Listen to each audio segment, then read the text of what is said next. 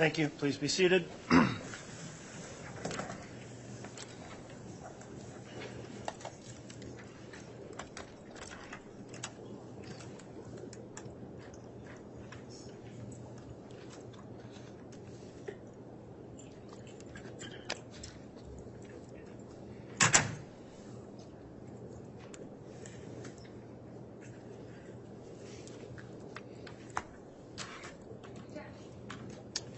Thank you.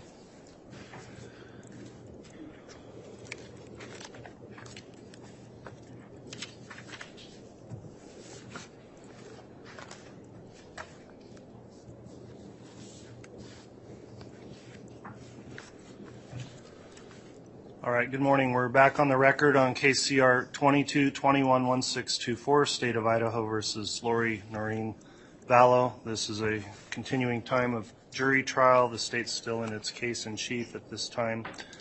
When we concluded yesterday, we finished with a witness.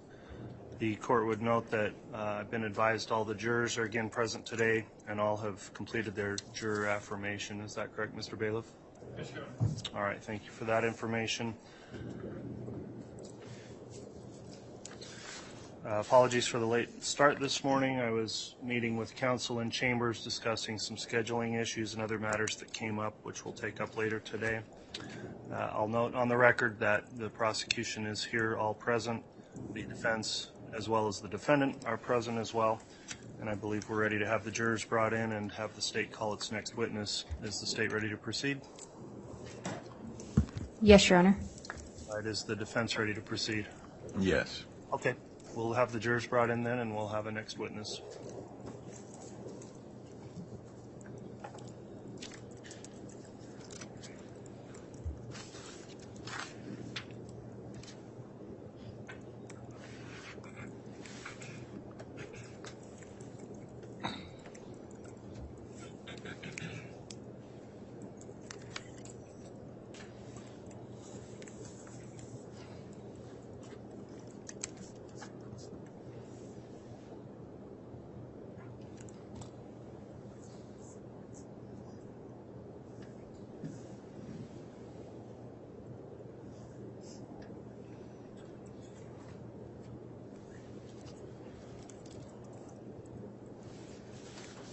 All right, please.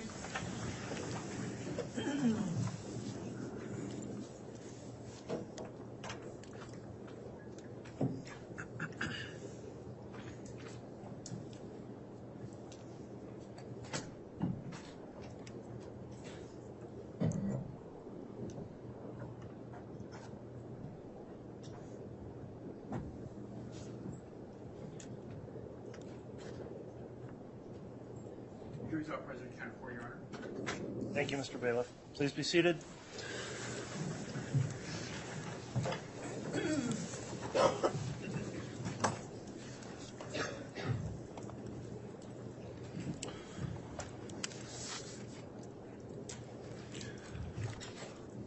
Okay, we are on the record on case CR 22-21-1624, State of Idaho versus Lori Noreen Vallow. The case in chief is continuing by the state. The jurors are all present, accounted for, and properly seated.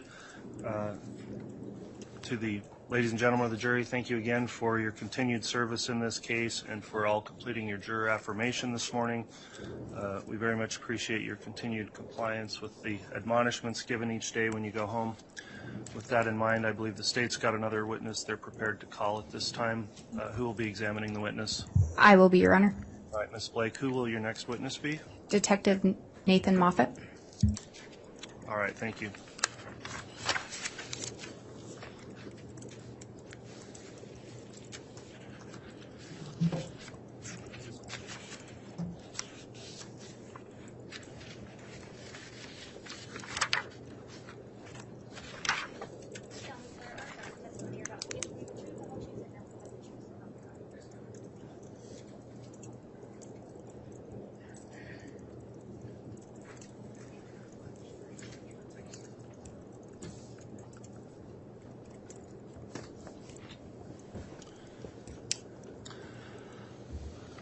All right, Detective Moffat, before we get started, I just wanted to inquire, have you in any way viewed any of the trial testimony while this case has been proceeding? No, sir. All right, not through any internet viewing, reading anywhere, watching any videos of the trial? No, sir. Okay, thank you for your response. I'll just let you know while you're on the stand, of course, we're making a record of the proceedings with the court reporter, so please answer all questions verbally. Also try to avoid speaking at the same time as anyone that's asking you a question so the record stays clear.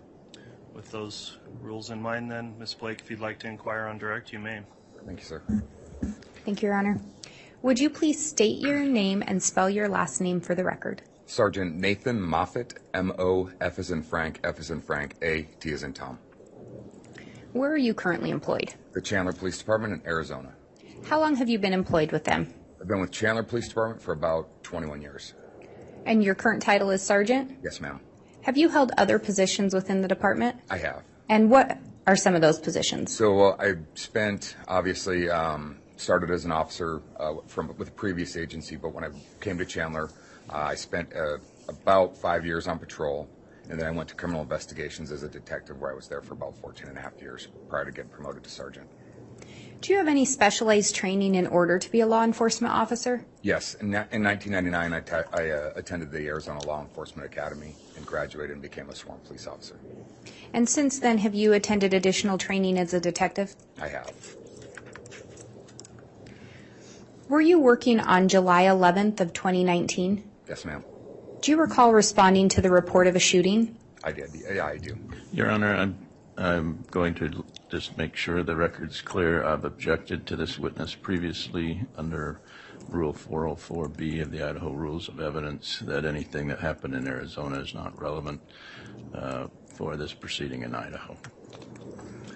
All right, thank you, Mr. Archibald. The court notes the continuing objection to evidence relating to what occurred in Arizona. The court previously made a ruling on that issue in February, and for the reasons incorporated in that ruling, I'll overrule this objection, noting the jurors have been previously also instructed about the limiting nature of this evidence and will be instructed also before their deliberations with an explicit instruction describing how this evidence could be considered.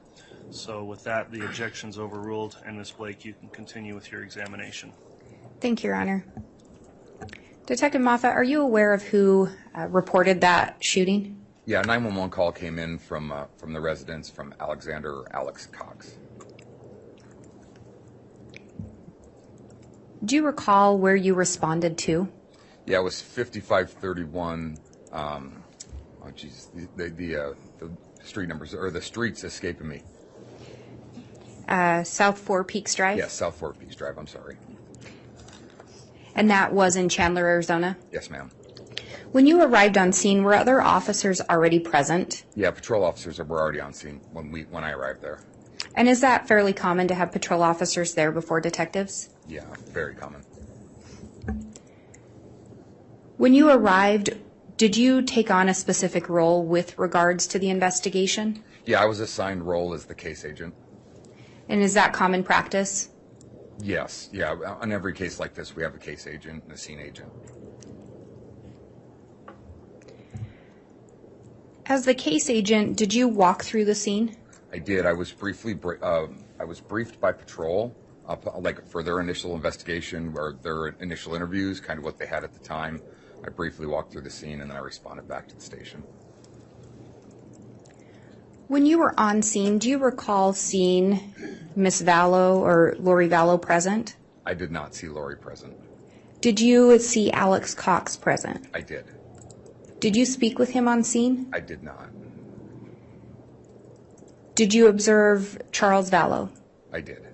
And what did you observe about Charles Vallow? When I briefly walked into the residence, Charles was deceased on the living room floor. Did you end up conducting an interview with Alex Cox? I did, yeah, back at our station.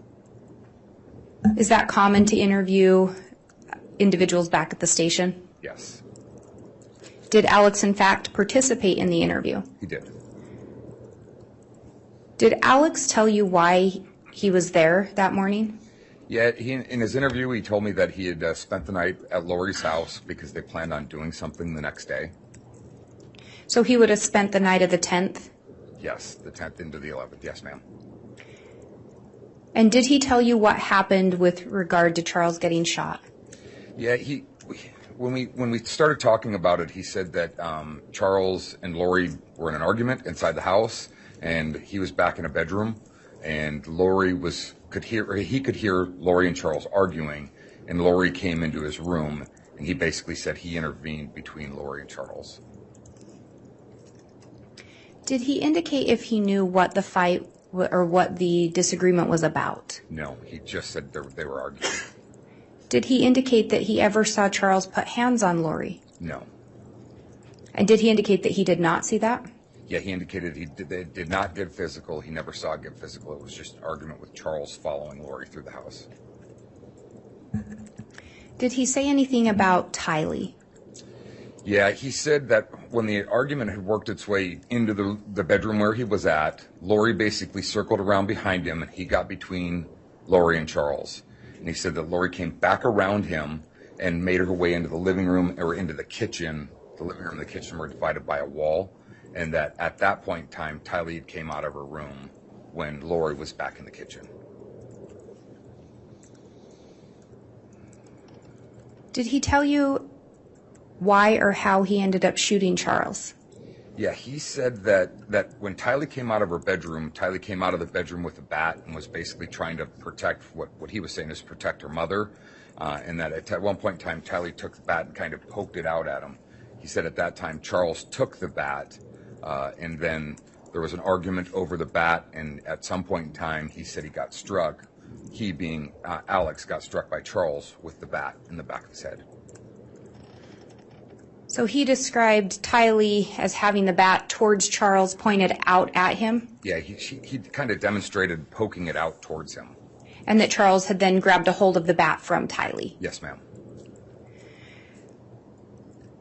Did you observe any injury to Alex consistent with being hit with a baseball bat? I observed a small laceration on the back of his head. It was a laceration, but it wasn't consistent with being hit extremely hard in the back of the head with a baseball bat by an athletic man. And have you responded out to battery cases where people have been hit by objects? Yes, ma'am. Was it consistent with what you've seen before? Not with a violent strike.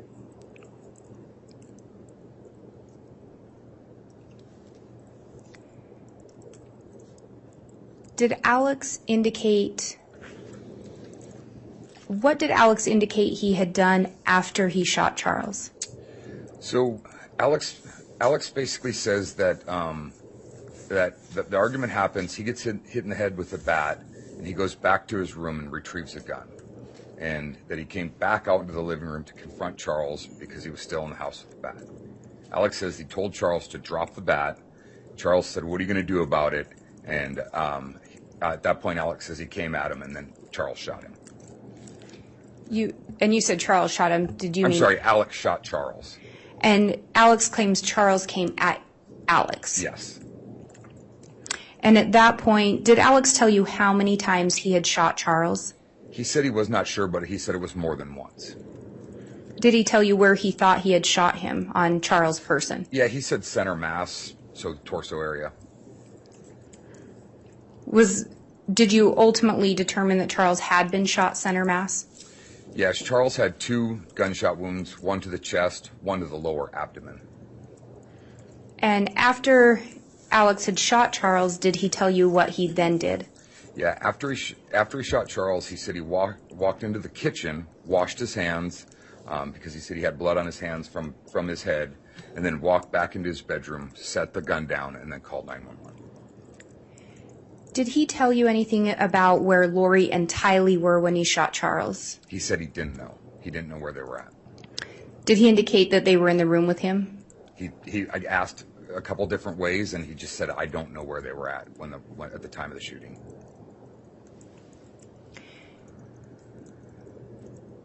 Did Alex indicate anything to you with regard to performing life-saving measures? I asked if he performed CPR because when he called 911, they asked him to, and he said he had.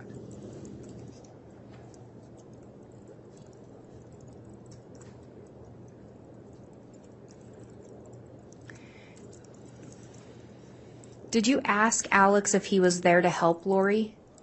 I did. So when I was conducting my interview with Alex, we took a break for a minute. I stepped out because Detective Inclin was interviewing Lori and Tylee, and when I talked quickly to Detective Inclin, who said that Lori asked Alex to stay the night at the house because he was there because she wanted him to be there to protect him from Charles.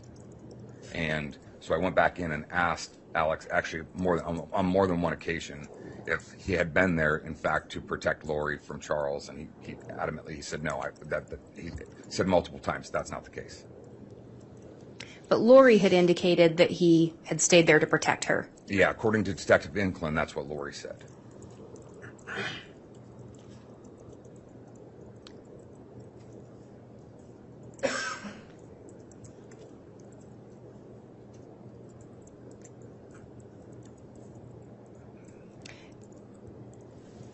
Did you ask Alex if he had called anyone else before he called 911?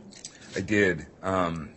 When I was briefed by Detective Inclin about what her interviews kind of had revealed, she told me that Lori told her.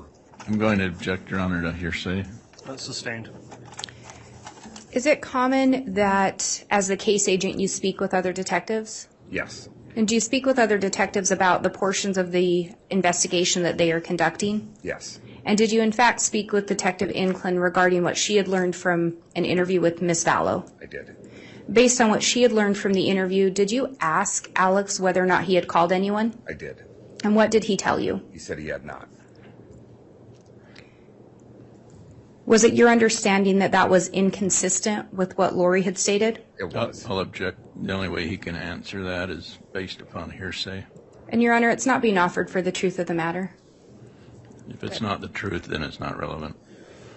I'll sustain the objection.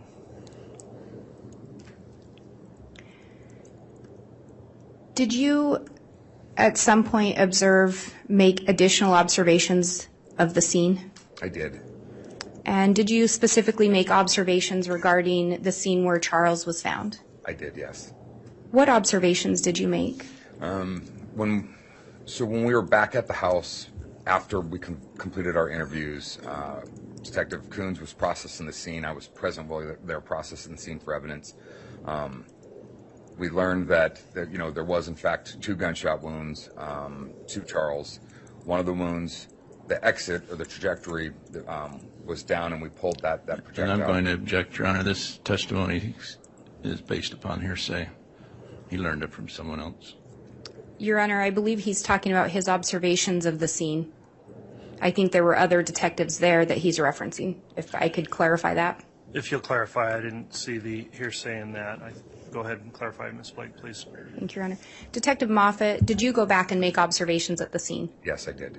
And were there other detectives present when you were making the observations? There were. And so I think you were talking about looking at the exit wound. Yeah, so tell us what you observed. we were looking at basically the evidence at the residence. As I was saying, there was 1 bullet strike that landed in the baseboard. And then there was another bullet strike under Charles's body.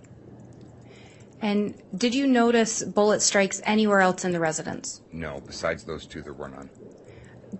The bullet strike under his body, did that lead you to believe anything regarding the position of Charles' body when he was shot? Yeah, the bullets. I'll object, Your Honor. Speculation.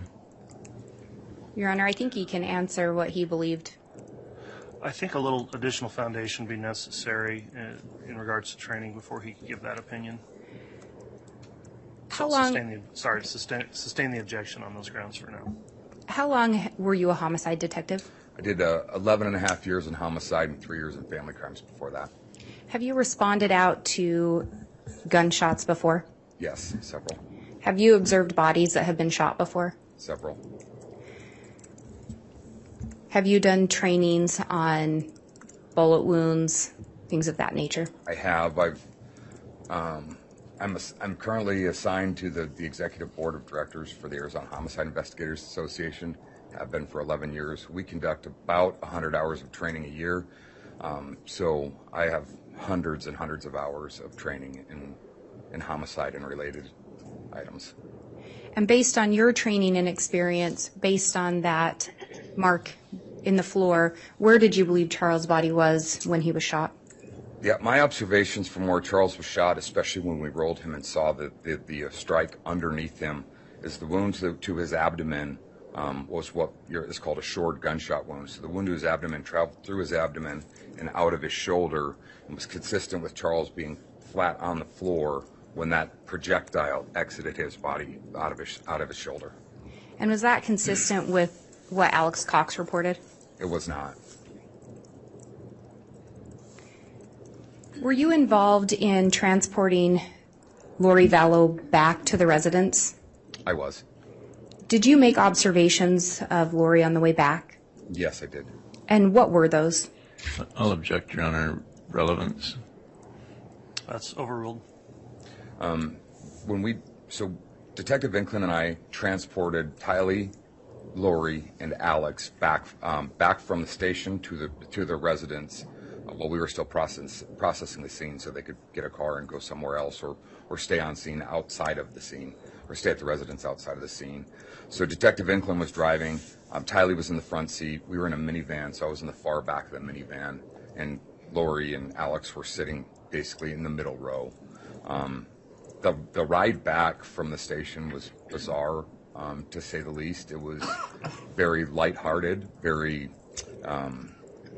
just conversationalist. It was, like I said, it was very different, but bizarre.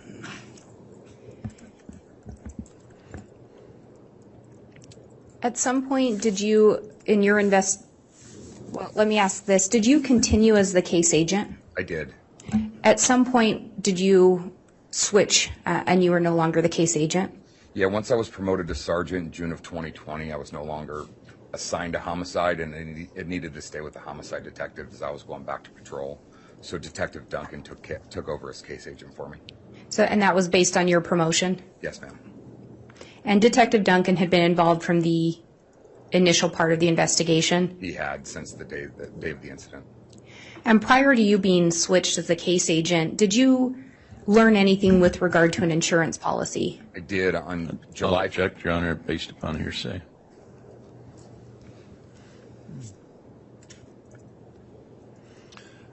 I'll sustain that.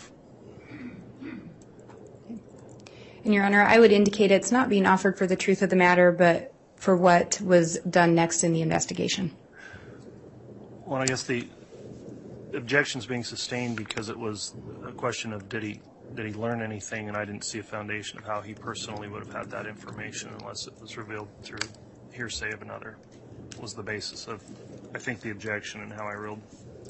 Let me have just a moment. Yes.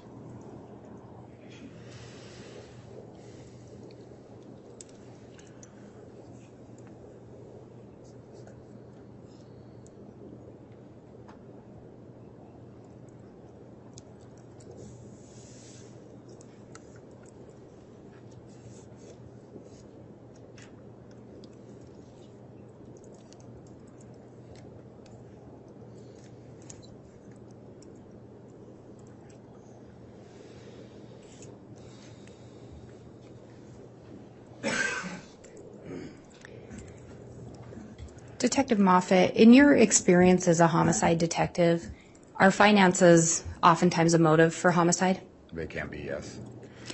And based on that, do you, as part of investigations, do you look into life insurance? We do. Did you, in fact, in this case, look into whether or not Charles Vallow had life insurance? I did. Did you learn whether or not he did have life insurance on himself? He did. He had a $1 million policy. At some point, did you learn who the beneficiary was? I did. And who is that? Well, when I contacted the insurance company, there was some confusion because had been a recent change of who the beneficiary was. So initially, they weren't sure. It had been changed from Lori to Kay, Charles' sister, at a point in time a couple months prior to this event, and the legal department was reviewing the forms at the time. Do you look into whether or not anyone attempts to make a claim shortly after someone's deceased? Yes. Did someone attempt to make a claim? Yeah, and when I contacted the insurance company on I'll July... object, Your Honor, to hearsay. Overruled. You can continue to answer. Thank you, sir. On July 17th, I believe it was on or around July 17th, I contacted the insurance company, and Lori had tried to file a claim on that $1 million policy. Did you learn whether or not that claim was paid out? I later did, and it was not paid out to Lori.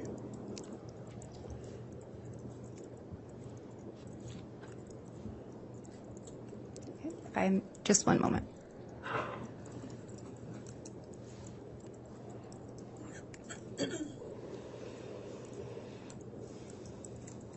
I have no further questions at this time, Your Honor. All right, thank you, Ms. Blake. Let's see, Mr. Archibald, will you be conducting cross? Your Honor, I've previously objected to this testimony as in its entirety, so I don't have any questions. All right, that'll conclude then the testimony of the witness. May the witness be excused or released from any subpoena? Yes, Your Honor. I would ask that the witness be released. Any objection? No objection. All right, thank you for your testimony this morning. You can be released.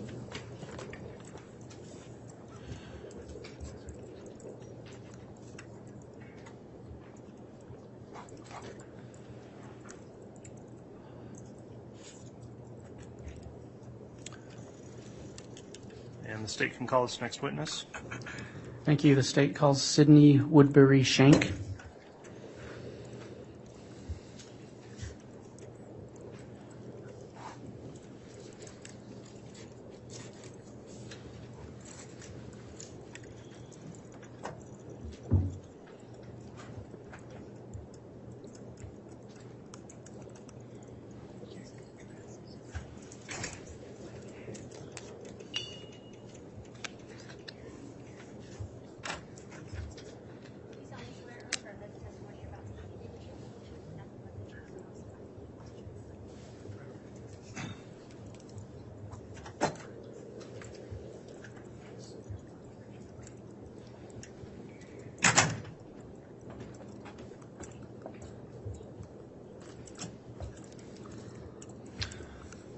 All right, before you inquire, Mr. Wood, I just have a question or two for the witness here. Prior to coming in today, have you observed any of the trial testimony in this case in any way? No. Okay, thanks for that response. In your examination here, we are making a court record, so please make verbal responses to any questions, and please try to avoid speaking at the same time as anyone questioning you, so the record stays clear. With that in mind, then, Mr. Wood, you can inquire on direct.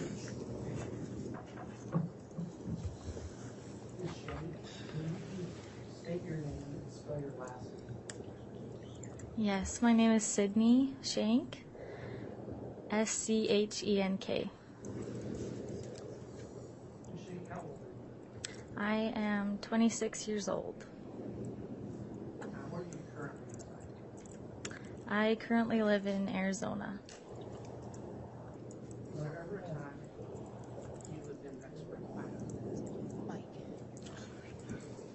Sorry, I just realized the mic wasn't on. Okay, thank you, Mr. Wood.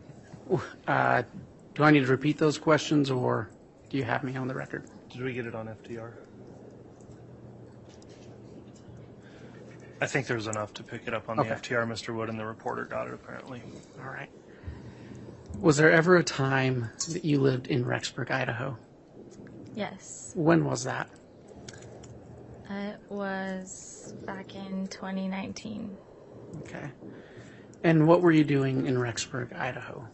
I was attending BYU, Idaho. Were you working at the time? I was not. Okay. Were you, excuse me, were you looking for work? Yes, I was. Okay. How were you going about doing that? I had always nannied and babysat in the past, so I went on a website called care.com where you can place a job listing for nannying or cleaning services or senior care, like nursing stuff, and I had placed a listing to be a nanny. Okay. Through that listing. Mr. Wood, I want to make sure we get this. If you can kind of talk right into that mic, they're not Yeah. that sensitive, so we'll make sure to get all your testimony. Thank Okay, you. thank you. Through your listing on care.com, Did you ever meet a Lori Vallow? I did. She had replied to my listing looking for help with her son, JJ. Okay. So you met her through the listing. How did you communicate? We had messaged through the app and then later continued talking through text messaging because it was easier. Okay. So you exchanged numbers. Yes, Did you keep those messages? I didn't. Okay. After messaging with Miss Vallow, did you ever meet her? I did. We had discussed a time for me to come kind of do an interview and see if I was a good fit for them. She had mentioned that JJ had some special needs and that he had autism, and so he required just extra help and wanted to make sure that I was a good fit. Okay. When did you meet her? I met with her on Wednesday, September 18th, 2019. Okay. Where did you meet her? I met with her at her townhome in Rexburg. Okay. How did that interview go? It went well. I arrived at her home and she greeted me warmly, gave me a hug, and introduced me to JJ and sort of told me about their life and that they had recently moved to Rexburg from Arizona, and that, JJ had some tendencies that he could get emotional easily, distracted, frustrated, and has trouble communicating with others, and that if you gave him a direct command and looked him in the eyes, that he would listen better. Okay. While you were there, did she say anything about her husband, Charles Vallow? She did. She had mentioned that he had just recently died of a heart attack, and that JJ was kind of having a hard time understanding what had happened. Okay. So you testified that she told you about JJ and that he had some special needs. While you were there, did you see a teenage girl? I did not. Did she tell you anything about a daughter? She did. She said she had a daughter that also lived in Rexburg and was attending college, and that sometimes she would come to visit them for dinner or to do laundry, but that her daughter didn't like to babysit without being paid, and that's why she needed me to come and help. Okay. Through your interview, did she hire you to watch JJ? Yes, she did. We had discussed a time for me to come the next day. Okay. Really quickly, I'm going to take you back for just 1 second. When you spoke with her about her daughter, did she say which school her daughter was attending? She did not. Okay. Did she say college? From what I remember, yes. Okay. So she hired you to watch JJ. Yes. Did you ever have a chance to watch JJ? I did. The following day on the 19th, I went to their townhome after I had finished my school that day and watched him for a few hours while she had to go to the airport to pick up a friend. Okay. Did she give you any special instructions for JJ that day? Yeah, she did. She talked about kind of what to feed him, what things he likes to do for fun, that I could take him to go play at Gravity Factory, which is like a trampoline park, and that if she got home later, I could give him his medication that helps him fall asleep faster. Okay. What do you remember about watching JJ that day? I remember it went pretty well. He just played outside with the neighbor friends and kids for a while. I brought him in to feed him dinner, and then he went back out to play at their house. So I went back to her townhome and waited and kind of cleaned, and then I went to go pick him up, and JJ and his friend had gotten in some sort of dispute over not sharing toys, and so I had him come home.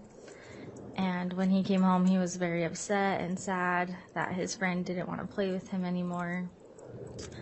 He got pretty angry and like threw the ottoman and threw like a chair, and I tried to calm him down best I could, but eventually he ran upstairs and just kind of wanted to be alone and hide. So I let him stay upstairs for a while and hoping that he would calm down, but he didn't. Okay. Did you have any other contact with Lori Vallow that night? I did. So when she came home, he was still pretty upset, and I kind of explained to her what had happened with the friend, and she calmed him down, and her brother was there and her friend was there now, and she had paid me in cash, and we didn't really talk much about another time to babysit just because of the situation that happened with JJ, so she paid me and I left. Okay. Did you believe that you would be watching JJ again? Yes, it was sort of an unspoken knowledge that I was going to work full time, like that he would need nearly daily assistance and babysitting, so. Did you have any further communications with Lori? I did. So a few days had passed after that, and I had texted her wondering when I could come work again. And she responded that JJ had gone to his grandparents for a month, and that she was in Hawaii for a month, and that after that month had passed, I could message her again and talk about a time to come back and babysit. So she said JJ was with his grandparents, and he would be for a month. Yes. Okay.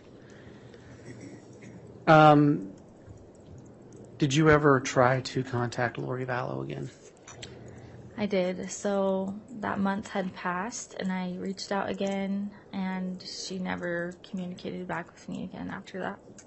Okay. Did you ever see JJ Vallow after September 19th? No, I did not. Okay. Your Honor, at this time, the state has no further questions. All right, thank you, Mr. Wood. Cross-examination?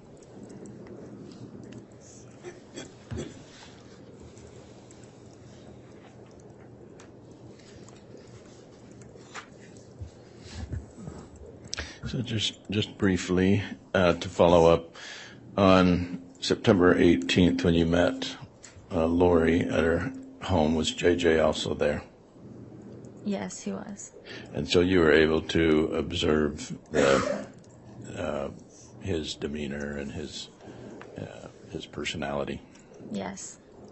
And then when she was talking to you about him, and she was planning on having you work for her long term. Is that right? Yes, that's correct. And was there a schedule like every Tuesday, Thursday, Saturday, a plan like that? Not that I remember, no. Okay. And so it was just that you'd be called frequently as the need arose. Yes. And because you were a student, your schedule was flexible. Yes. And so you agreed to be able to provide assistance as the need arose. Yes, that's correct. Was it daytime, evening that you had time available? It just depended on when my classes were. I don't remember the specific times. Okay. And so this, the time that you spent with Lori and JJ on September 18th, you were given a lot of information about JJ so you could take care of him long term for like the next several months or a year. Was there talk about that? There wasn't specific talk about long term, like a year, but I was, expecting at least the next several months to be able to work. And so you weren't planning on leaving town. You weren't graduating and leaving town right then that semester. No, not for a couple years. Okay. So with your talking with Lori, she was giving you information so that you could plan on how to take care of JJ long term. Yes. And with your knowledge of JJ's special needs, you agreed to that. Yes, I did. There was, Lori didn't give you any indication, did she, that, hey, I'm just hiring you for this week and then never again? No, she didn't. Okay. All right, thank you.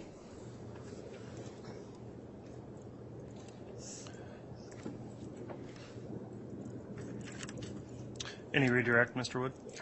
No, Your Honor, and this witness may be released from her subpoena. All right. Any objection to the witness being released? No, Your Honor. Okay. Thank you for your testimony this morning. You can be excused. The bailiffs will help you out of the courtroom. The state can call its next witness. Thank you. The state would call Josh Wilson.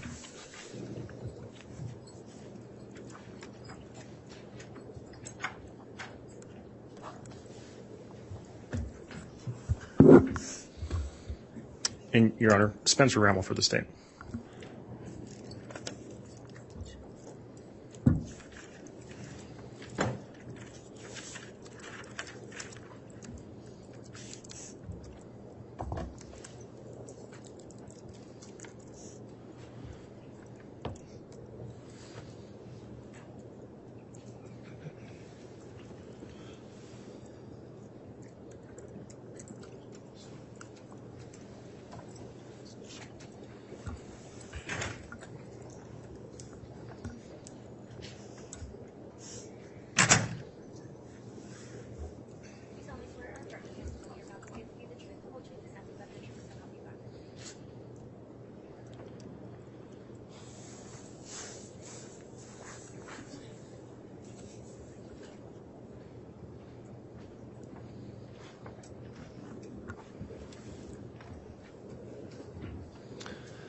All right, before we get started with direct, I'll just inquire of the witness here. Have you observed or viewed any trial testimony in this case? No, Judge. Okay, you haven't watched any of the coverage of it where people testified, watched any online videos, or listened to any audio, anything like that? No, Judge. Okay, thank you for that response. I'll just indicate as you're testifying, please make verbal responses so we keep our record clear, and please try to avoid speaking at the same time as any attorney questioning you. So if you'll keep that in mind, then Mr. Rammel, you can inquire on direct. Thank you, Your Honor. Dr. Wilson, can I have you state your full name and spell your last name for the record, please? David Joshua Wilson, Wilson. And you go by Josh. Correct. Dr. Wilson, what is your current occupation? I'm the principal at Kennedy Elementary in Rexburg, Idaho. And how long have you been the principal at Kennedy Elementary? For 4 years now. Were you employed in that capacity in September of 2019? Yes. Dr. Wilson, as a part of your employment, do you oversee and have access to records involving students? Yes. Does this include weekly attendance records? Yes. Record of correspondence between parents of students and school employees? Yes. Did you review and provide documentation to law enforcement of a former student of Kennedy Elementary by the name of Joshua Jackson Vallow, or JJ Vallow? I did. Was he a student at Kennedy Elementary? Yes. Who was listed as a parent for JJ Vallow? Lori Vallow. Do you recall the dates when he was enrolled in the school? September 3rd of 2019 through September 24th of 2019. So we just talked about enrollment. Do you recall the last day he was physically present at the school? If I remember correctly, that was the Friday. the 20th of September. Did the school receive correspondence from Lori Vallow regarding his continued attendance at the school? Yes. Do you recall when that correspondence was received? Around the 24th of September. Okay. And do you recall the contents of that email? Yes. What were they? She had indicated that that they were removing JJ from school from Kennedy, and were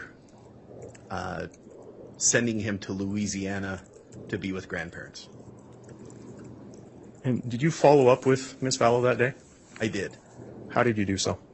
I called her on the phone. And do you recall what she said, if anything? Yes. The conversation was that as soon as they got him enrolled in a school in Louisiana, that just have that school contact our school, and we would be happy to forward any records that we had on file to that school. She then indicated that they weren't going to enroll him in a school, that they were going to, in fact, homeschool, that there was a cousin with similar needs as JJ, and that so they weren't going to enroll in a school. And so I informed Ms. Vallow that whenever she re-enrolls him back into public school, just let us know. We would house the records and are available at any time that she needed. Dr. Wilson, after that point, did any other school in Louisiana or otherwise request records of J.J. Vallow? No. And again, you testified that this conversation was on September 24th, 2019. Yes. Was J.J. Vallow present at school that day? No. The day prior, September 23rd, 2019, was he present at school that day? No. And was that day a Monday? I believe so, yes. So just to be clear, the last day that J.J. Vallow was physically present at Kennedy School, or Kennedy Elementary School in Rexburg, Idaho, was September 20th of 2019. Correct. Judge, that's all I have for this witness. All right, thank you, Mr. Rammel. Cross-examination, Mr. Archibald.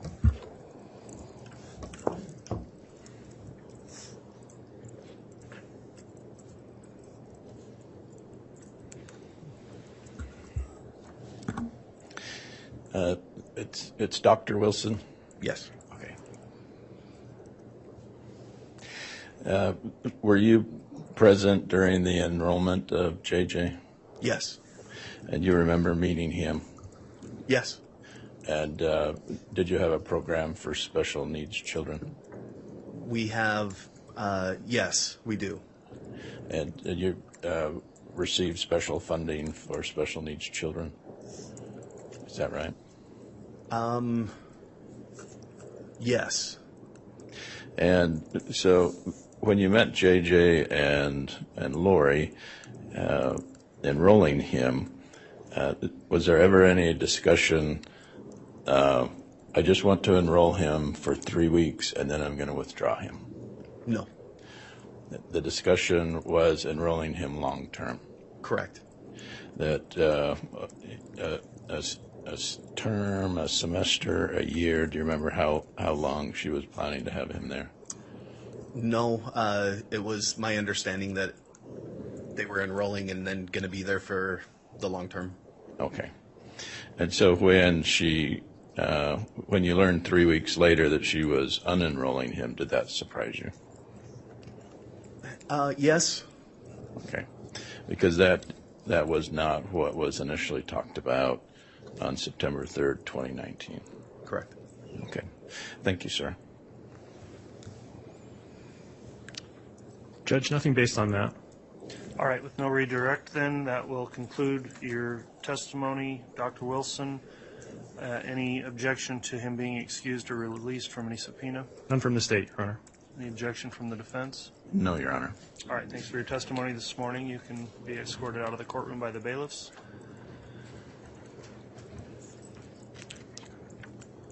Do you have another witness to call at this time? Yes, Your Honor. The state would call Wynn Hill.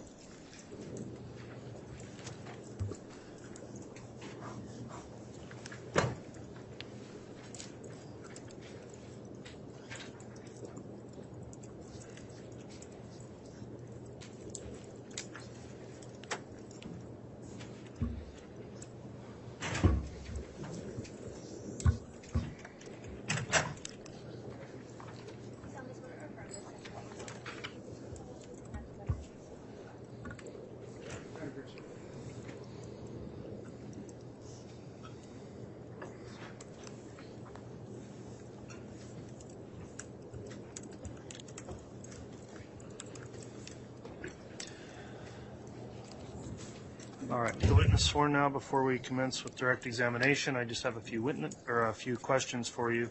Did you review any of the trial testimony prior to coming in this morning? No, I haven't. Okay, you haven't watched anything about coverage of the case involving any testimony of any other witnesses? Nope. Okay. With that in mind, then, I'll just ask that as you're answering questions, please talk right into that microphone so we make sure to pick your voice up. Please make verbal responses to any questions so we have a clear record, and try to avoid talking at the same time as any attorney that's questioning you. So with that in mind, Mr. Rammel, if you'd like to commence with your direct examination, you may. Thank you, Your Honor.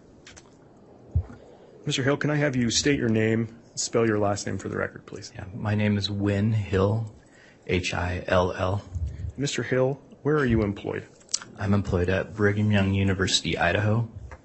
And how long have you worked at BYU, Idaho? Nearly 17 years. And can you tell the jury where BYU, Idaho is located? Rexburg, Idaho. Mr. Hill, what is your current role at BYU, Idaho? I'm the Dean of Students at BYU, Idaho. Does BYU, Idaho use a student management system? We do. Are you familiar with its student management system? Yeah, very familiar. How so? Well, I'm in the student life area, and in student life we have a management system that keeps track of our students, and it's connected to the larger school system as well. And what information does your student management system hold? Oh, everything, but things like application information, student directory information, educational records. And Mr. Hill, does your system allow you to look up current students attending BYU, Idaho? It does. Does your system allow you to look up past students that have previously attended BYU, Idaho? Yes. Does your system allow you to look up individuals who have applied but are not yet attending or have been admitted to BYU, Idaho? Yes. Did you check your student management system for a specific individual at the request of the Rexburg Police Department? I did. And was that in relation to a missing persons investigation? Yes. Who was that check for? They asked me to check for Tylee Ryan, Tylee Cox, Tylee Vallow, date of birth of 9/24/02. And do you recall when you did that check? Yeah, it was February 28th of 2020. And Mr. Hill, what was the result of that check? Yeah, there was no indication of any application started or any information on any of those names. So, Mr. Hill, to be clear for the jury, Tylee Ryan, date of birth 9/24/2002, has never applied to BYU, Idaho, and has never been a student at BYU, Idaho? Correct. Judge, that's all I have for this witness. All right, thank you, Mr. Rammel. Any cross-examination? No, Your Honor. Thank you. All right, thank you. That will conclude the testimony of this witness then. And, Your Honor, may this witness be released from his subpoena? Yes, any objection from the defense? No objection. Thank you, Judge. All right, thanks for your testimony this morning. The bailiff will escort you out.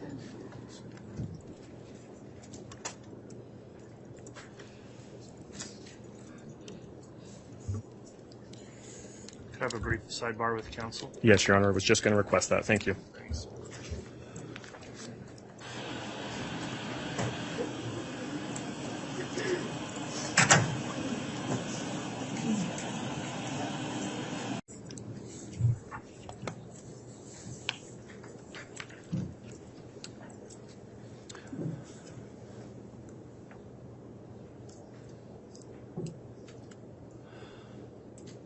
All right, we just held a brief sidebar to discuss the morning's schedule.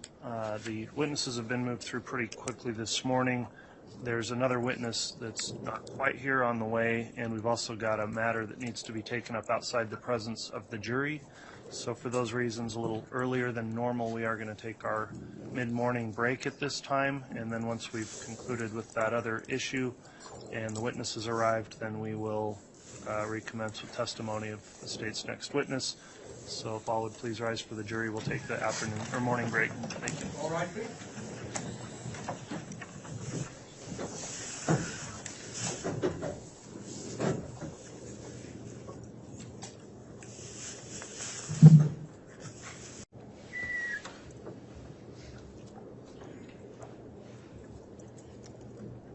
Thank you. Please be seated.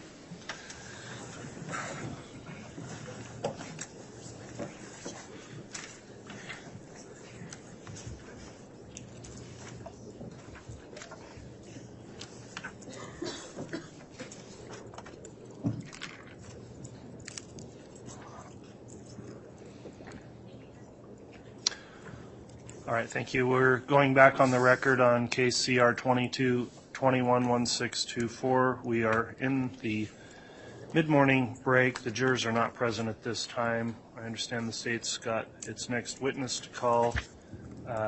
It was brought to the court's attention that there may have been an issue with the exclusionary rule as it relates to this witness. I thought that was an issue that needed to be determined outside of the presence of the jury. So, Ms. Smith, first of all, is the next witness you're calling the witness that may have had an issue with that? Yes, Your Honor, it's David Warwick. Okay. My suggestion then is if you'd like to call the witness, we'll have the witness sworn, and then we'll go into the issue of whether or not the exclusionary rule has been violated in the case, and if so, what would be an appropriate response. I'll allow the defense to comment on that as well. So if you'd like to have your witness brought in and sworn, we can take it up in that approach. Thank you, Your Honor. He's in the witness room. All right.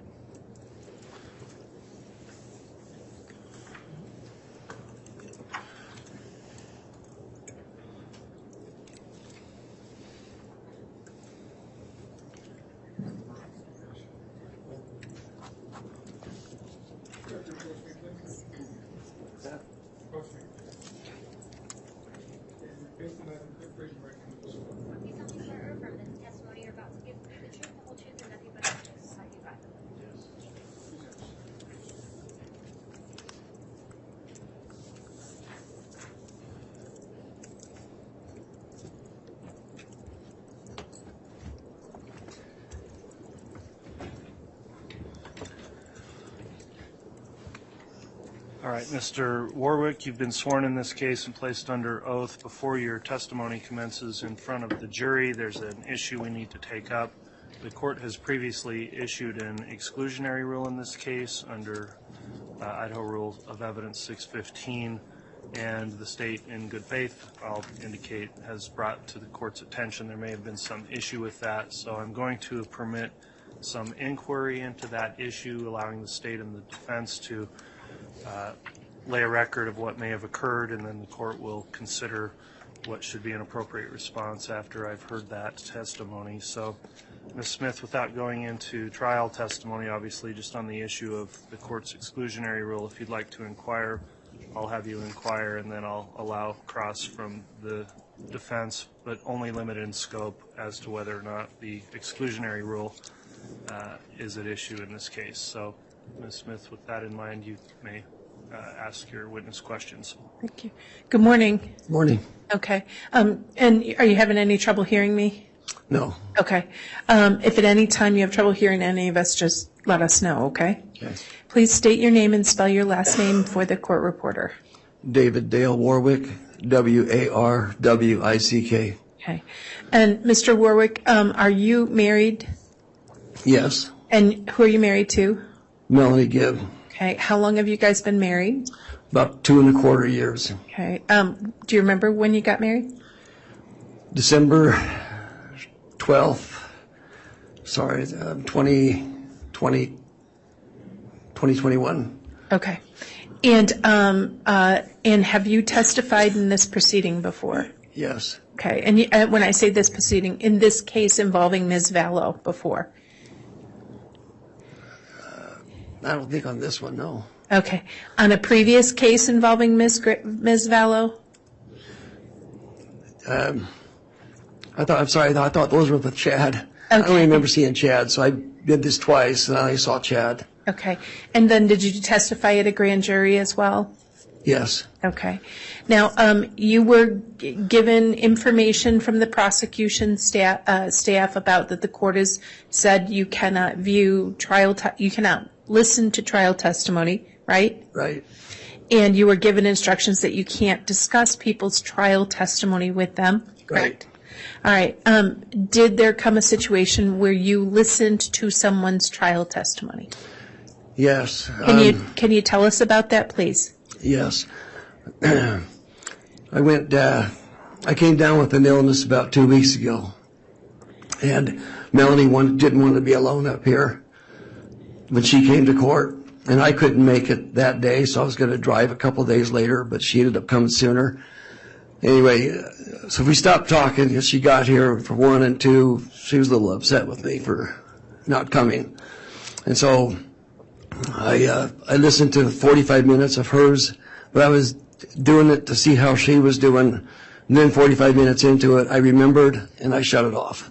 Okay. So I was just concerned for her and just seeing how she was doing, and I didn't have my presence of mind because I was playing Aquaman. Frankly, I was breathing water, and it's just lost my presence of mind.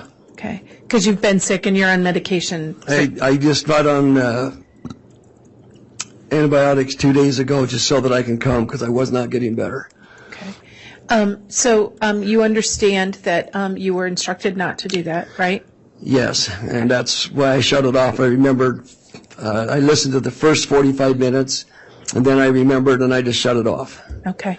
Now, had you previously talked about this situation with your wife? No, we haven't talked anything about the case. She lives in Arizona. I live in Utah. Okay. We have a distant relationship right now due to family needs.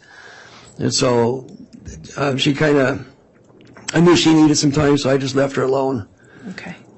And is anything you listened to, did it affect what you're going to say in this trial at all? No.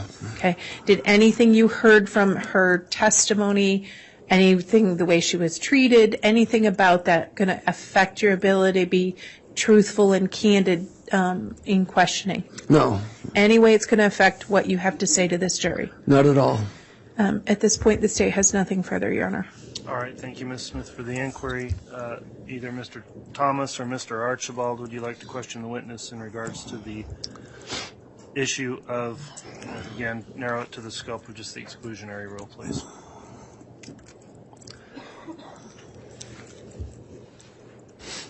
Yeah. So after your wife's testimony, what did you two talk about? We didn't talk about that at all. We didn't talk at all. You haven't talked to your wife since last week? Nope. And that's normal for you two? Nope. So where is she right now? She's at home working in Chandler, Arizona. And how would you know that if you haven't talked to her? It's because that's where she lives, and I know she works. And she took a week off to come, and she needed to go back. She couldn't take any more time. So how do you know that she's not still here in Boise if you haven't talked to her? Well, I got a text from her saying that she was done and she was going home. Okay. But we didn't talk. We didn't talk anything about the case. All right. She just told me that she's going home.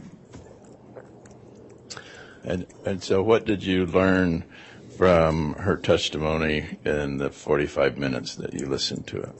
Nothing. I'll be honest with you, I was so sick. I was listening to her tones and how she was feeling, and there's nothing that stuck out to me at all. I really wasn't listening for anything, And so you were listening for her tone of voice rather than what she actually said? Yes. And so how was her tone of voice? She seemed somber. Okay. And so that's what did you listen to the direct questions or the cross-examined questions? No, nothing on cross-examination. It was all the first 45 minutes. Whatever the first 45 minutes was about. And where would you have accessed that information? YouTube. So what other articles did you pull up on YouTube? They were just a couple relating to Melanie. And then when the one had the court, and so that's where I listened to the 45 minutes, and then that's when I recalled and shut it off. And who posted that on YouTube?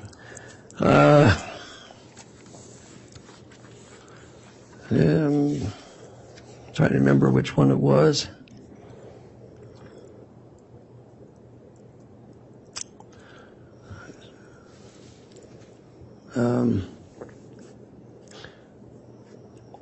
It was either Hidden Crime or something like that, or East Idaho News. I don't remember. I remember seeing headings. Okay. But they're right next to each other, and I'm not sure which one I. So what was the heading that you clicked on?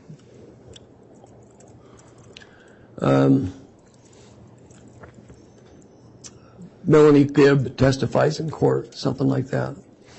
And did you have to fast forward through other information to get to Melanie's testimony? No, it was just hers. And did you read the comments about the article? No. Do you get the? Was this on your laptop or your cell phone? Cell phone.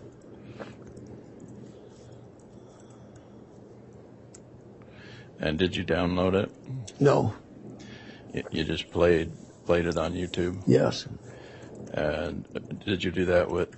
Have you done that in the past with other articles about this case? In the past, yeah, I have in the past. Back, that was like a couple of years ago when we were dealing with stuff then. Since you received your subpoena in this case, how many articles have you clicked on? How many articles? Yeah. There was 2 on Melanie, and then there was one on Zulema and Alex back when they got married. Okay. And those would have been articles posted by who? Do you remember? I don't remember. I was just laying in bed or sitting in a rocker. Actually, I couldn't lay down, and I was just kind of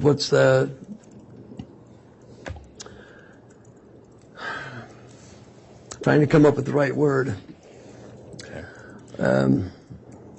Is that where you get most? I was just kind of surfing, just kind of doing my time until I got up, and then when I got 45 minutes into Melanie's testimony, then my presence of mind said, "Hey, you're not supposed to be doing this," and I shut it off. Okay. And I didn't pick it up again after that. And the other articles that you accessed, was that also on YouTube or some other format? Objection, vague. If we could get a time frame of when he's saying he accessed those other articles. I agree. If we can know when this occurred, Mr. Archibald, that'll be helpful. The question was, since you received your subpoena, you told me you had received some other, accessed some other articles, right? Did you remember? Yeah, they were all that same time frame, that same day. Oh, the same day that you listened to Melanie's? Yes, I was just... You accessed other articles? I was checking on my wife, just trying to find things on her. And then when I saw the court, I listened to that one. Okay. And then while she was testifying, that's when the consciousness set in and said, "You're not supposed to be doing this." And I remembered the order. Okay. And so since you received your subpoena, have you accessed other articles about this case? No.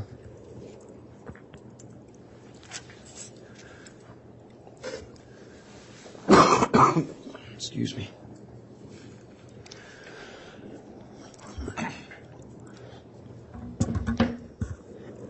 I have just a couple quick questions because I want to make sure I understand. Once you got your, can you hear me? Yes. Okay. So once you got your subpoena, and once the trial started, what have you looked at? or listened to about the trial? Melanie, and then that one about Zulema and Alex when they got together. Okay, so when you say an article about Zulema and Alex, was it about Zulema's testimony at trial? No. Okay. And when you say when Zulema and Alex, was an article referencing their marriage in the past? Yes. Okay. Yes. Did that article have anything to do with testimony in this courtroom? No. Okay. Did it have anything to do with the proceedings before Judge Boyce against Lori Vallow? No. Okay. So in terms of what you've listened to about what has gone on from the witness stand in this case, what have you listened to about the trial testimony in this case? Trial testimony? Yes, sir. Melanie. 45 minutes of Melanie, that's it. Okay. Did you read any articles about trial testimony? No. Okay. So I was just a little confused on cross-examination. Okay. Did anything that you've listened to with regard to trial testimony affect or have any impact on your testimony before this court? No. Okay. Is there anything that you've read about the proceedings before the judge that is going to affect your testimony in the courtroom? No. Okay. And when you say back when you said to Mr. Archibald that you had looked at some stuff back when we were going through all this, you and now your wife have been witnesses on this case since the case started in 2020 and 2021, right? Yes. Some of your first interviews were in 2020, right? Yes. Okay. In fact, you've given several interviews to law enforcement? Yes. Okay. And those interviews have been done both recording and with police reports, right? Yes. Okay. And you've also testified in court in public at a preliminary hearing. Yes. And you've testified under oath before a grand jury. Yes. Okay. Did anything you heard about the first 45 minutes of your wife's testimony in any way change what you've testified to 2 or 3 times? No. Did anything that you heard from your wife's testimony for that first 45 minutes change anything you've told the police? No. All right. The state has nothing further. All right. Thank you, Ms. Smith. All right. With the record before the court, then, at this point, I'll ask if the defense has any motion as it relates to the issue of the exclusionary rule and order. Yes, Your Honor. It's apparent that Idaho Rule of Evidence 615 has been violated, that this witness, after receiving his subpoena, did access court testimony in violation of that rule and in violation of his directions on his subpoena. So we would ask that he be excluded. All right. Thank you, Mr. Archibald. What's the response from the state? Your Honor, I think the court has to consider the willful nature of the conduct. The court has to consider whether there's any harm done to the witness's testimony. There is a case in Idaho directly on point, and that's State versus Danson, 113, Idaho 746. In there, the court, of course, knows it has broad latitude under Idaho Rule 615. There's no willful misconduct. It's his wife. He was checking to see how she was doing. It's one of the hazards in a trial that is recorded and televised or published across the country, that that presents significant risks to this situation happening. What is notable in this situation is the witness, when he was asked, immediately told the state and the investigators who were there. We immediately brought it to the attention of the court. This man has testified a couple of times under oath, given multiple interviews, both recorded and noted in police reports, and has been completely forthcoming. There was no willful violation of this court's order. And under State versus Danson, the court recognizes there are situations such as this where the daily proceedings are broadcast to the world at large, that the court is going to have to craft a remedy for those accidental things that happen or those inadvertent things that happen. And specifically the court's remedies, if the court is concerned about the conduct of the witness, you could craft an instruction to the jury, allowing them to consider that he has listened to portions of his wife's testimony in assessing his credibility. The court can also allow the defense counsel to do take a statement from him. We could take a break and they could do a specific statement on any other things. There's countless other remedies short of the very extreme remedy of striking that witness. And I would ask the court to use its discretion and see Mr. Warwick for what it was. It was an inadvertent way of trying to support his wife. And when he realized he was doing it the wrong way, he stopped. All right, thank you, Ms. Smith. Does the defense wish to make any rebuttal argument before I make a ruling? Well, Your Honor, there's a reason that we have rules, and we don't just say, golly gee, made a mistake, my bad, no harm, no foul. That's not the language of Idaho Rule of Evidence 615. The reason that we have this rule is exactly for this predicament. He's accessing information on the internet, on YouTube. He knows he's not supposed to. His motivation for it is really irrelevant. He purposefully accessed it, and he purposefully listened to it. And he not only did that, but accessed another article regarding other people who have testified in this case. So I can understand the state saying no harm, no foul, but there's a rule, and there's a reason we have a rule, and it's to protect the integrity of the court. So I ask that he be excluded. All right, thank you, Mr. Archibald. While the court's reviewed this situation, I've carefully considered the testimony that's been provided through the questioning of the witness. The court would note that I sua sponte issued an order for exclusion of witnesses in this case before trial started. The citation of the state in the State versus Danson case, 113 Idaho 746, does set out the analysis of the rule. Talks about, first of all, it is correct that it is within the trial court's discretion to determine the nature of any sanction that may be imposed. That also cites the State versus Christensen case, 100 Idaho 631. In the Danson case, they talk about 4 potential sanctions that could be considered, and number 1 would be citing the witness for contempt. So Mr. Warwick could be held in contempt of court for willfully disobeying a court order. Number 2 is permitting comment on the witness's non-compliance in order to reflect on his credibility. Number 3 is what the defense has requested, refusing to let the witness testify. Number 4 would not really apply here, which would be striking the witness testimony. We don't get to number 4 because the state voluntarily disclosed this to the court before the witness was called. The witness voluntarily disclosed the conduct to the state before the witness was called as well. So I have to look, I think, at the level of both conduct and whether or not this is going to interfere in the fair administration of the trial and the credibility of the witnesses who testify before this jury. In looking at the options there, I don't consider that contempt would be an appropriate response given the record before the court. So I'm looking at the other 2 options as either permitting comment on the noncompliance or refusing to let the witness testify. In this case, the state has gone through a series of questions indicating that the witness at this point states this is not affecting his testimony or what his testimony would be.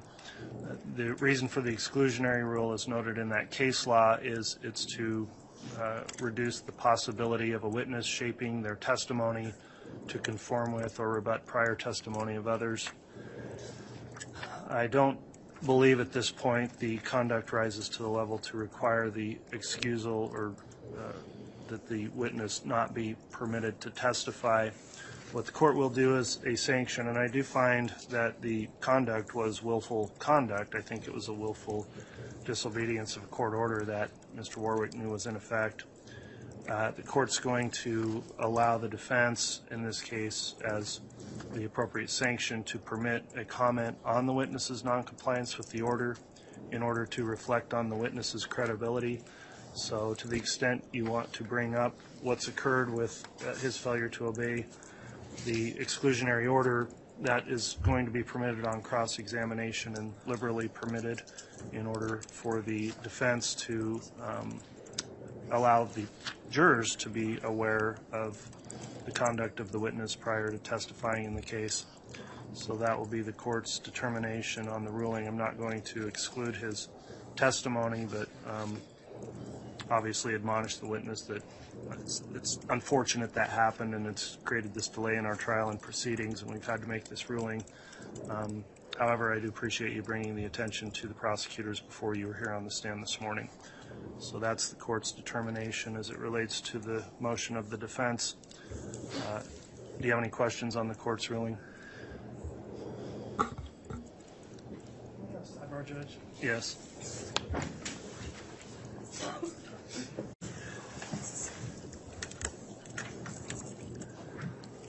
All right, we just held a brief sidebar. The court has issued its ruling on the exclusionary rule violation. Does the defense have any questions on the court's ruling or request any clarification? Mr. Archibald? No, Your Honor. Thank you, Mr. Archibald. Any questions from the state? No, Your Honor. All right, with that in mind, then let's have the jurors brought back in and we can commence with testimony. Do you need water? Oh, Okay. thank you.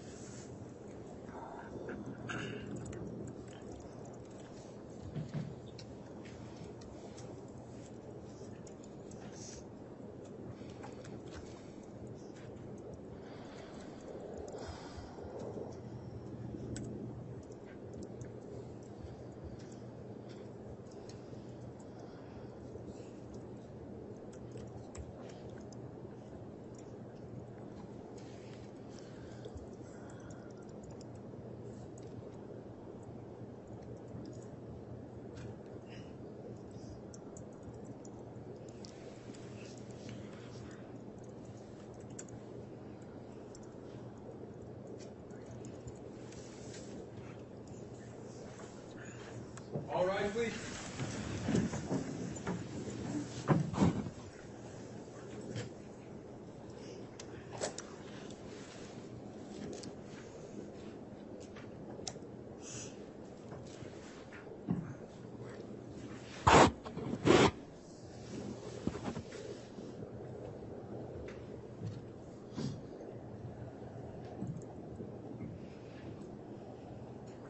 Jury's not present, accounted for, Your Honor. All right, thank you, Mr. Bailiff. Please be seated.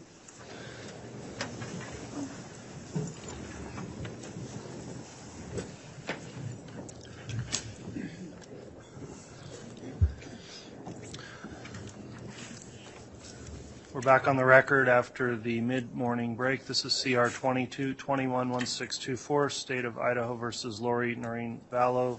The state has called its next witness, who has been sworn and is on the stand. Ms. Smith, if you'd like to commence with your direct examination, you may. Thank you, Your Honor. Good morning. Good morning. Can you introduce yourself to the ladies and gentlemen of the jury, please? David Dale Warwick, Okay. Mr. Warwick, where do you live? Pleasant Grove, Utah. Okay. Are you married? Yes. Who are you married to? Melanie Gibb, Okay. How long have you been married to Melanie Gibb? about 2.25 years. Okay. So if I'm doing the math, what year was that? To 2021? 2021. Okay. And do you know Lori Vallow? Yes. How do you know Lori Vallow? I met her through Melanie. Okay. Do you remember when you first met her? Yes. When did you first meet her? It was down in Arizona. I was down there with Melanie, and we got a call. And she asked Melanie to bring me over. They wanted me to meet them.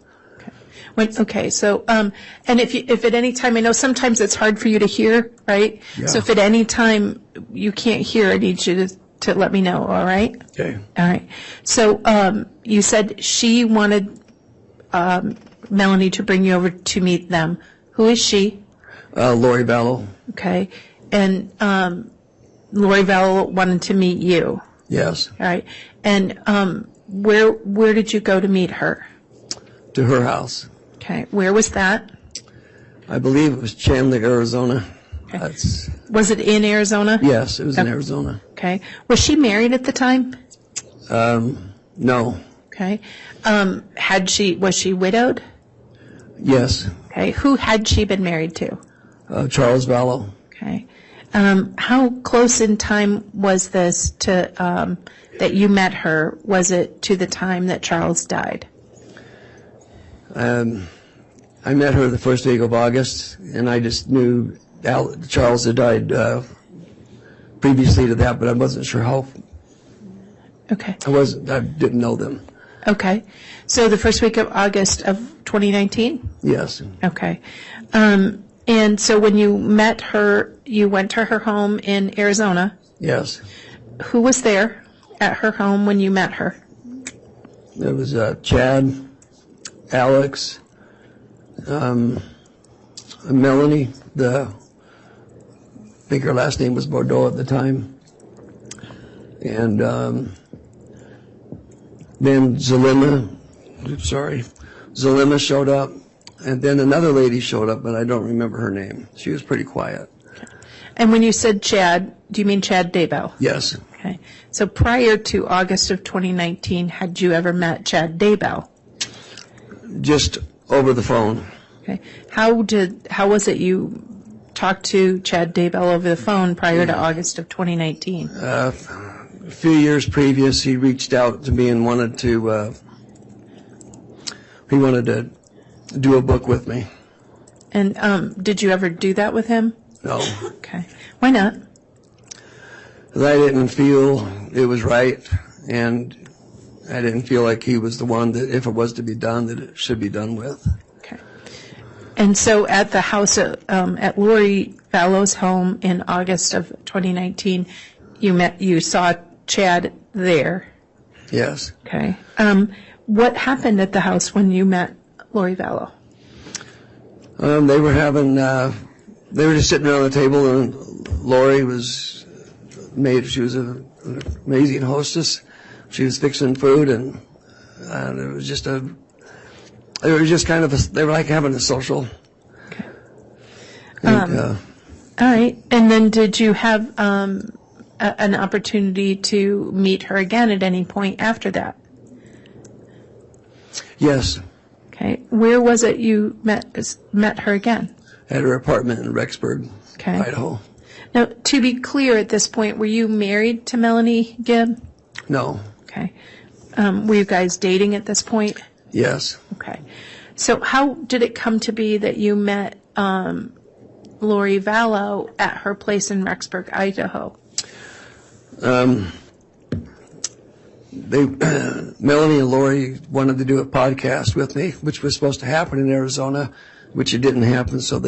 I was coming up to see Melanie, and I was coming up for the Book of Mormon conference, and I was also coming up because my son just moved to Pocatello, Idaho. Okay. So I just kind of took a long weekend, just kind of see everybody and just enjoy the weekend and do the podcast. Okay. And so when you say you took a long weekend, what weekend was that? September 2020 through the 23rd, 22nd, right in there. Okay. Of 2019? Yes, Okay. And so forgive me, you were coming up for kind of three purposes? yes. And those three purposes were what? To go spend some time with my son, with his family in Pocatello. They just moved there a couple weeks previous. And then the Book of Mormon conference was there in Rexburg. And then to see Melanie. Okay. And to do the podcast. Okay. When you say to do the podcast, had you participated in any of the podcast sessions that Lori Vallow and Melanie and others had done before? No, I did some with Preparing the People, but nobody else. Okay. And so one of the purposes was to come up and to do the podcast with Melanie, Lori. Anybody else going to participate in that podcast? No, Okay. Where were you supposed to record the podcast? at Lori's apartment. Okay. And so you came up, I believe you said September 20th, and you were going to go to Lori's to do the podcast? Yes. All right. Where did you stay that weekend? Well, I was going to stay in a hotel in Idaho Falls to kind of be in the middle with everything. But Melanie called me and said, hey, don't waste money on a hotel. Lori's got an extra room here. Why don't you just come and stay here? Okay. And the majority of the weekend is going to be in Rexburg anyway, so I decided to stay there. Okay. So when you got to Lori's place in Rexburg, Idaho, who was at the house, if you remember? When I got there, Alex Cox, Melanie, Lori, and JJ. Okay. Now, had you met JJ Vallow before that time? No. Okay. Do you remember what JJ was doing when you got there? He was sitting on the couch playing with toys. Okay. And did you interact with him at all? Yeah, I got a Down syndrome boy, autistic, so I just sat down with him to include him. I wanted to see how he was doing and talk to him, but it was like I wasn't even there. He never acknowledged me. Okay. Now, when you got there, did you see Tylee Ryan there at all? No. Did you ever see Tylee Ryan that weekend? No, I never did. Never did see her. I never did meet her. Okay. Were you told where she was? I was told that she was attending Rexburg, Idaho College, and she wanted to be independent. Okay. And who told you that? I think it was Melanie told. If I remember, Melanie asked Lori in front of me.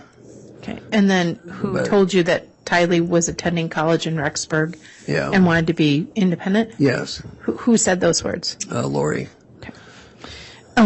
And so after you have that interaction with JJ, did you have any other interactions with JJ that weekend? Yeah, there was he had a cardboard box and he was cutting doors and windows out of it, making a home out of it. So I got next to him again and just tried talking to him, and but it was the same experience. Okay. He was very focused on that and didn't acknowledge me at all. Okay. And did you ever see him engage with anyone? I think he engaged with Alex once, and I can't remember what they were talking about, but it looked like a good relationship. Then he got to go outside and play with some children. Okay. And when he went outside, he just looked really happy. Now, that weekend, did you see Chad Daybell at all? Yes. Okay. How many times did you see him, if you remember? I would say 4 times, Okay. according to memory. Okay. Can you tell us about any those interactions? That's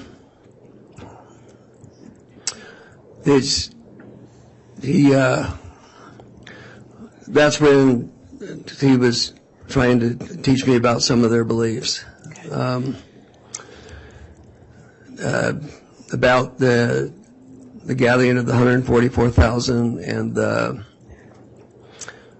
and then Satan having powers to push people out of their bodies and then the spirits being stuck. I don't know how far to go with this, but it was just some... It's okay. I'll ask questions. Okay. And that's fair. And that's exactly right. If you're not sure, we'll just do question, answer, okay? Okay. All right. Do you need some water or anything? Yeah. Okay. I saw you licking your lips. All right. Now, you indicated that he started talking about beliefs and that, and the 144,000, right? Yeah. That's what you said. Who was present during this conversation? Melanie and Lori. Okay. Did Lori participate in the conversation at all about those issues? Not that I can recall. He seemed to lead the way on that. Okay. And did you, what was your response to Chad's, sort of concepts? I just said, if the Lord's gathering is 144,000, I believe that would happen through his prophet. And then, as far as the Satan having power to push people out of the bodies, I said, we're taught differently in that. That can't happen. He's not given that kind of power. Okay. So let me stop you there. So you are a member of the Church of Latter-day Saints, right? Yes. Okay. And I heard you say through the prophet. Are those doctrines taught through the mainstream LDS church? Yes. Okay. And so your response was things more in line with the teachings of your church? Yes. Okay. Were you sort of going along with what Chad was telling you? I was listening, and then I questioned, and that's, I don't know what you mean by going along. I didn't. Did you believe him? No. Okay. Did you let him know you didn't believe him? Yeah. Okay. So after that interaction, did you have any other interactions with Chad? Yeah, he had us meet him at a property on the east side of a church. When you say had us meet him, who was together with that situation? Me and Melanie met with Chad and Lori at this property. Okay. And it was next to a church? Yes. Okay. What happened when you met with Chad and Lori next to a church? They just trying to tell us about that beautiful building, like a temple that was there, and that was in spirit. But so they wanted to show it to us, but I couldn't see anything. Okay. Why did they want to show you the temple or the heavenly building they said they were seeing? I think it tied in with things that they believed in, but I didn't know all their beliefs. Did you believe it? Could you see a building? No, I didn't believe it was there, and I couldn't see it, but I was trying to be respectful and just kind of follow along, I guess. Okay. And then after the visit of a site, what was supposed to happen at that site where you were meeting with Chad and Lori? We were just supposed to be able to witness it. That's all I recall. Okay. And then Did you run into Chad Daybell again that weekend? Yes. Okay, where was that? They had 80 acres that was out by his place. It was for sale. It was for development. So why were you looking at 80 acres near Chad Daybell's property? Well, for me personally, I had an investor down in Utah that wanted to do a development in Rexburg. So I was interested in it for that. And Chad was interested in it because he wanted me to move up to Rexburg. Okay. And so what did you do about going to check out that property? Since it was Sunday, I just said, well, I don't work on Sunday, but since I'm leaving early in the morning, I said, I'll just drive by, take a picture of the realtor sign, and then I'll, deal with it later, during the work week. Okay. So when you drove by and you took a picture, how was it? How did you get connected with Chad? We were out there. Alex Cox led us out to the property. So we were just standing out in the field and just talking. And then Chad and some brother that he was serving within the church, they left I guess they were clerks or something, and they just left and came over to the property. Okay. And he said this guy was a realtor, and he said, I just want to, if you have any questions or anything, he can help you with it. Okay, so who's he? Was that Chad with the realtor? It was Chad with the realtor, but I don't remember the realtor's name. Okay. And what was your response to Chad coming and showing up with the realtor at the property? I just said, I don't do business on Sunday. I don't want to talk about it. I'm not here for that. And, because I didn't know they were coming. They just showed up. Okay. So after that interaction, did you see Chad Daybell again? No. Okay. Did you ever see Chad that weekend at Lori's apartment? Yes. Okay. Tell us about that situation. That's where he came. That's where he was coming over and teaching me some of their beliefs. Okay. Did you ever see Chad with JJ that weekend? No. Okay. Did you ever hear about any interactions between Chad and JJ? I heard that he had a scuffle with JJ, and that's how he got the scratch on his neck. But I don't remember what that was about. Okay. And when you say he got a scratch on his neck, who got a scratch on their neck? Chad did. Okay. During the times you saw Chad, what was his interactions like with Lori Vallow? They were really loving with one another and affectionate. Okay. Now, at this time, were you aware that he was still married to Tammy Daybell? Yes. Okay. Did the fact that he was married come up at all? Yes. All right. How did that happen?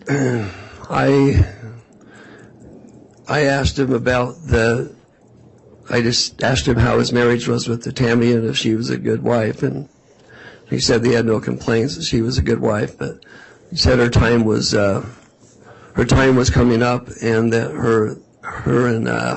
him and Lori were gonna, go do the things that they had committed to do for God. Okay. So when you say her time was coming up, your Tammy's time was... He said he had a dream that she was going to pass away before he was 50 or by the time he was 50. Okay. And so that was Tammy was going to pass away before Chad was 50? Yeah, by the time Chad was 50. Okay. The dream was I think he said 3 years previous. Okay. And that, and then he said he and Lori were going to be together. What did that mean? That they were going to get married and they were going to go do their calling. Okay. And did you know what their calling was? That's what I learned. They were going to gather the $144,000. And they were going to do it together? Yeah. Okay. Did you have any response to this? That's where I just said that because he felt he was kind of saying that I was one of them, and that's why he wanted me up there. And that's when I said, well, that would be a call from God and through his prophet. Okay. And what was his reaction when you said it should come through the prophet? It's the prophet of the church, right? Yeah. I can't remember all the details, but it was clear, kind of like that it was a separate calling, because it was the Church of the Firstborn, which is going to be coming out of the Church of Jesus Christ of Latter-day Saints. And so that was his position, and he had his authority under John the Beloved, if I remember right. Okay. And was that your belief? No. Okay. Now, did you do the podcast? Yes. Okay. And when did you do the podcast? We did that on Sunday night. Okay. When it was late. All right. So that's Sunday the 22nd? Yes. All right. And so where did you do the podcast? At Lori Vallow's kitchen over the island. Okay. And when you said we, who's we did the podcast? Melanie Gibb and Lori Vallow. Okay. So you're in Lori's kitchen in her home, right? Yes. On a Sunday evening? Yes. Was JJ there? No. Where was JJ? Alex was babysitting him. Okay. And was he babysitting him in the apartment or somewhere else? At his place, his apartment. All right. Who told you that? Lori. Okay. She just wanted to have uninterruptions so we could do the podcast, so she asked him to watch him. Okay. And did you see JJ again that evening? Yes. About 10:30, I believe it was 10:30 at night, I heard the front door open, which was to my back. I turned around and I saw Alex carrying JJ, and JJ was asleep and his head was on his shoulder. And Alex carried him in the house? Yes. Did you see where Alex went? He took him upstairs. Okay. And put him in bed. All right. Do you remember what JJ was wearing? Seemed like it was shorts and a T-shirt, but I can't remember the colors. I almost want to say it was the camouflage shorts, if I remember right, but okay. All right. So Alex, and did you see Alex leave that night? Seemed like I heard the door open and close. I didn't turn around again. Once I knew what was going on, I just stayed focused on the podcast. But I didn't see him leave, but it seemed like I did hear the door open and close. It's the vague memory. That's fair enough. So, where was JJ sleeping while you were staying there? in Lori's room. Okay. And what room were you in? I was in JJ's room. Okay. So did you spend that night there as well? Yes. All right. Did anything happen in the night?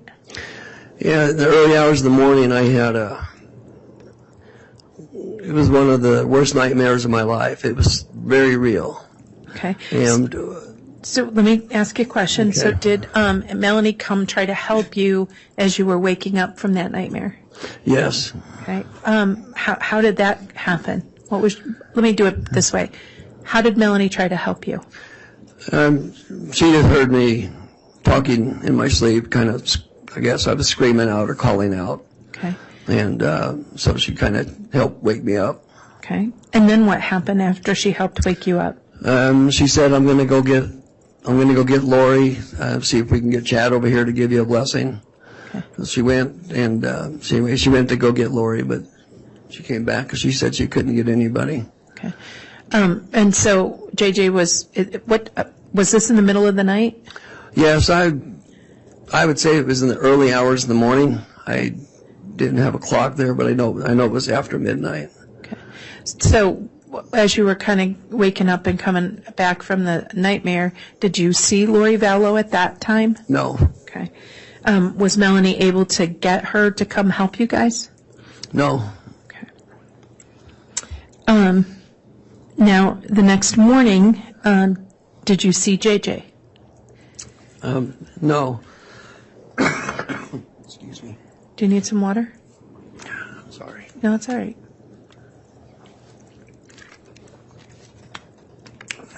You okay? Yeah. All right. And so when you woke up the next morning, did you see JJ that morning? I did not. Okay. Did you make any inquiries about JJ? Yes, I did. We went downstairs to say goodbye, and Lori was there, and she just said that JJ had an episode, and he climbed up on the cabinets, and then he climbed up on top of the fridge, and then he climbed up on top of the upper cabinets and knocked over her picture of Christ. And she just said that he was out of, she couldn't control him. So what did she say she did? She called Alex and had Alex come and get him. Okay. So when she said she had Alex take JJ, what did you do? Well, before she told me that Alex took JJ, I said, well, I'd like to see him because I wanted to make sure he was okay. Why? Well, because I didn't see any signs of the cabinets. There was no damage on the cabinets. There was no scuffs on the stainless steel fridge. And I just was trying to understand what was going on here. But I also, if JJ did have a problem, I'd like to give him a blessing. Okay. And so then you ask her where he was. Yeah. And what did she say? She said Alex. She had Alex come and get him.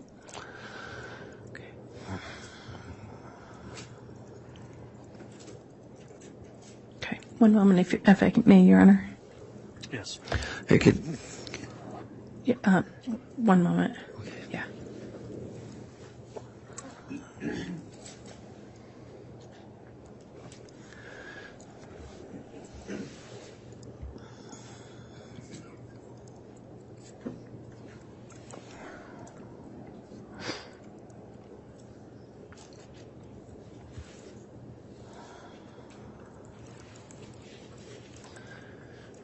Just to make sure I was, and I may have forgotten to ask, the date that Lori Vallow said she sent JJ with Alex was what? That was Monday, the 23rd of September. 2019. Yes. Okay. Thank you. Nothing further. All right, thank you, Ms. Smith. Who will be doing cross-examination? Mr. Archibald.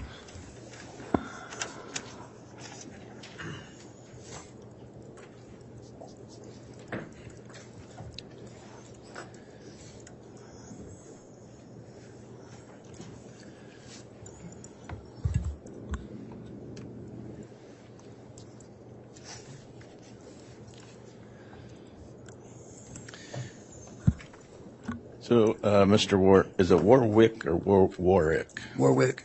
Okay. How do you spell your last name? Warwick. Okay. I got it right. And you live in Pleasant Grove, Utah? Yes, sir. And your wife, Melanie Gibb, lives where? Chandler, Arizona. Okay. And you two married in December of 2021? Yes, sir. So in this weekend of September 2019 that you've talked to us about, were you still married to someone else? No. Was Melanie Gibbs still married to someone else? What's that? Was Melanie Gibbs still married to someone else? No. Okay. Both of you had been divorced by the time of September of 2019? Yes. When did you start to see Melanie before your divorce went through? Objection relevance? Overruled. We were seeing each other at events. Okay. So you were separated and then started to see Melanie? Yeah, I was again. in the divorce process, and so I had a Downs boy that I was taking care of, and Melanie really hit it off with him at a camp, and so my divorce didn't final as fast as I had hoped it would, but she was divorced. Mr. Warwick, also I'll ask you to please wait until he's completely finished his question before you answer, just because it helps our court reporter keep the record. I'm sorry, I thought I was still on the same answer. I apologize. Fine. Thank you. And what do you do for a living? I'm a general contractor. And have you also done podcasts on religious topics? Yes. And so that's how you and Melanie Gibb were interested in each other, because you had the same common interest in religious topics? That would, yes. And is that how you met Lori Vallow? Well, I met Lori through Melanie. I would say it was the same intent.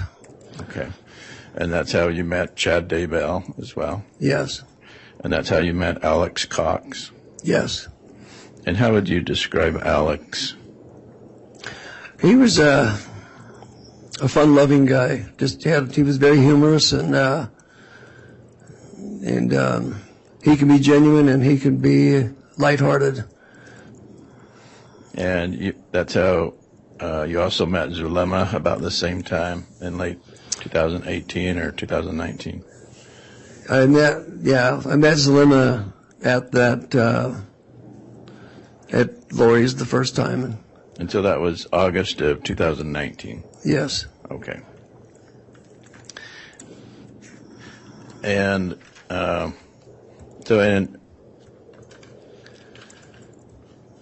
how did you learn that Lori and Alex moved from Arizona to Idaho?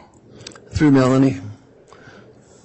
And so this conference that you were going to in Rexburg, Idaho, was that what kind of a conference did you say that was? A Book of Mormon conference. And who was that sponsored by? Rod Meldrum. So that wasn't part of your church. That was just a private conference. Yeah, they were members of the church, and Rod was. It was his conference, and the people with Preparing a People were doing the filming for him. And so, Preparing a People, is that a group sponsored by your church? No. So who is it sponsored by? Just a bunch of people getting together? They're just the private owners. Okay. And when you say you get together to do podcasts, what does that mean? When you sit down and discuss a topic or be interviewed. And who's the designated audience for this podcast? Who are you trying to sell it to?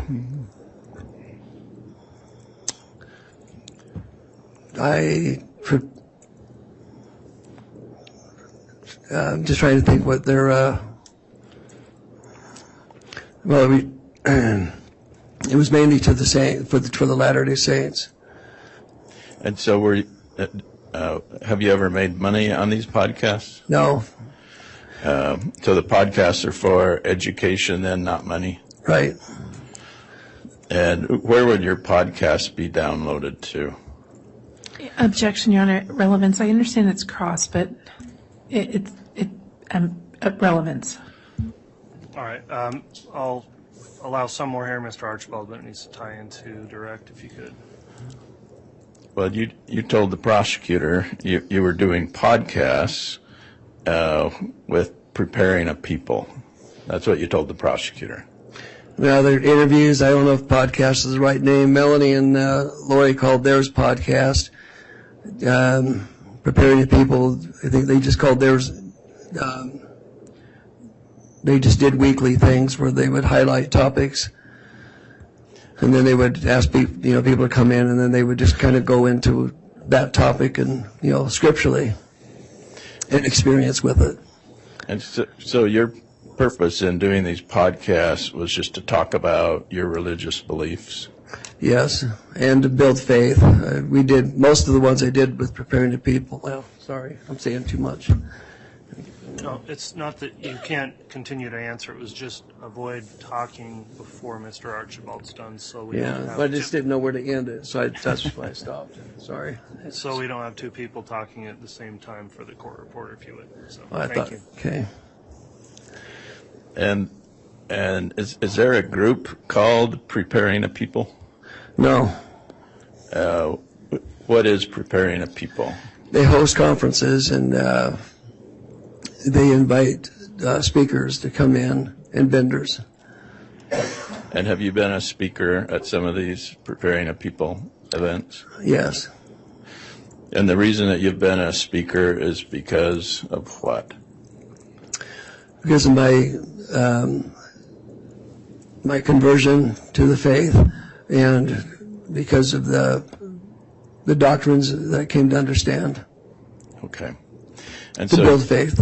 And so you've participated in these podcasts, or sometimes they're called firesides. Is that right? Yes. And you've given talks or speeches about the second coming of Jesus. Is that right? About my dreams and visions. So would you call yourself a visionary man?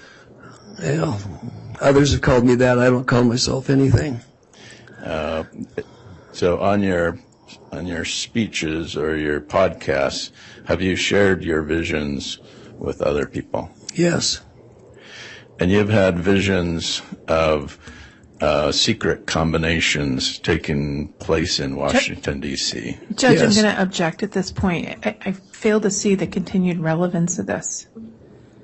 Goes to his credibility, Your Honor. The state brought this up, not me. It is, I think it's appropriate. Judge, I'm sorry, what? Well, I haven't ruled yet. I know, I apologize, Your Honor.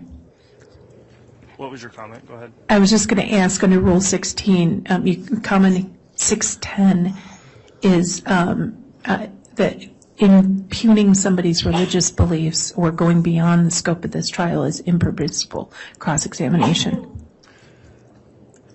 Well, that door opened a long time ago in this case. I think with the context of the state's evidence, I will keep that rule in mind. I appreciate you bringing that up. At this point, I do think we're still within the scope of permissible cross-examination given the direct examination, so I'll overrule the objection. You've given talks about visions of secret combinations in Washington, D.C. Is that correct? Yes. You've given talks about visions of secret combinations in England and Saudi Arabia. Is that right? Yes. You've given talks about evil entities in England, right?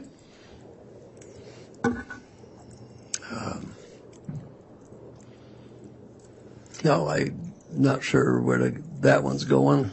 Okay. You've seen visions of Russia and China invading the United States. Yes. You've seen visions of Russia and China attacking the United States military and defeating us in 3 days. Yes. You've seen visions of the United States being sacrificed for a one-world government, right? I don't know where that one came from. You've been, well, I didn't make this up. Yeah. Well, the context is what's being avoided. That's why it's difficult here. So. Okay. So what's the concept about the United States being sacrificed for a one-world government? Judge, objection again on that concept. I mean, relevance. All right. At this point, Mr. Archibald, I do think we're getting away from the evidence of the case and direct. So if you could tie this in some way, if it does. If not, I'll sustain the objection. You talked about having a vision while at Lori Vallow's home in September of 2019. You told that to the prosecutor, right? Objection misstates the evidence. Overruled. If the witness can answer, you can correct if that's misstating evidence. I had a nightmare. So a nightmare and a vision are two different things. Yeah. So how do you define a nightmare versus a vision? Well, it's like whatever the nightmare was about, it was like I was living in it. And a vision is just pretend? No, a vision is when you're observing and you're being shown. So both a vision and a nightmare are real? No, not necessarily. So can you further explain the difference between a vision and a nightmare, how one works and not the other one?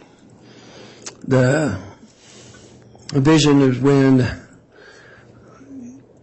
you're being shown, when you're being shown things when you're seeing the future, but you're not seeing yourself. Somebody else is presenting it. And so your visions come from who? The ones I talked about came from angels. under God. And your nightmare comes from who? It was very adversarial. There was no, it was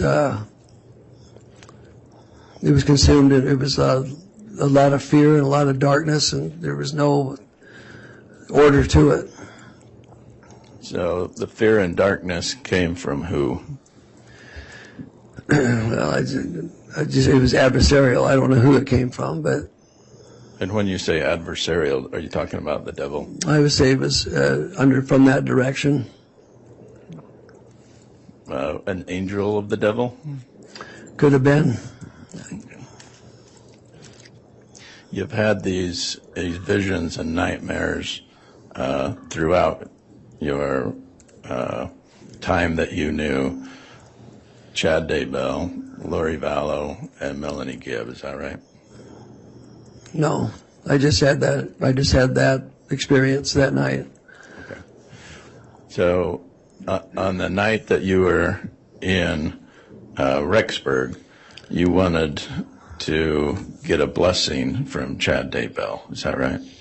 Well, Melanie just said, I think you need to get a blessing. I'm going to go see if I can get Lori to get Chad. And so I was, I just agreed. I was distraught. And what is a blessing? It's when it's exercised under the direction of the priesthood to bless you with deliverance, comfort, or healing, or guidance. So you wanted a blessing from Chad Daybell? Well, Melanie just offered to get it. I was in a position where I wasn't all there. I was really struggling with whatever. I just remember it was horrified with what I was seeing. And so what would a blessing from Chad Daybell do for you? Give us just a moment.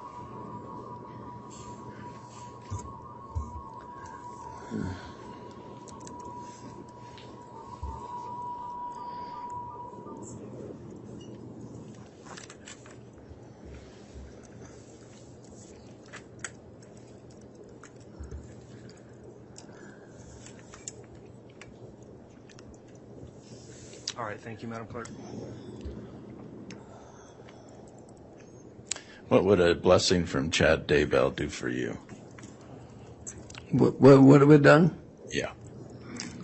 Well, Objection, speculation. Overruled.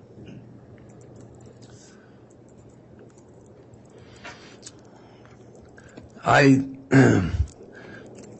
would have hoped for peace, but it wasn't my idea. Melanie was just trying to get help.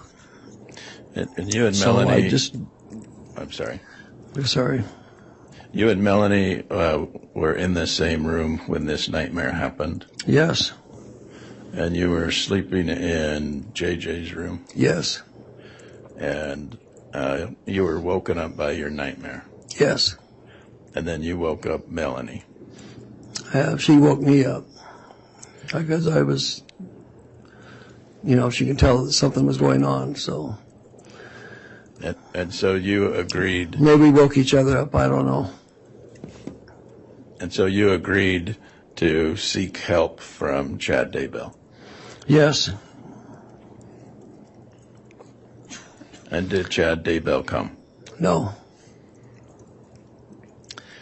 When had you seen this scratch on Chad's neck from JJ?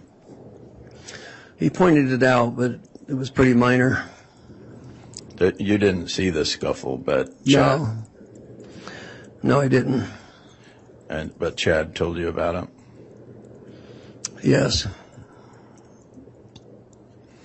And when Chad told you that his wife's time was up, that he had a dream she would die, did you believe that? I wasn't certain to what to believe at that point.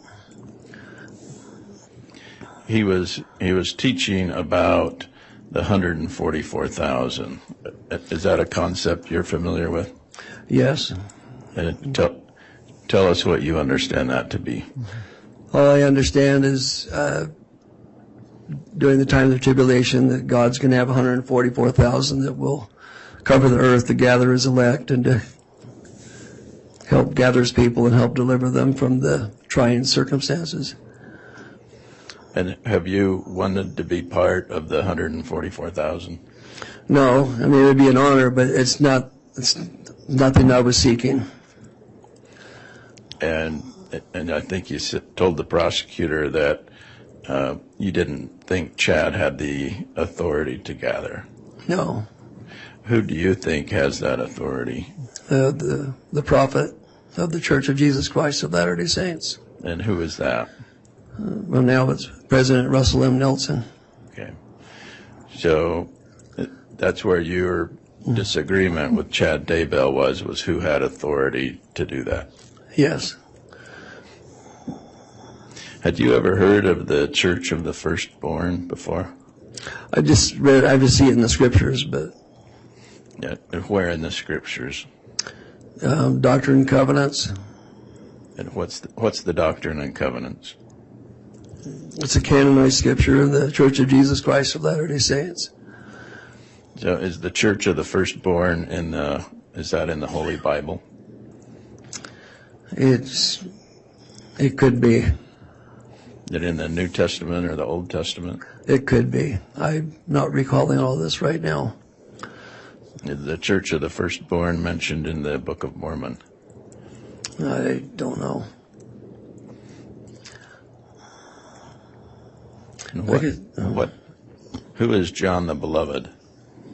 A close disciple of Jesus Christ. So John the Beloved was told something about the Church of the Firstborn. Is that what you learned from Chad? Or how did those two concepts go together? I just heard that that's where he had gotten his authority from. That's where Chad had gotten his authority from? Yes. And these are the kinds of things that you talk about on your podcasts? No. What do you talk about on your podcast? On the podcast, I go into topics like fasting, and then a lot of them were the conversion, coming where I came from, and the conversion story, some experiences from the time I was converted up through my mission, serving the LDS mission. And so, but they were in the context to build faith. They weren't in the context of seeking these things. They were experiences as a result of repentance and faith and service. And so when you agreed to do a podcast with Chad and Lori and Melanie on Sunday night in Rexburg, Idaho, what was the topic of that podcast? First off, it was just Melanie and Lori. Chad was not part of it. Okay. And so what was the podcast with Melanie and Lori about?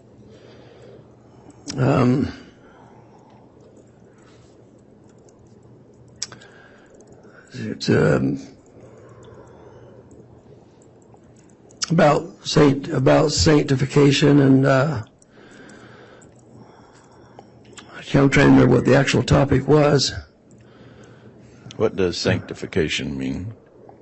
Well, it's when as you repent and serve God, and as you prove faithful to Him, your heart, the Lord changes your heart, makes you clean, makes you whole, and endows you with greater faith. And your audience for this podcast was, again, who? It was preparing the people, and there was camps, the preparedness camps. Sometimes I went and spoke at those. So I just a lot of it was not really venues. It was more like camps and organized firesides, family reunions, and I would be invited to either speak or or invited to do an interview and cover a topic. And so, being invited to speak at a preparedness camp, what topics would you talk about? Judge, I'm going to object. I mean, I understand it's cross your honor, but at some point it becomes irrelevant. I'll sustain the objection on relevance. I think we're beyond the scope of tying into the evidence of the case at this point, Mr. Archibald. So, your whole purpose was to get ready for the second coming of Christ in these podcasts? No. What was your purpose? Whole purpose was to build faith and to help identify stumbling blocks to faith, and also to help identify the fruits of faith, and to help identify how involved our Father in heaven is with each one of us when we're truly trusting in His Son, Jesus Christ, and seeking His will. Now, were you, when you left Lori's apartment on September 23rd, 2019, you indicate that you were anxious to go visit your son in Pocatello? Yes. And did Melanie go with you there? She did. And that's the time that you say you did not see JJ? Yes. And did you call the police? No, I didn't. Did not. All right. You didn't have any reason to, right? I didn't see any reason. Lori was one of the most sweetest, kindest, fun-loving. She was I really enjoyed her. She was a wonderful woman. This stuff kind of hit me that weekend, and I just wasn't, anyway, I just didn't see it was like what they're teaching doesn't match what I see in their character. And so I kind of left a little confused and puzzled and trying to discern. Well, their character was good, right? Yeah, I saw goodness, yes. And I didn't see any reason to suspect. Yeah. All right. Thank you, sir. Thank you. All right, that'll conclude cross-examination. Any redirect by the state? Yes, briefly, Your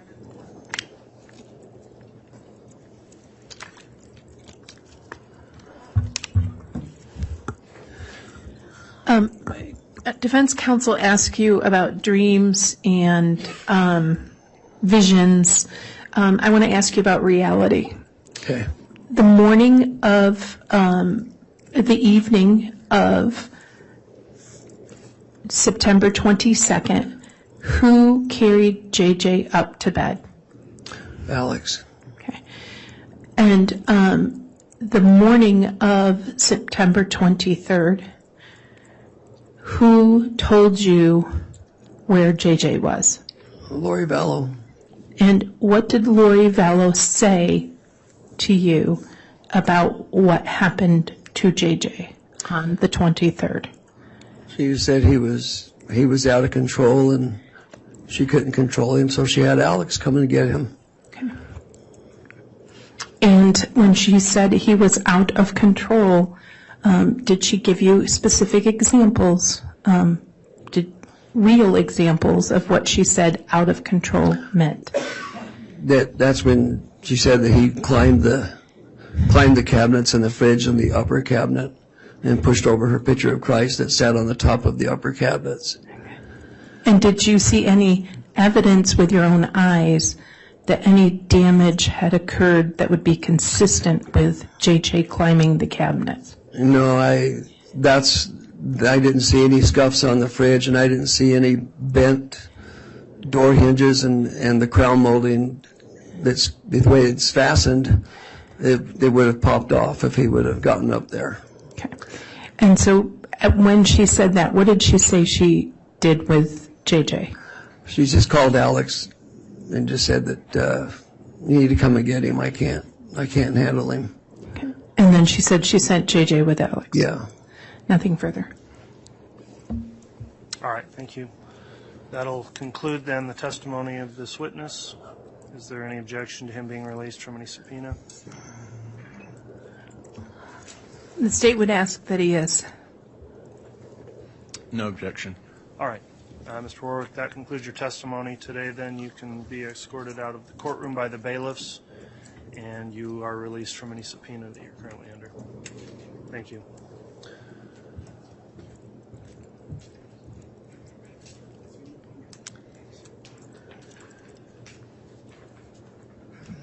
All right, we're close to the noon hour. Is the state intending to call another witness at this time, or would you prefer we take our lunch break? The next witness is fairly lengthy, so it may be a good time for lunch break. Okay, let's go ahead and take the lunch break, and then I will have a quick sidebar with council just on scheduling if we could, and we will try to be back on probably between 12:30 and 1 for further testimony of the next witness. All right, please.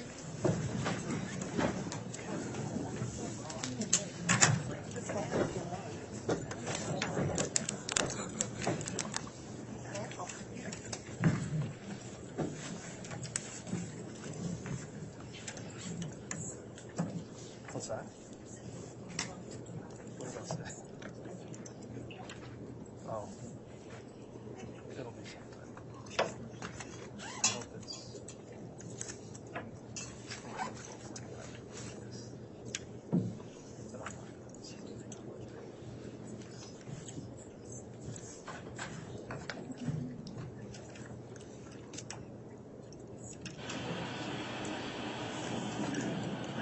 Thank you. Please be seated.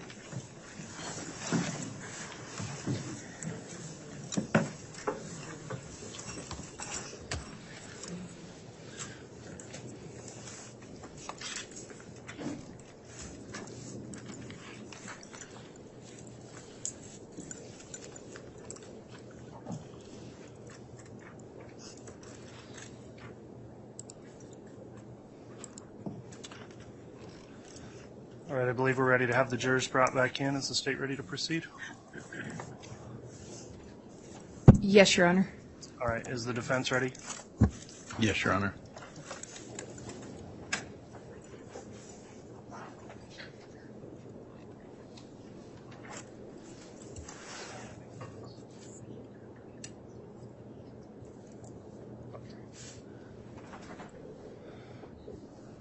Let me have just a quick sidebar with counsel, please.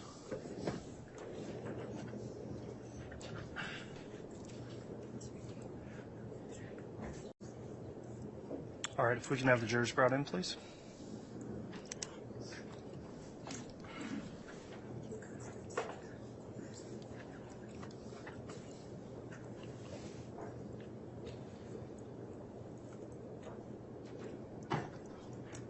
All right, please.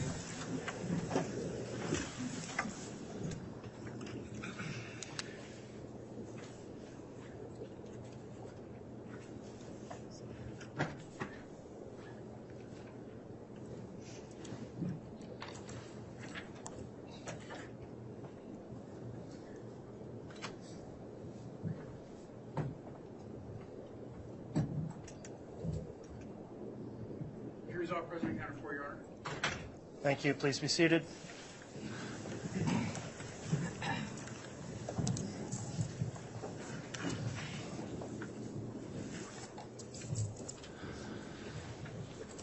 Okay, we're back on the record on case CR 22-21-1624, State of Idaho versus Lori Noreen Vallow. We just completed the lunch break. The jurors are all back and accounted for, properly seated. The state's going to be calling another witness here shortly. Before we do that, I'll note that I've met with counsel in a sidebar to discuss scheduling.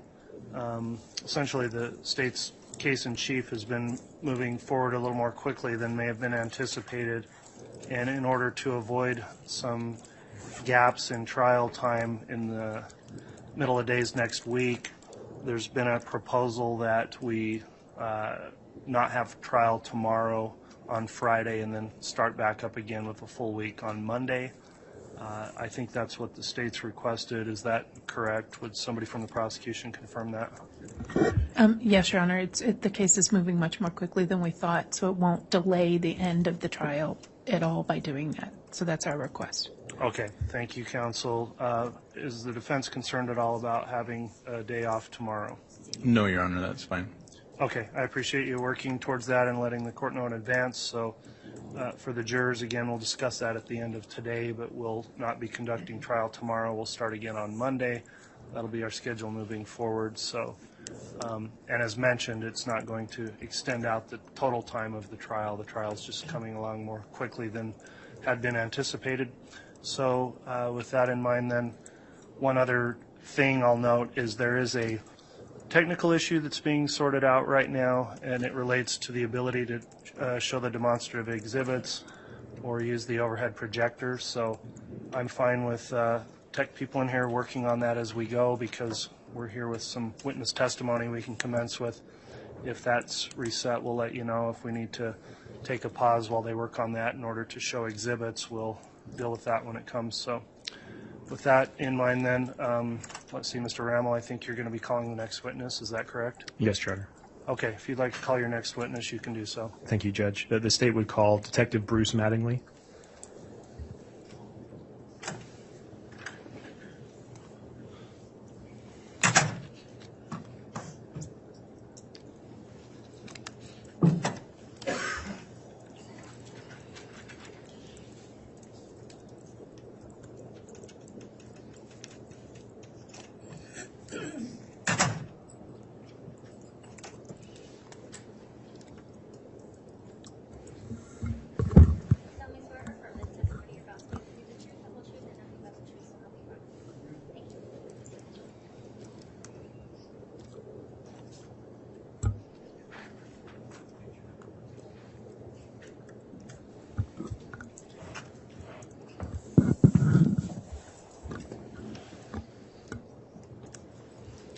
All right, before you commence with your examination, Counselor, I'd like to just inquire of the witness who's now sworn, Detective Mattingly.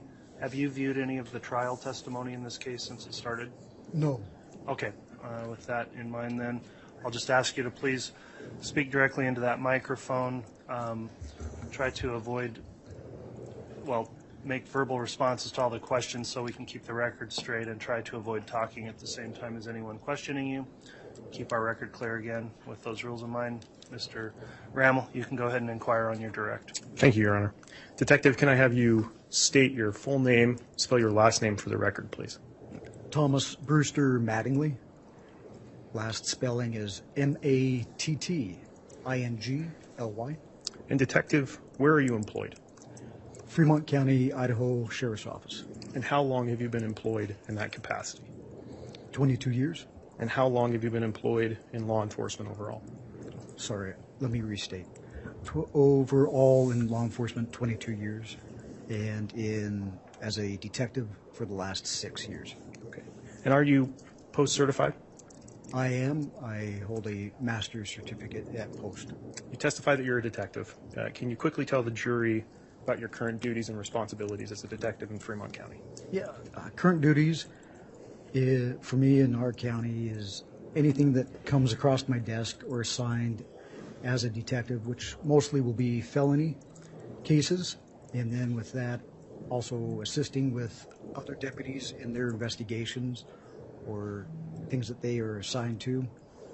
And also I work with evidence, logging that in, logging it out, and also with that will be death investigations. Detective, I'm going to draw your attention to January 3rd of 2020. Were you working as a detective for Fremont County at that time? Yes, I was. What were you working on that day? We were executing a search warrant at Chad Daybell's property located at 202 North, 1900 East in Fremont County, Idaho. And Detective, were other agencies involved? Yes. Was FBI ERT on scene? Yes, they were. Detective, were you involved in the initial search and collection of evidence from that residence? Initially, yes. And after the execution of that search warrant, did you take possession of items found at that location? I did. And can you explain to the jury how that came about? Yes, the ERT team collected the evidence, and then they gave that to my lieutenant, Joe Powell. And Joe Powell and I took those items to our station in St. Anthony, and we put them into evidence. And then after that, I logged it into evidence. And you have detailed evidence logs of what you logged in? Yes, each item is numbered sequential and with a description of what those items are. Detective, who has access to your evidence lab? So that'll be 3 people. That'll be myself, Detective Vince Kayakakamanu, and Detective Jim Fabinich. Jim Fabinich. Spelling of... Yeah, Jim Fabinich. Spelling of his last is Fabnich. Could you spell the other detective's name also, the last name? I can. Kayakakamanu. Kaiakamanu. All right, that's what I thought.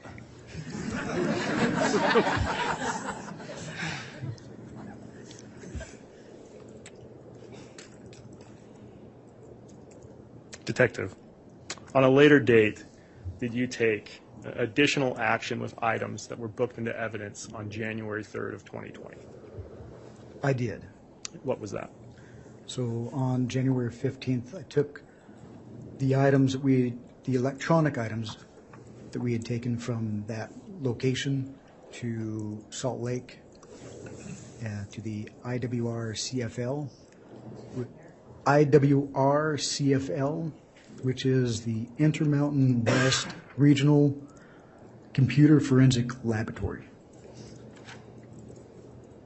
And were those the same items or the same electronic items that you booked into evidence on January 3rd, 2020? They were the same. How do you know?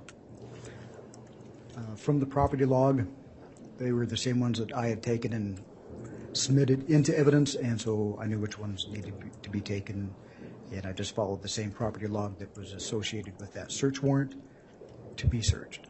And Detective, were they transported by vehicle? They were. I transported those. And during that transportation, did any of those items ever leave your custody and control? No, they did not.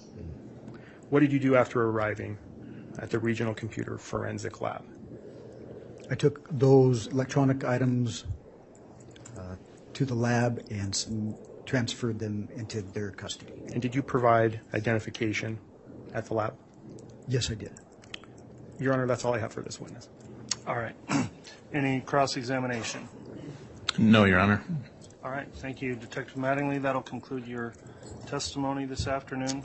And Your Honor, and this has been discussed with defense already, we do have Detective Mattingly under subpoena, and we're not going to be releasing him from that subpoena. There will be other unrelated items that he will be testifying to in this trial. All right. Thank you, Mr. Rammel. So, Detective, you'll be remaining under subpoena at the direction of the state to be recalled as a witness. During that time, please continue to avoid viewing any of the trial testimony in this case in any way. You'll be asked about that again if you're recalled to the stand. With that in mind, you can be excused for the day, and the bailiffs will direct you out of the courtroom. Thank you. Thank you.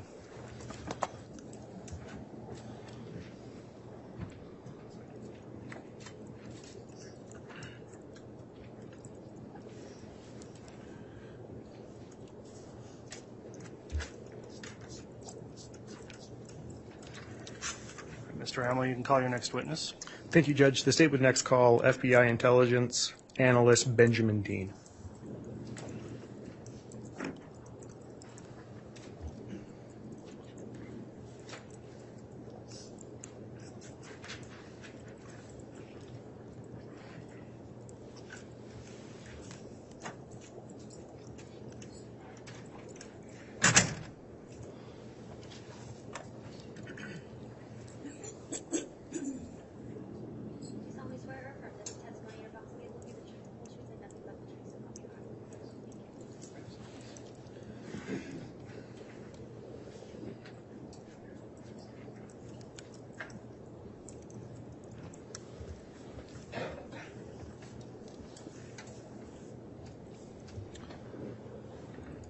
All right, sir, before we begin with your testimony, I'll just inquire, have you in any way viewed any of the testimony that's occurred during the trial in this case?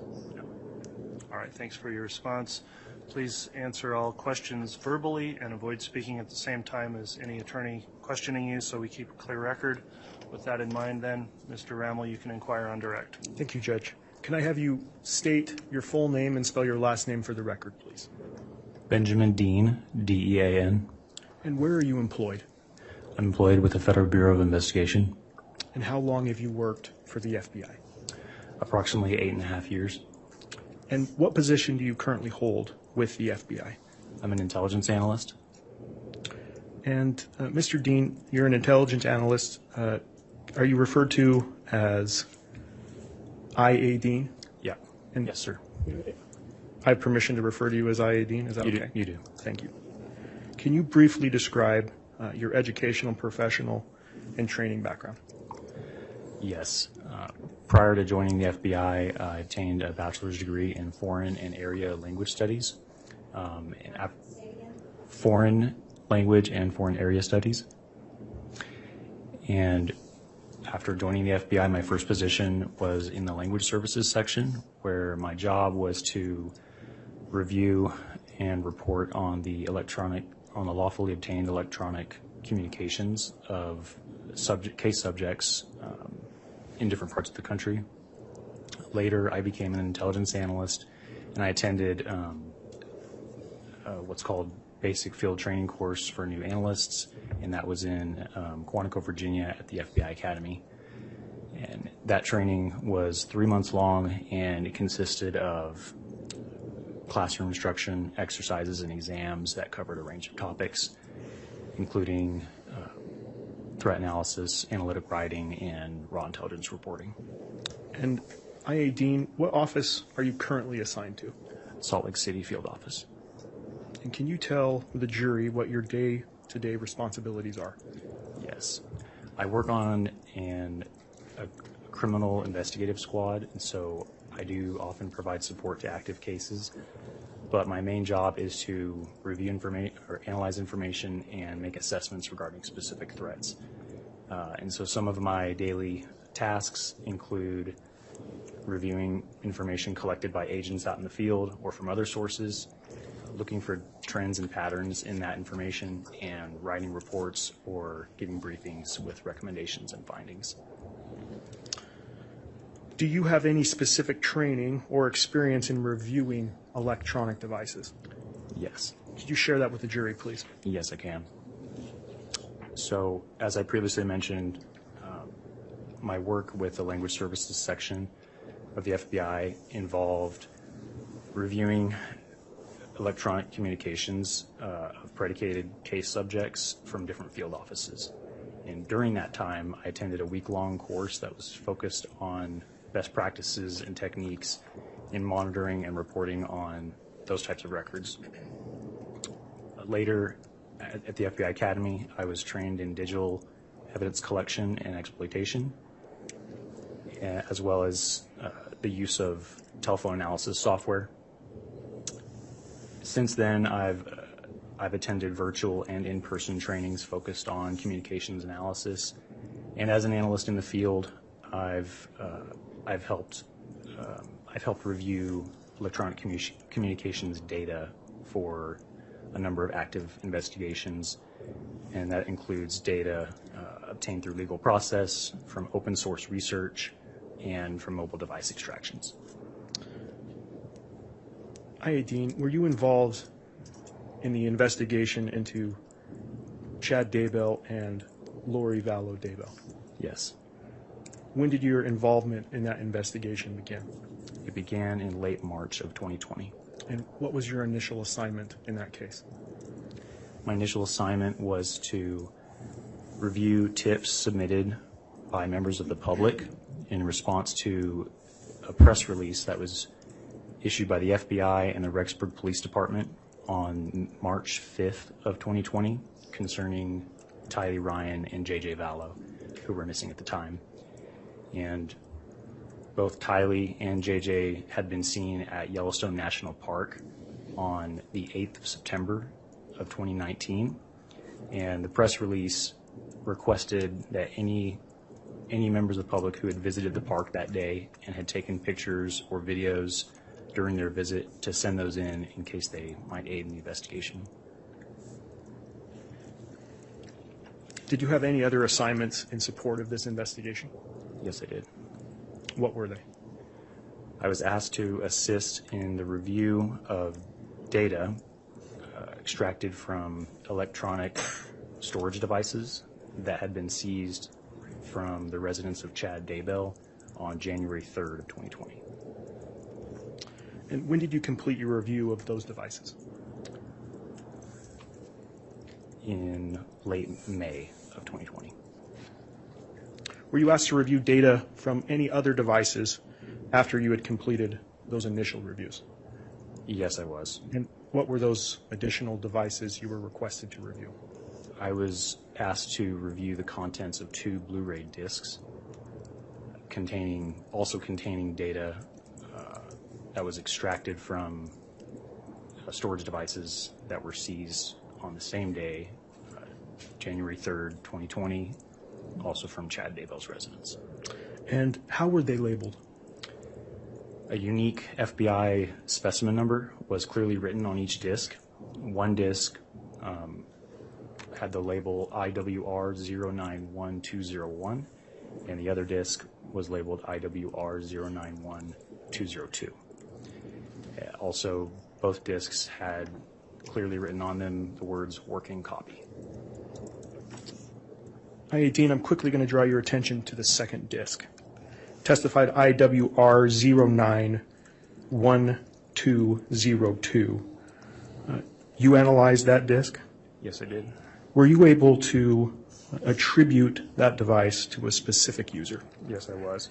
And who is that? It belonged to Seth Daybell. And are you aware throughout your investigation in this case who Seth Daybell is? Yes. And who is he? He is the son of Chad Daybell and Tammy Daybell. I-18, I'm going to draw your attention now to the first disc, IWR091201. Is that the disc that you began reviewing first? Yes, it is. I'm going to draw your attention to that device. Through your investigation, did you review a chain of custody document on that specific device? I did. To your knowledge, where was that device immediately prior to being provided to you on that disc? It was with the Regional Computer Forensic Laboratory in Salt Lake City. Dean, when did you begin your review of that disc? I began review of that disc on Tuesday, May 26th of 2020. And can you describe to the jury, please, the process you used in doing that review? I can. I used a Blu-ray disc reader to open up the disc on my FBI-issued laptop computer. I was able to see that the main file on that disc was named IWR091201, and I copied that folder onto my laptop and began looking through its contents.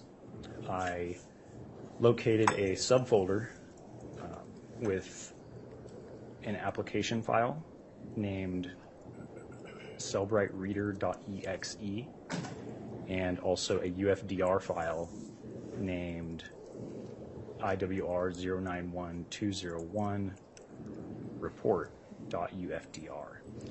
And so I double-clicked on the application file to launch the Cellbright Reader software program. And once it was fully loaded, I used it to open up the report. And Dean, how does the data appear in Cellbright Reader?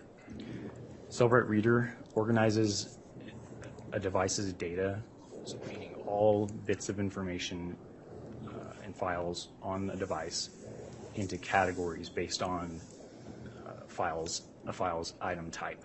So, for example, some example categories of items would be autofill, contacts, call log, voice calls, SMS messages or text messages, multimedia or MMS messages, and so on and so forth. Those categories are listed or shown in the Cellbrite Reader window on the left-hand side in alphabetical order in a menu. And when you double-click on one of those category names, it opens up a data tab in the main Cellbrite Reader window where it displays all the items that are within that category. And so there is also what's called timeline feature or timeline view, and that enables the review of items from multiple categories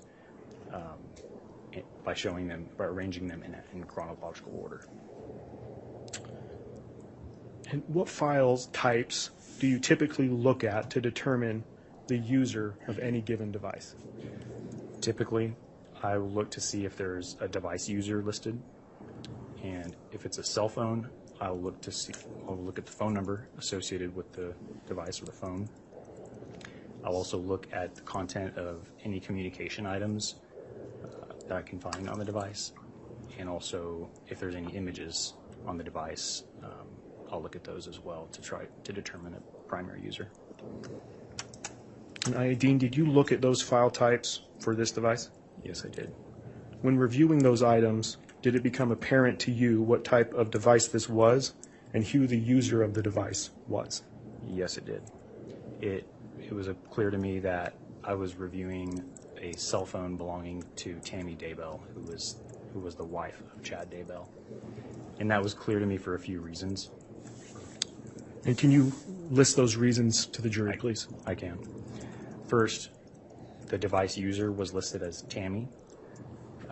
Second, the phone number associated with the device was the same phone number that appeared on other records and documents obtained in the investigation, and that was attributing that number to Tammy Daybell.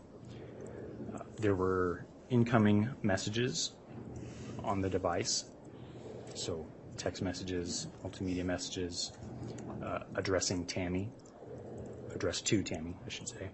And there were outgoing messages on the device that were either introducing herself as Tammy or, in the case of emails, signing off as Tammy.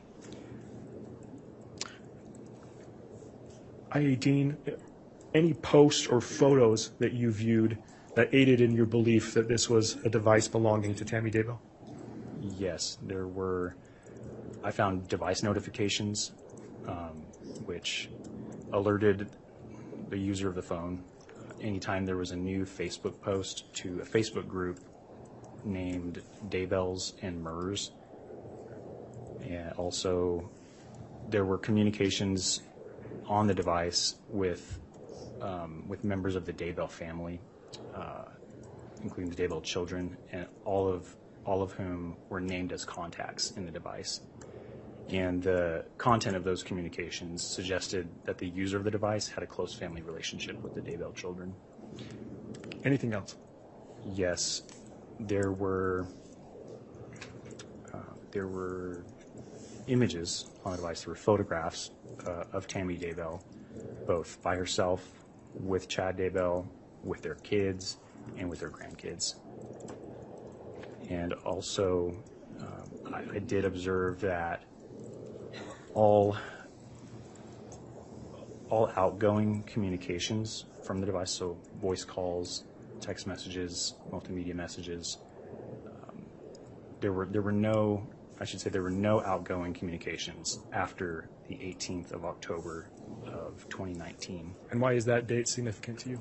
It's significant to me because I know that to be the day before first responders discovered Tammy Daybell deceased in her home. And Ayadine, for the record, do you recall the phone number associated with this device that you have attributed to Tammy Daybell? Yes. And what is that number?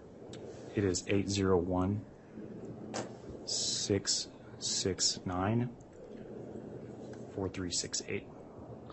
Ayadine, I want to draw your attention now to September 9th of 2019. Did Tammy Daybell's phone receive any text messages that day? Yes. Were there any messages sent to Tammy's phone that day that caught your attention? Yes, there were. And what was the phone number from which those messages were sent? 208-690-9374. And was there a contact name stored on the phone for that number? Yes, there was. And what was the contact name associated with that number? Chad. Dean, throughout your review of this device, have you reviewed other messages sent by the contact saved as Chad in that specific device? Yes. And based on your review of those other messages sent by this phone number, who did you believe that number belonged to? I believe it belonged to Chad Daybell based on my review of the other messages. And why is that? There were several reasons for that. First, the phone number ending in 9374 was a match for the phone number that appeared in other documents and records obtained in the investigation to that point, and associating that number as one of the phone numbers used by Chad Daybell. So that was one indicator. Also, there were group that number ending in 9374 was part of group messages found on the device with members of the Daybell family, so with the Daybell children, and the content of those communications likewise suggested that the user of that number had a close family relationship with the Daybell children. And in addition, there were text messages, or I would say the exchanges between Tammy and the user of this 9374 number indicated that they lived in the same home and that another individual named Garth also lived in the same home.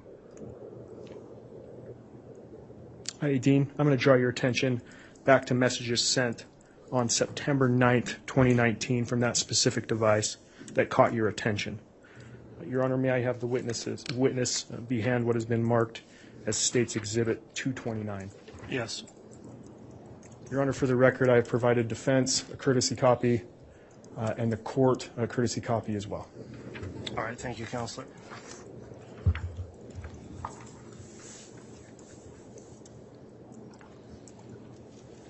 I'll give you a moment. Thank you, Dean.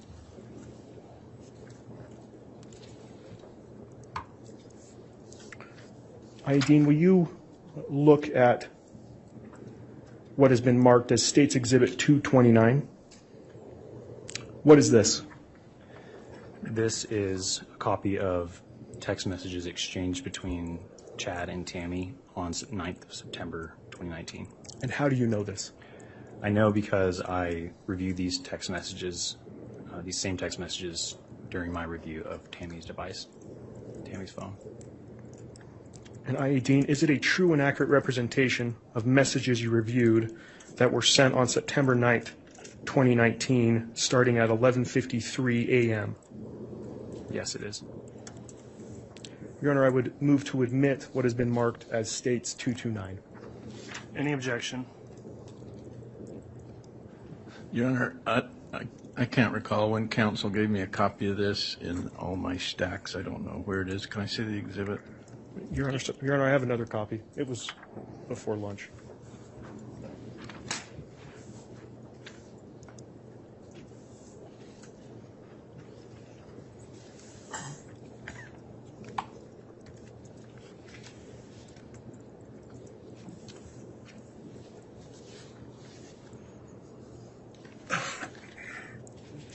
That's fine. Got it.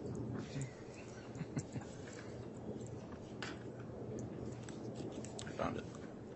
Can I have the extra copy back?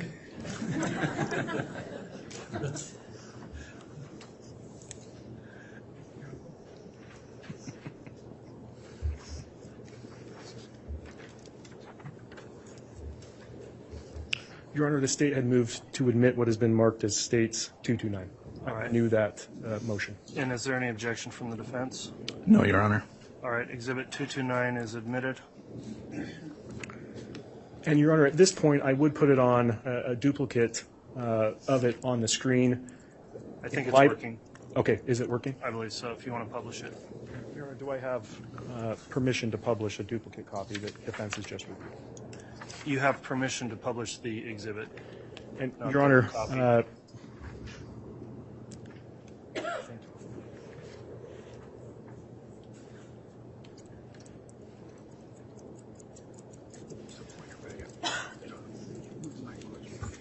and Your Honor, I guess I'll defer to Mr. Dean if he can read those messages. If not, if he could be provided a courtesy copy that he can read from. All right, it's on his monitor as well. So I think Mr. Dean, are you able to read what has been marked as State's Exhibit 229? Yes. Okay. Will you please read aloud the messages in this exhibit, including the timestamps and the contact name associated with these messages? Yes. So starting with the first one, 9/9/2019, 11:53:27 a.m. from Chad. Well, I've had an interesting morning. I felt I should burn all the limb debris by the fire pit before it got too soaked by the coming storms. While I did so, I spotted a big raccoon along the fence. I hurried and got my gun, and he was still walking along. I got close enough that one shot did the trick. He is now in our pet cemetery. Fun times. And the next message. 9/9/2019, 11:56:59 a.m. from Chad. Gonna shower now and then go right for a while at BYU. Love you. And the next, please. 9/9/2019, 2:47:06 p.m. to Chad. Good for you. And finally, the last message. 9/9/2019, 2:48:20 p.m. from Chad. I'm back home now. I.A. Dean, why did these messages catch your attention? The first message in particular stood out to me because it was longer and more detailed than any of the other messages exchanged between Chad and Tammy that I had found or that I would later find on the device. Generally speaking, Chad and Tammy kept their messages relatively short, to the point, and they mostly had to do with financial or logistical issues of day-to-day life, such as picking up or dropping off checks, whether or not food needed to be picked up for animals at the house or at their property, and what time one or the other was planning to get home or planning to leave the house. This message appeared to be the first and only time that I could see from everything on the device, wherein Chad texted Tammy a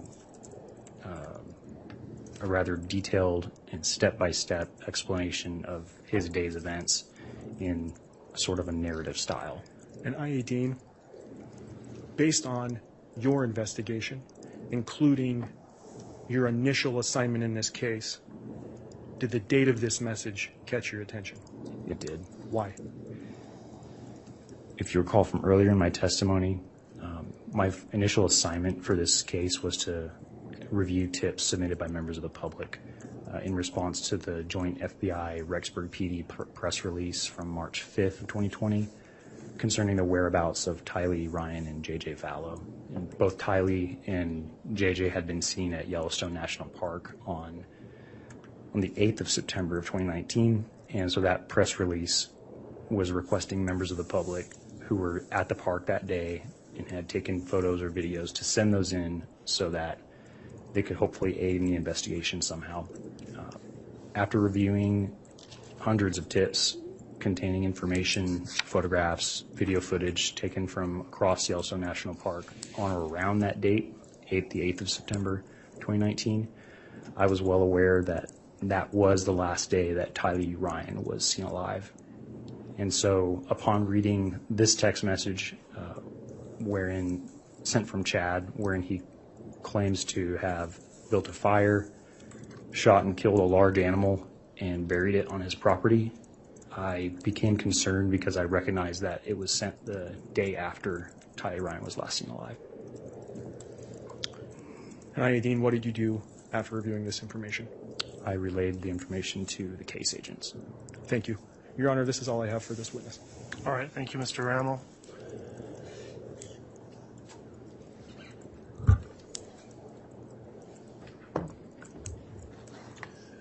Cross-examination? No questions, Your Honor. All right, thank you. That'll conclude the testimony of the witness then. Is this witness going to be released from any subpoena, or are they going to be recalled, Mr. Rammel? Your Honor, the state would move to release this witness from his subpoena. All right, any objection to that from the defense? No. All right, thank you for your testimony. Thank you, Judge. Thank you, Your Honor.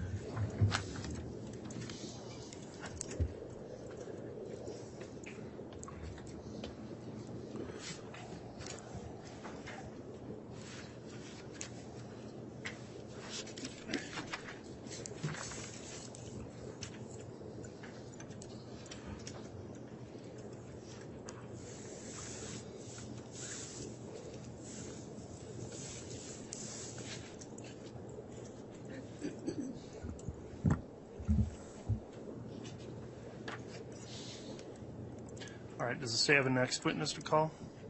Yes, Your Honor. The state would call Detective Sergeant Dave Stubbs. While he's coming in, may we have a brief sidebar? I just want a couple housekeeping issues real quick. Yes.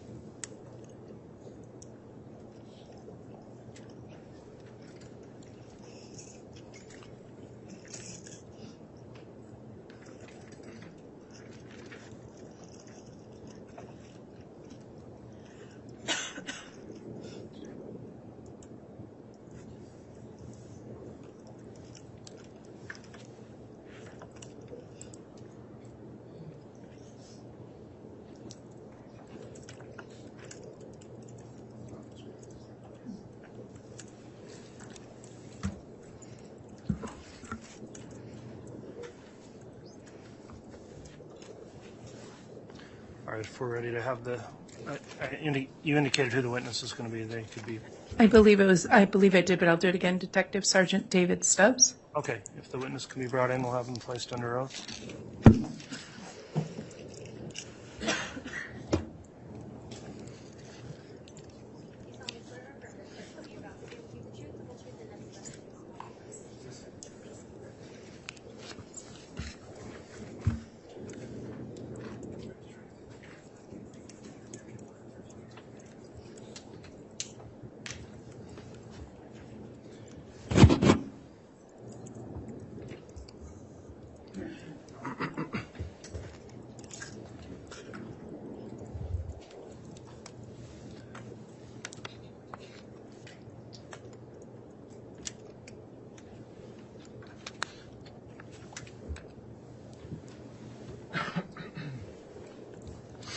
All right, before we get started with your testimony, Detective Stubbs, I'll just advise you we're making a court record here, so please avoid talking at the same time anyone else is talking. Make verbal responses to any questions you're asked.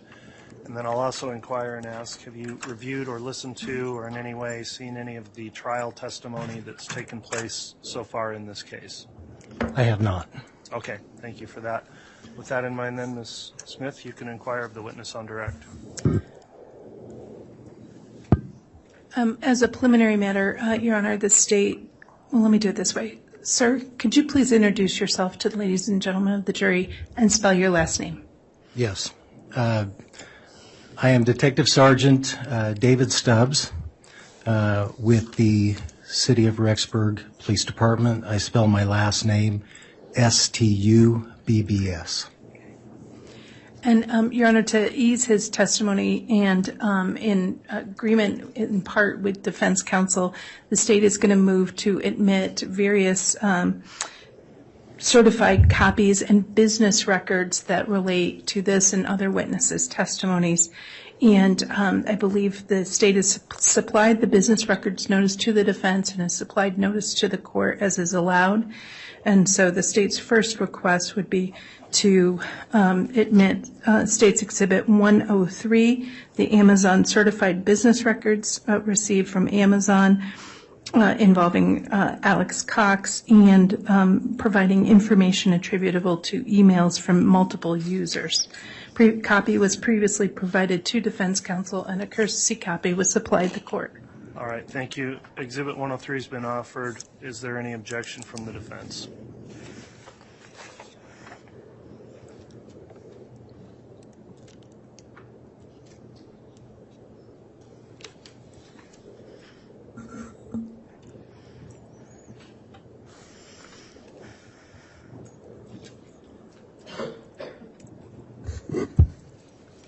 No objection. All right, 103 is admitted.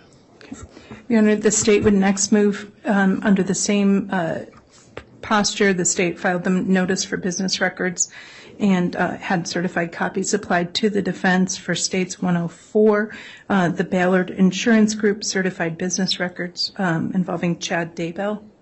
All right, 104 has been offered. Any objection from the defense?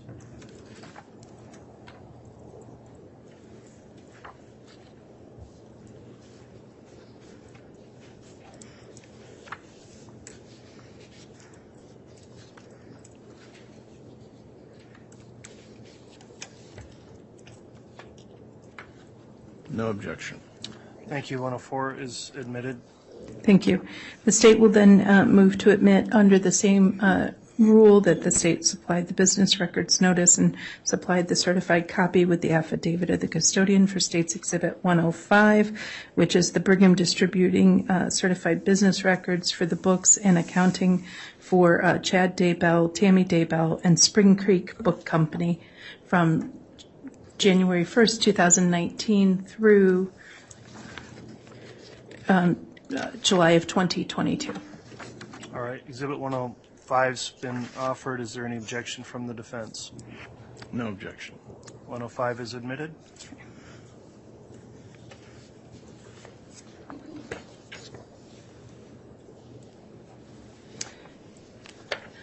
The state would move to admit State's Exhibit 106.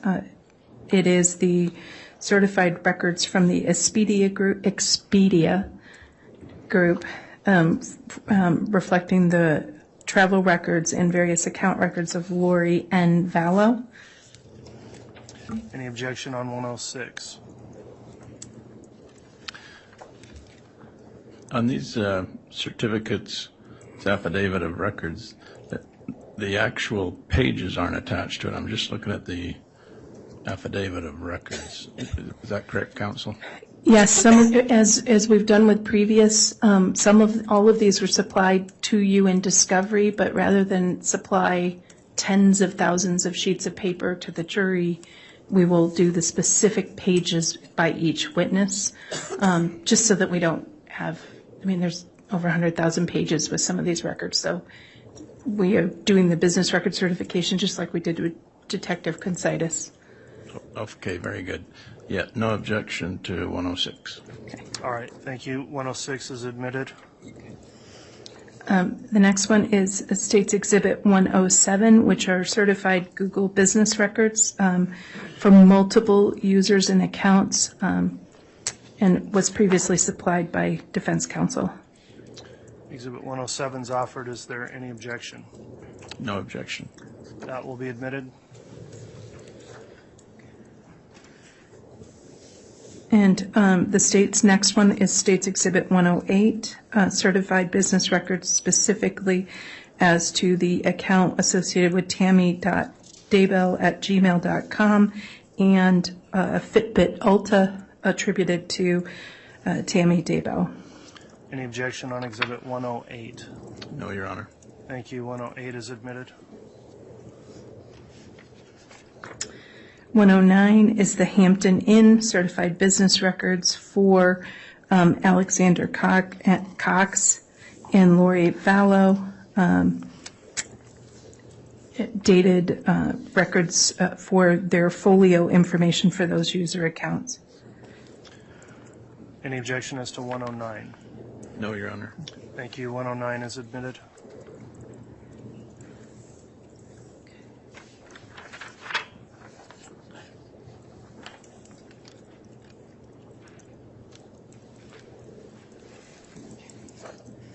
Moving forward in the exhibit list, Your Honor, the state is moving to Exhibit 123, which is the certified business records for Rise Broadband for an account attributable to Seth Daybell, but with a service address of 202 North, 1900 East, Rexburg, Idaho. All right, 123 has been offered. Is there any objection?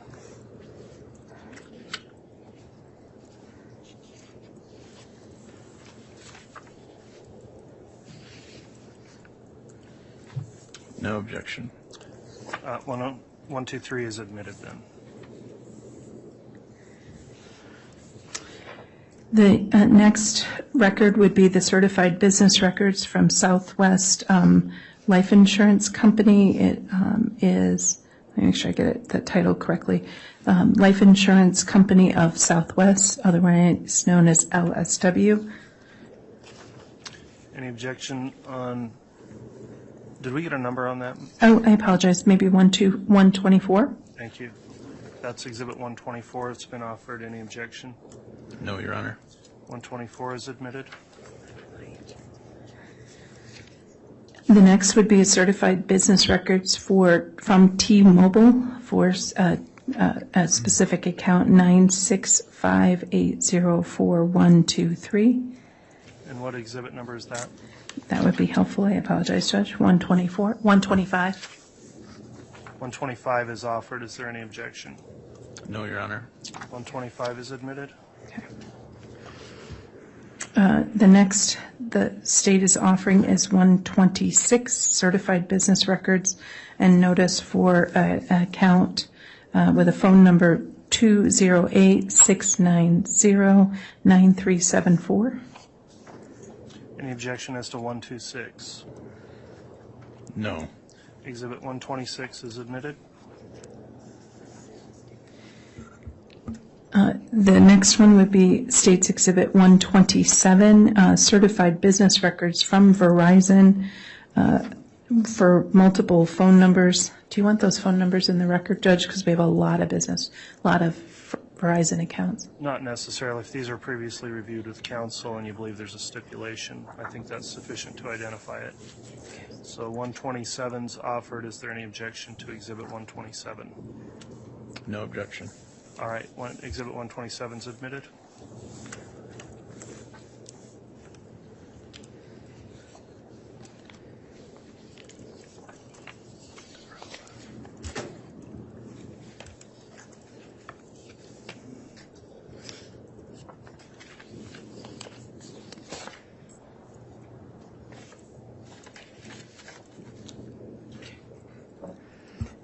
The next one, and I apologize, apparently they got out of order, would be 120, and I apologize, Judge, for Lincoln National Life Insurance, certified business records.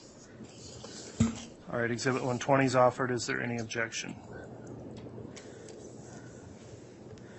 Those are the business records for the life insurance policy for Joe Ryan. No objection. All right, Exhibit 120 has been admitted.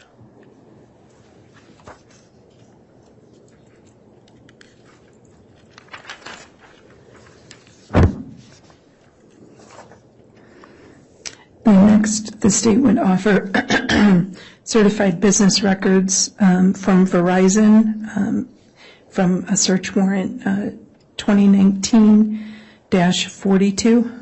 And what was the exhibit number? 128. Exhibit 128 is offered. Is there any objection?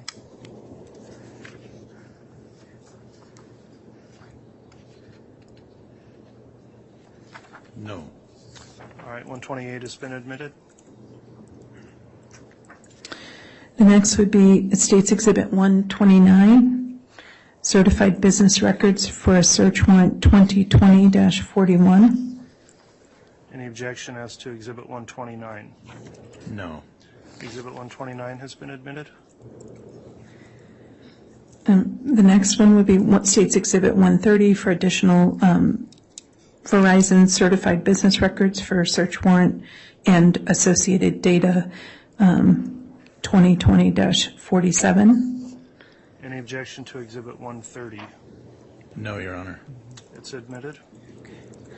The State's Exhibit 131, the business records from Verizon for phone number 801-669-4368, which would be search warrant 2020-14. I believe I said 131, but... You did. Okay, sorry. So Exhibit 131 is offered. Is there any objection? No, Your Honor. Exhibit 131's been admitted. Okay. The next one is State's Exhibit 132 from Verizon, additional certified business records for cell phones, 20 associated with search warrants, and the phone number 480-341-9585. All right, that's Exhibit 132 offered. Any objection? No. Exhibit 132 has been admitted. The next one would be State's Exhibit 133, additional certified business records for 4 different phone numbers attributable to and associated with some returns for 2020, search warrant 2020-28. Any objection as to Exhibit 133? No, Your Honor. That exhibit is now admitted.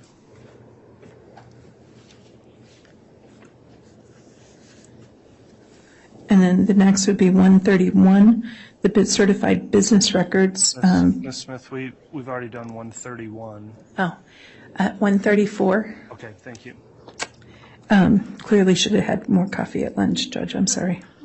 Exhibit 134, the Verizon certified business records for search warrant and 2020-46, and the records for 2 different phone numbers. Exhibit 134 is offered. Is there any objection? No, Your Honor. That exhibit is admitted.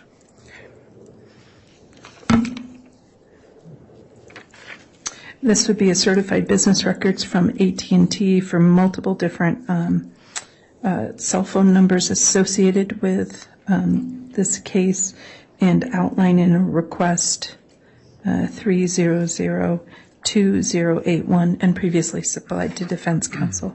And what was the exhibit number for that? 135. Exhibit 135 is now offered. Is there any objection? No. That exhibit's now admitted.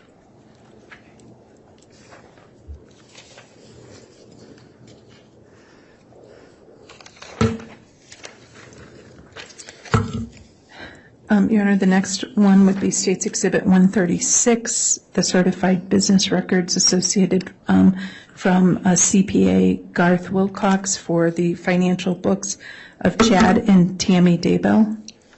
Any objection to 136? No, Your Honor. That exhibit is now admitted.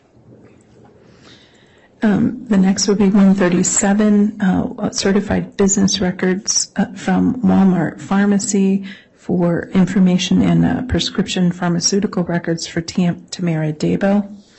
Any objection to Exhibit 137? No. That exhibit's now admitted.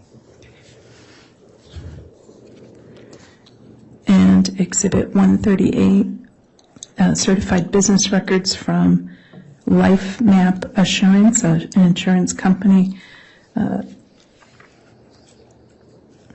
attributed to life insurance and payout information related to Tamara Daybell. All right, Exhibit 138 is offered. Is there any objection? No, Your Honor. And 138 is admitted. then moving forward is State's Exhibit 143, Amazon Certified Business Records. Any objection to 143?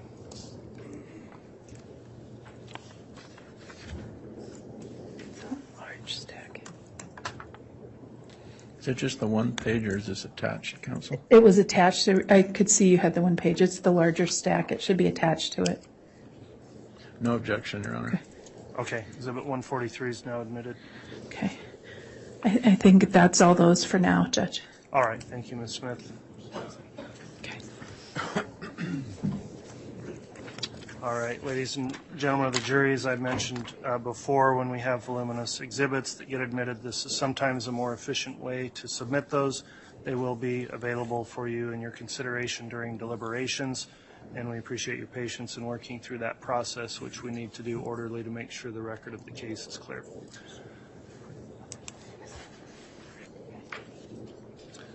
All right, at this time you can inquire on direct then, Ms. Smith. Thank you, Your Honor. Thank you, Detective Sergeant. Sorry about that. Sir, can you tell us a little bit about your background? Yeah. I have been involved in law enforcement for the past 30 years.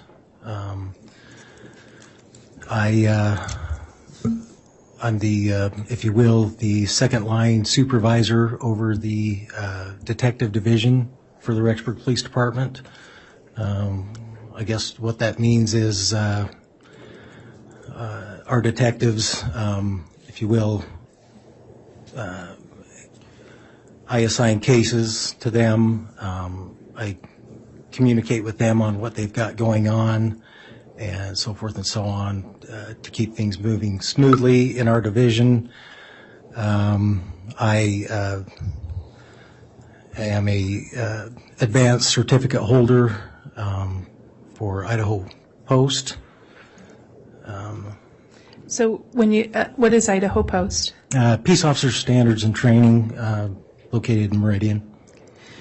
So you're a detective sergeant and you're a supervisor. Do you have any specific training in terms of the actual investigative techniques used in your department? So over the last, I would say about 12 years, I have, if you will, specialized in computer forensics, cell phone forensics, cellular data, cellular locating of cell phones and other electronic devices, anything basically dealing with electronic devices. I have received certificates, trainings, hundreds of hours dealing with these kind of things.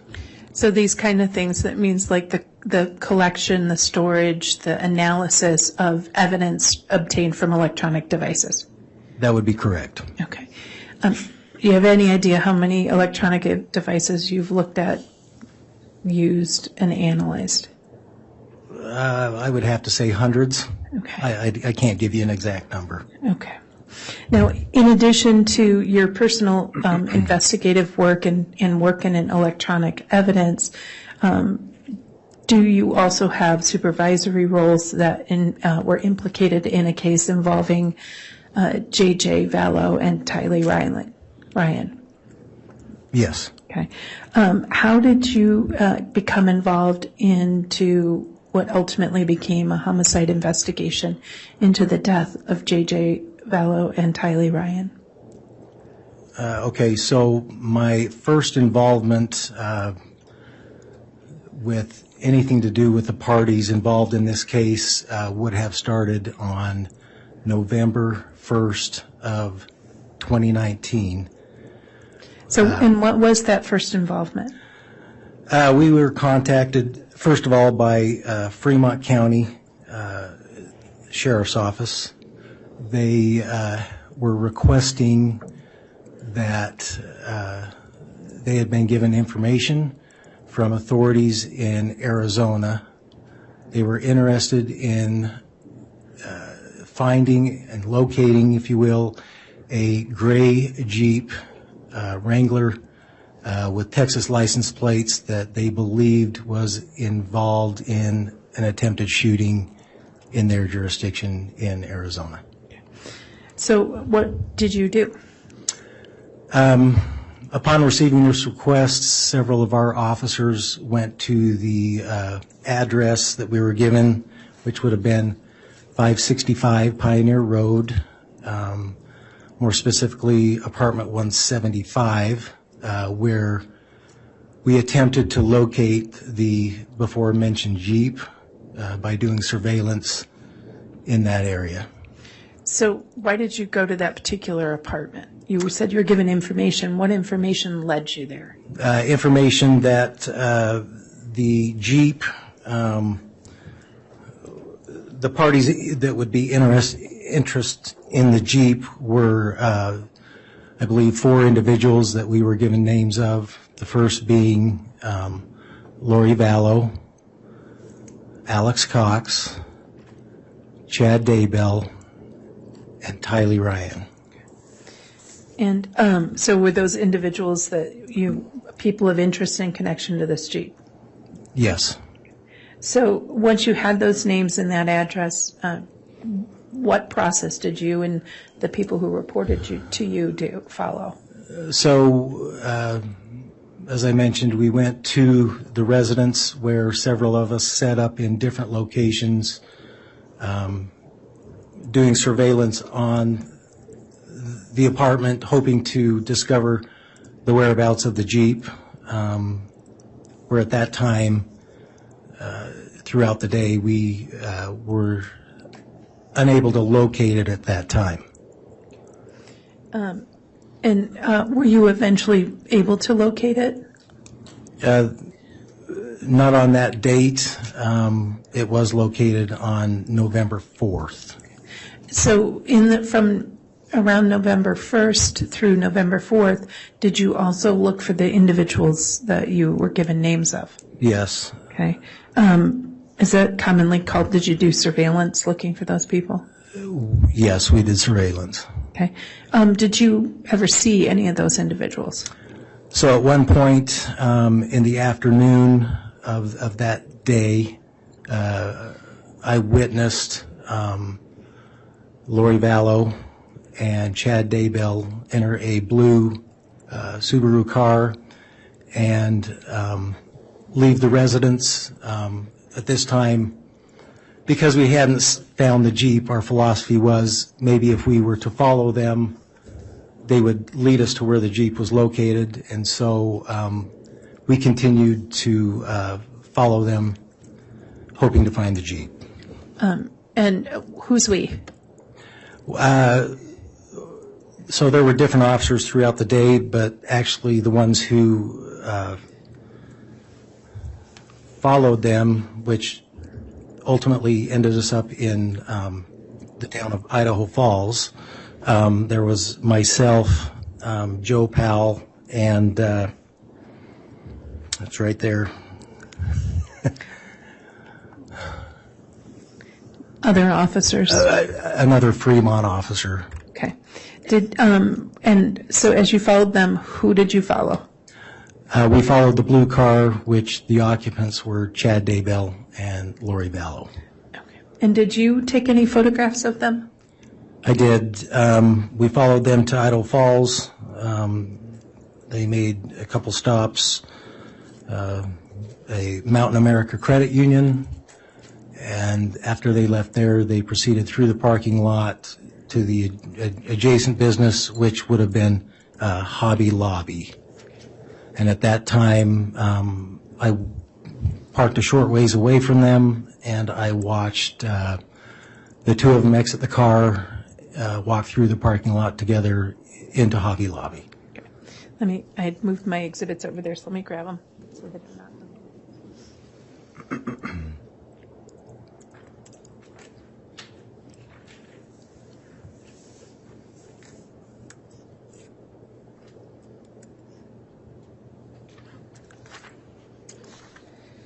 And forgive me, I think you said you had made the observations. Did you actually photograph them as well? Yes, I took some photographs of them walking toward the store. Okay. Your Honor, the state would request that States Exhibit 36C and B be shown to the witness. Both a courtesy copy has been supplied the court, and a copy has been given to defense counsel as well. It was also previously disclosed to defense counsel. They can be shown to the witness. Thank you.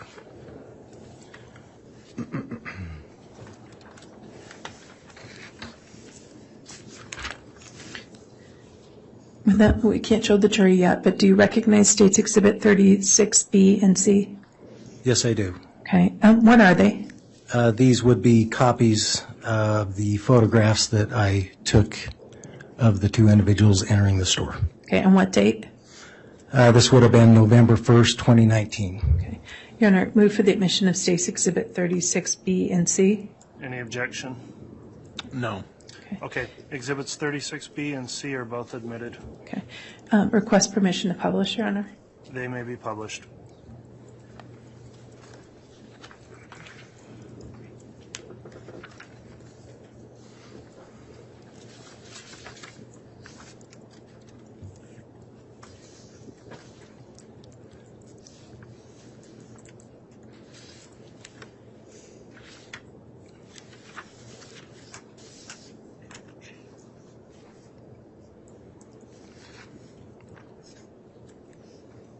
Confident it's user error, Your Honor? We'll check. We have had an issue, so let's make sure. What's that? I don't need the computer. I was just making sure it wasn't. Oh, yeah. Sorry, no name.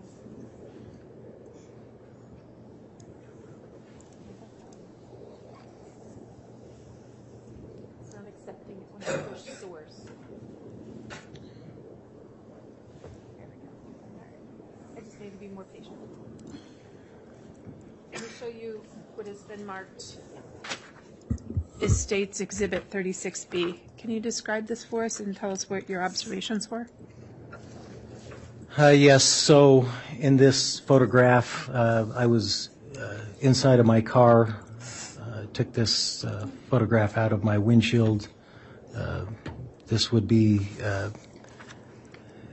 Chad Daybell and Lori Vallow as they were walking into the store.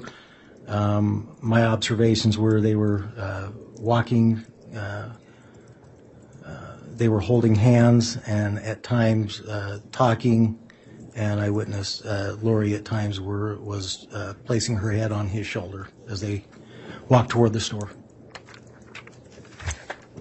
And what are we seeing in 36C? This would just be as I was approaching them through the parking lot and I was getting closer to them. This is just another photograph of the same as I got closer. They were holding hands and walking into the store as well. Okay.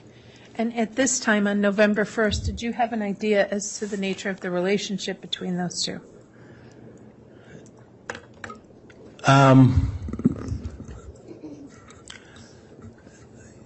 I had been told that they had possibly been together. Okay. And so you indicated that the Jeep itself was later found? Yes, 3 days later on the 4th, which was a Monday, it was located at that residence, the before-mentioned residence. In which particular apartment?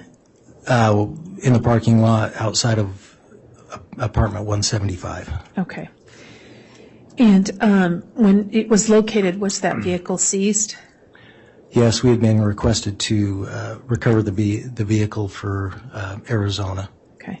And did the Rexburg Police Department do that? Yes, we had the vehicle towed to our secure impound lot. Okay. And who was identified, if you remember, who was identified as the owner of that vehicle? I believe the owner, at least on the registration, was Joe Ryan and Tylee Ryan. Okay. And so on November 4th, when the car is towed, did anybody call the police looking for the car? So from that time until really my next encounter with them, there were no inquiries as to where the car had gone. We had even tried to reach out and say that we had taken the car, but were not able to get a hold of anybody, and nor did anyone inquire that their vehicle was missing. Okay. And Tylee Ryan was a teenager, and it was known to be her car? Yes, it was known to be what she would drive. Now, you said your next encounter with them. What was the next encounter with them? So after this encounter involving the Jeep, again on August 26th, we had received information. I'm sorry, what date?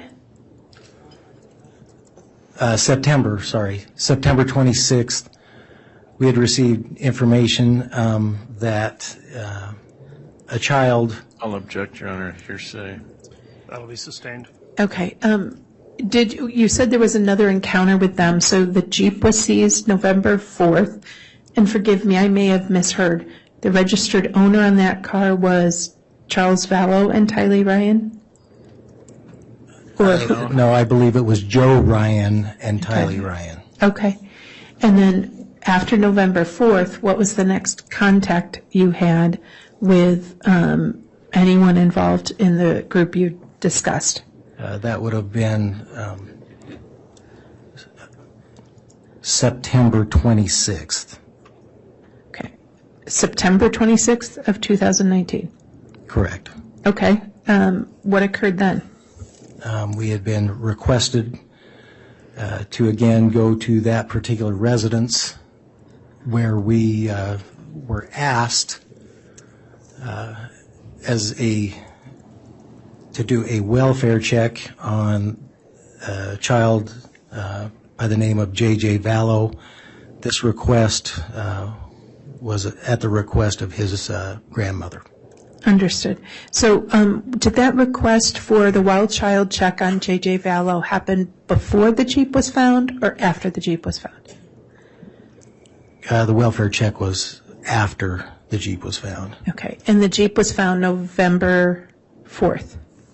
It was seized November 4th, yes. Okay. And then the welfare check on the child occurred after that? Correct. So that would be November or September, because you were saying September earlier. It was, my mistake, November 26th is when we made that contact. Okay. And when you say we made that contact, how was contact made? So,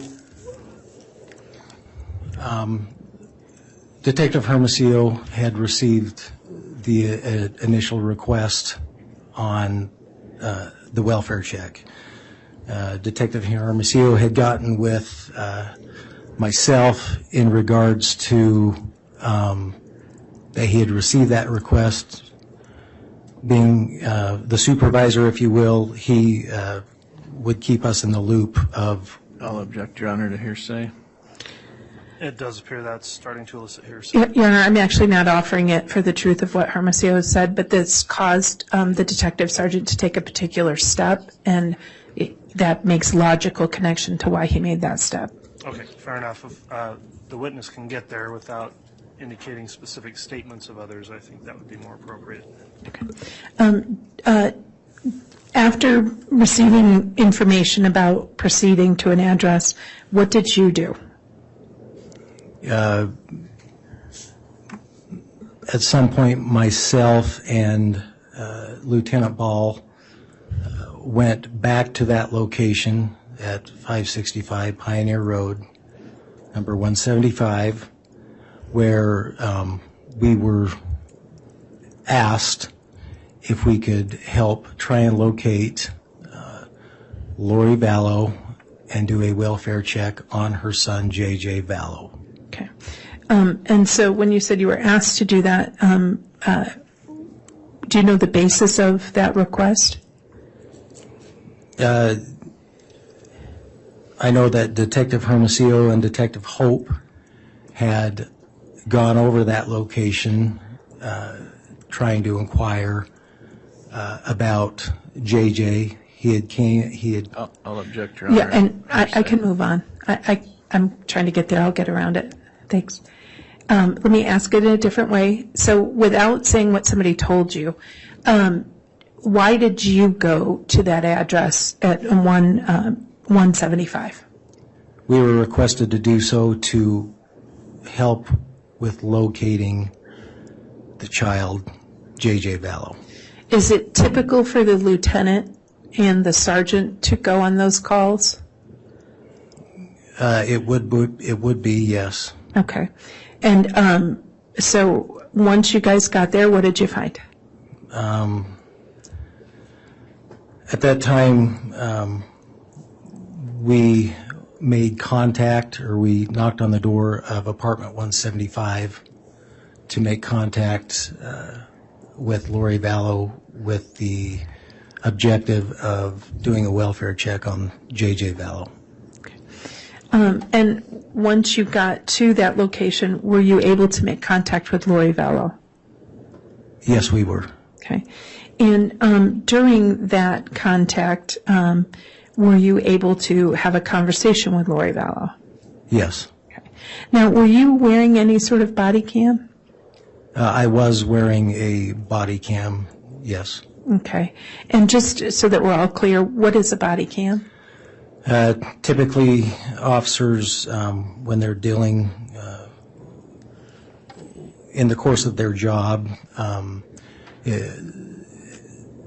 wear body cams so that encounters that we have with, if you will, the public can be documented for not only the safety of the officer, but the safety of the public we deal with. And the body cam you were wearing on November 26th, was it on and operating when you made contact with Lori Vallow? Yes.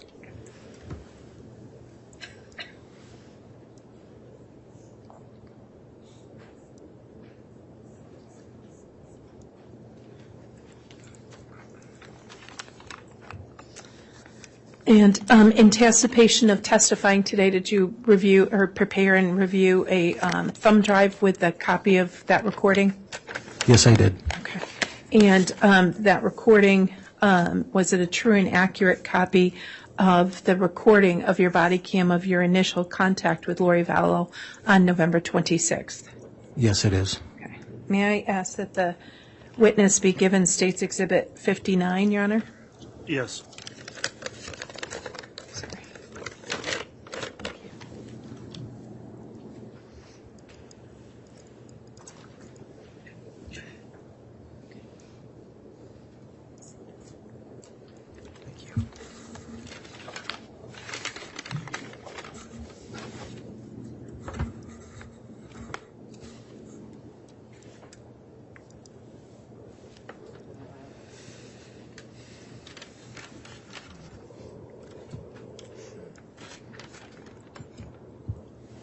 Do you recognize State's Exhibit 59? I do. It is a flash drive that I prepared with my first encounter body cam. Also has my handwriting on it. Okay. Your Honor, I move for the admission of State's Exhibit 59. Any objection? No, Your Honor. Exhibit 59 is admitted. I request permission to play it for the jurors. You may. And again, for the record, the exhibit is the thumb drive. It contains that, only the one file on the thumb drive, is that correct? Yes, Your Honor.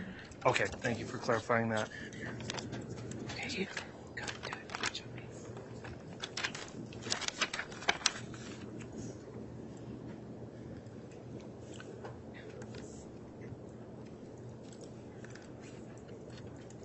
And Ms. Smith, do you happen to know the length of the footage? I don't want to be wrong. Detective Sergeant, what is it about? How long is it? Probably about 5 minutes. Okay. All right, thank you. Or less. Thanks. Thank you. Find out.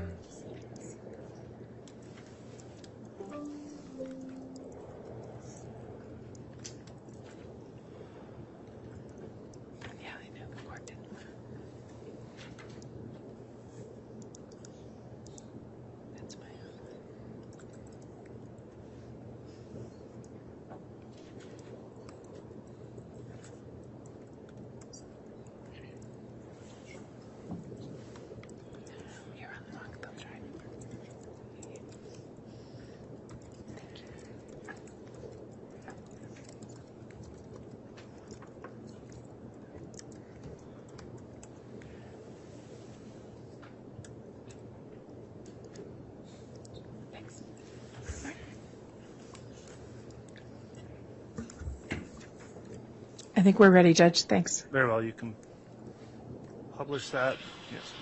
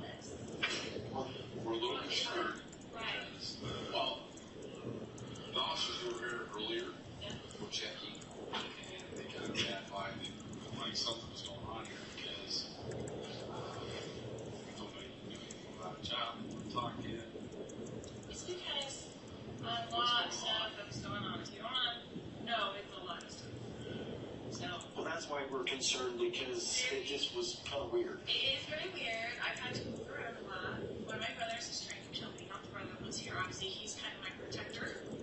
My other brother was in with my husband who was trying to kill me for my $2 million life insurance. So a lot of stuff is going on in this last year. It's been a horrible year for us. I've had to move around. And so I was going to move back to Arizona. Put my son back into school there because I tried for the school here, public school in Kennedy. He went for 2 months and tried it, but he has his Now, the person who called is my sister-in-law, but she's his natural grandmother. He's adopted by us.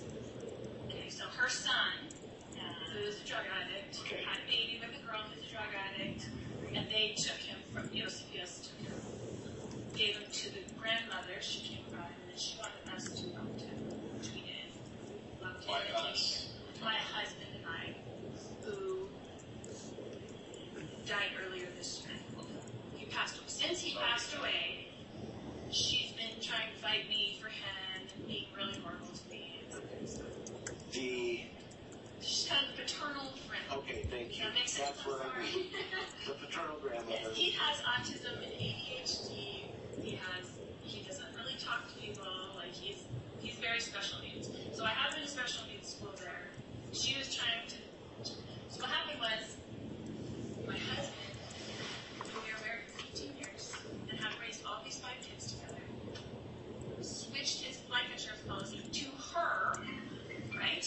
To his sister, who got $1 million when he died, and we got nothing. For me to raise JJ, and all the kids got nothing, and everybody got nothing. She got $1 million. So I knew she was going to try to sue me for him, or she now has this $1 million, so she can hire people to help him, and I have nothing. But you have legal custody. He's my son. I adopted him. He's 2 years. We had him from the time he was 8 months old till 2 years old. She does nothing that wants to cause me trouble. So I don't tell people the truth about where we're going or what we're doing because of those reasons. So I look like a suspect, but I am not a good person. Raised all of my kids. I've done everything that I'm supposed to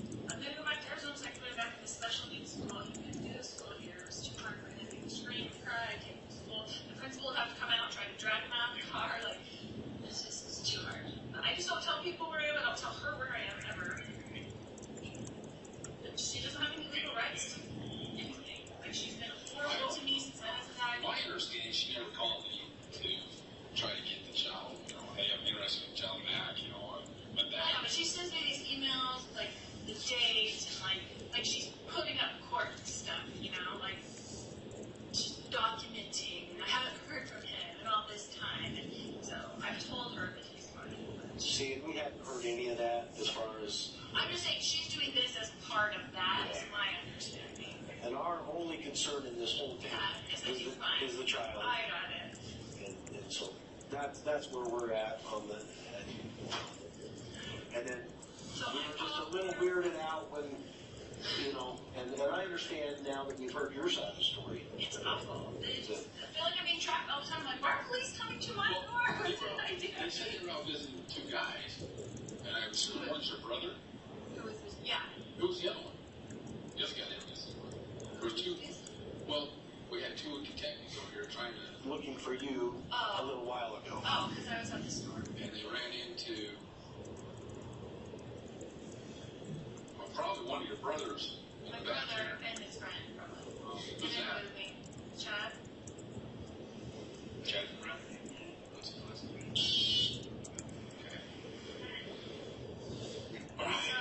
It's just a mess that is constantly causing me trouble. Chad D-A-Y-B-E-L. He's an author. Doesn't he live like out in the? He's not the Chatty Bell. Didn't his wife pass away recently? Is that him? I don't know. But it sounds familiar as an author. He's got a couple of daughters. Okay. All right. What? Do you need anything else? Sorry to bother you. Thank you. We don't mean to be a problem. I'm sorry that people are constantly knocking on my door and looking for me, and I just don't want to be found. I mean, you had problems with that before we had. Well, the reason I'm living is because the brother that was going to kill me that found emails and texts with my my husband at the time kept showing up here, so he found out where I was. And he was knocking on my door. No, this was your brother? He showed up here and was knocking on your door. He lives in Kansas. And you said something about you were getting threatening emails? Well, no. Just after my husband passed, I found emails and texts between them that they were planning all this stuff to get rid of me. Well, that's why I'm moving back. I'm moving, and I'm not going to be in a place. I'm going to live with my friend, Melanie. Don't tell anybody her name yet, because I don't want anything in my name. I have the apartment in my name, but I've been staying over here with my brother because he just about me, so. Back up. You know, you can call. Take care of it. Well, that's what I'm saying. Like, I just, like, it's just a nightmare. I mean, I canceled the insurance policy since my husband passed, so there's no money. What are they going to do with JJ? Like, what do people think? Yeah.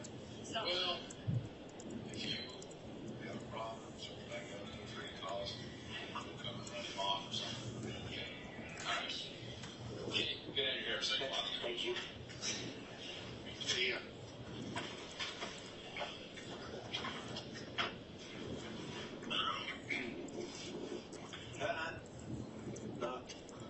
Not.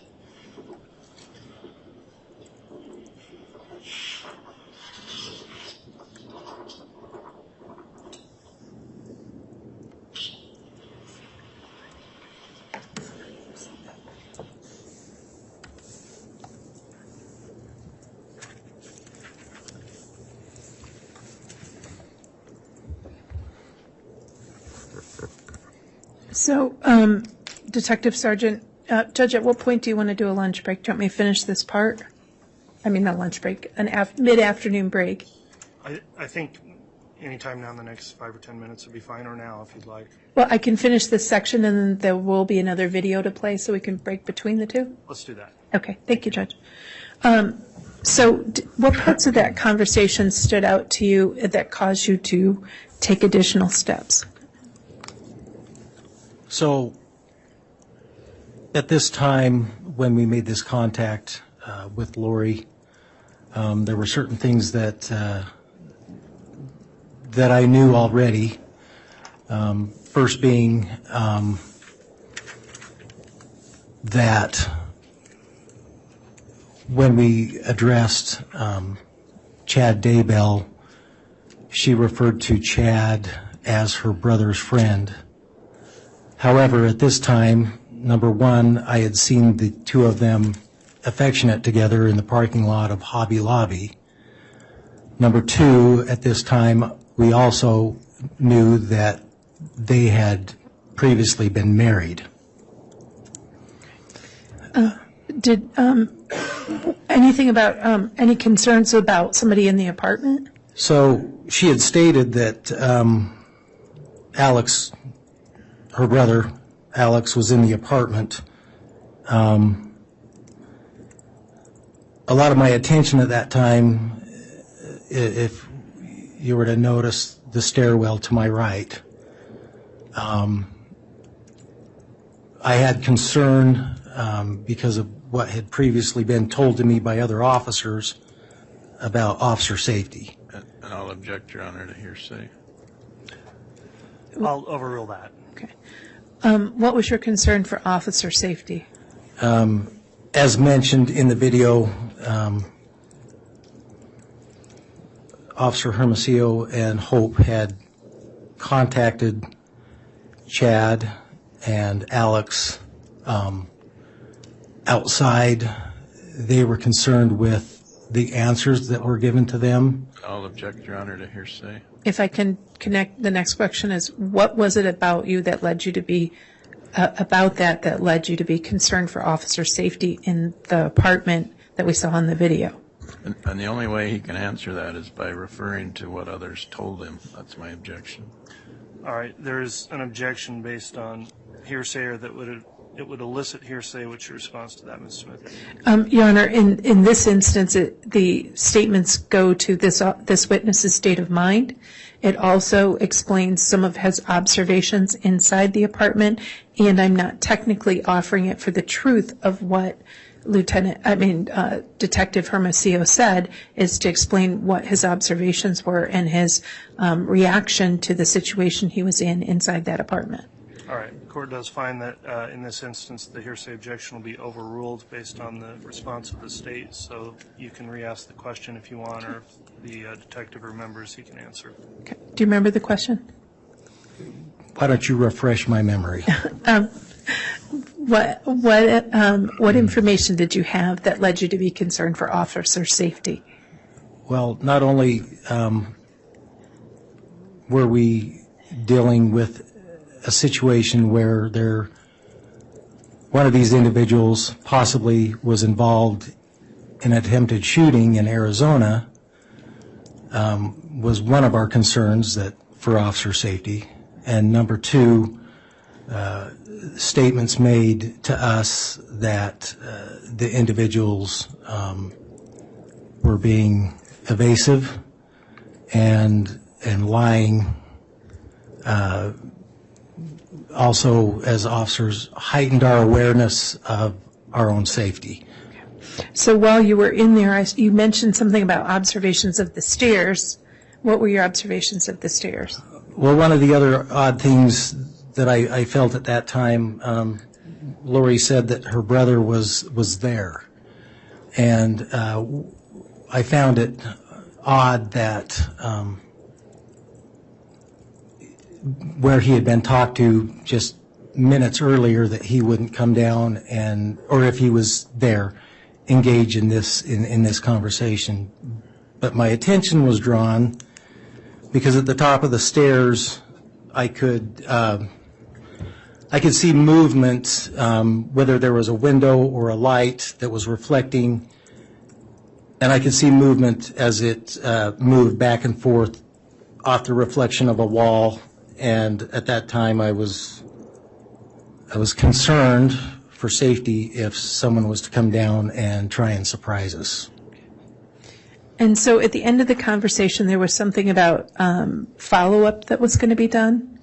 When you left Lori Vallow's apartment that day at that first visit, what information where is law enforcement going to act on? So she expressed when we talked to her that she had given the information by phone to one of my coworkers to how to contact her friend Melanie Gibb, who she claimed JJ was with, and work out some kind of a welfare check so we could check on the safety of the child. Okay. And so at that point, that's when you and Lieutenant Ball, and who else was in that video from the law enforcement end? That would have been Officer Kellen Wetton. Okay. So that's when you, Officer Wetton, and Lieutenant Ball left under the belief that there was going to be contact with Melanie Gibb? Yes. Okay. Your Honor, this would be I have another video after this, so. Okay, let's go ahead and take our mid-afternoon break. We did take a fairly long lunch, so we'll try to shorten this one up if we can somewhat, but it does take time to get all of our jurors situated and comfortable to return, so we'll come back in just hopefully 15 minutes or so. All right, please.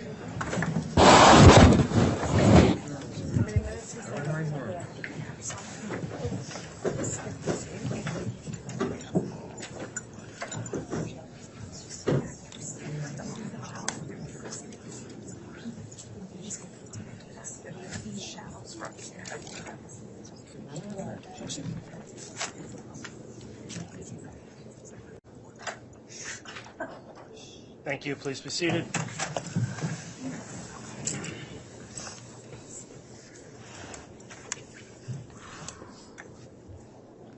All right, we can have the jurors return.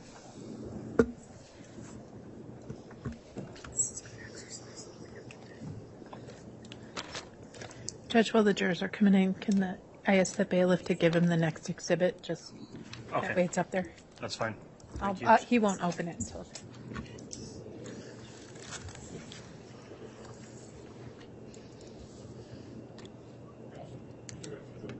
Oh, those can go to the clerk. I think we're done with those. No, those we can publish another time.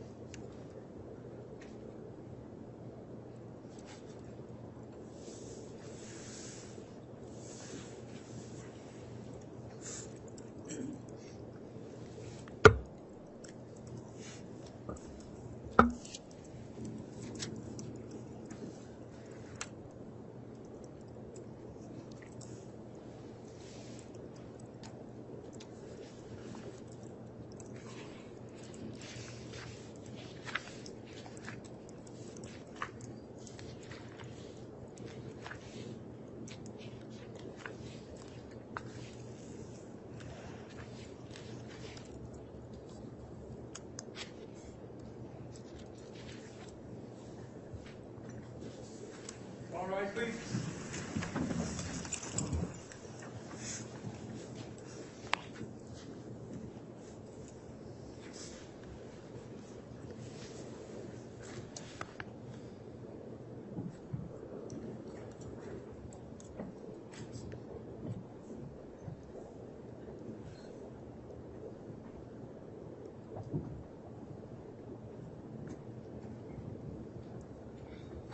Here's our president, count for you.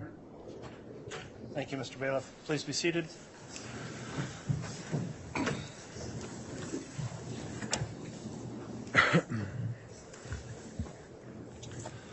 Okay, we're back on the record on CR 22 21-1624, State of Idaho versus Lori Noreen Vallow. I'll remind the witness, Detective Stubbs, you're still under oath for your testimony.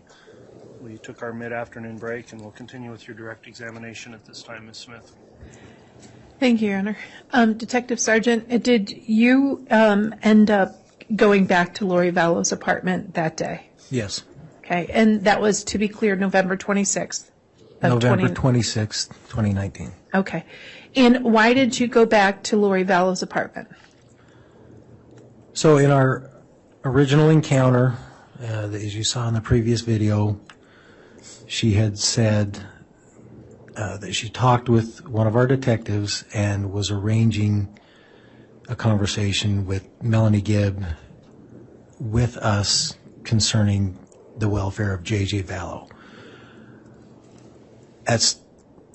At this point, we weren't able to get a hold of Melanie Gibb. She wasn't answering her phone, and the other detective advised us that she wasn't answering. So we decided to return to her apartment. And so was that also on body cam? Yes. All right. And will you take a look at what's been given to you as State's Exhibit 60? Have you looked at that? I have looked at this. Okay. What is it? It's a USB flash drive containing the second encounter with my body cam when we went back the second time to Lori's residence. Okay. On November 26th? Correct. And you prepared that exhibit, and it's the same exhibit you prepared? Yes. Okay. Move for the admission of State's Exhibit 60. Any objection to Exhibit 60? No, Your Honor. All right, Exhibit 60 is admitted. And I request permission to publish, Your Honor. You can publish it. Thank you, sir. Appreciate it.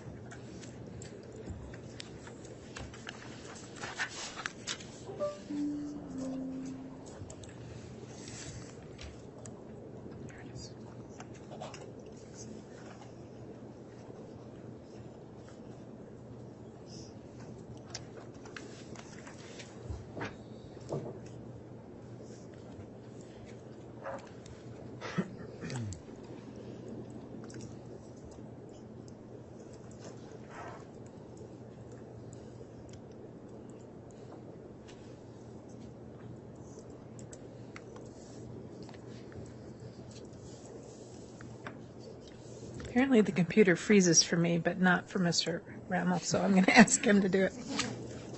They like him better. Thank you.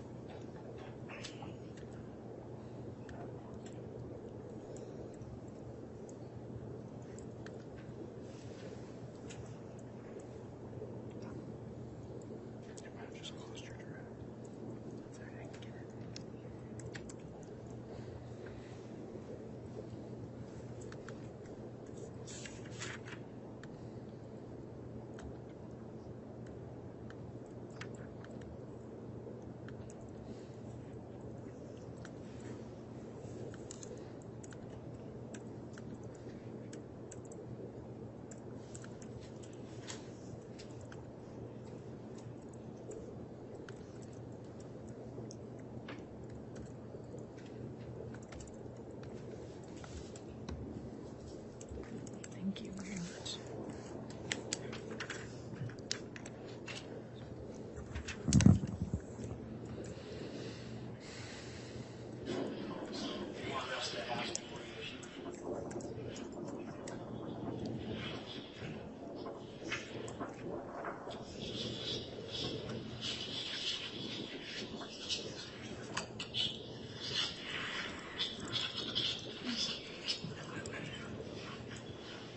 Melanie is the friend.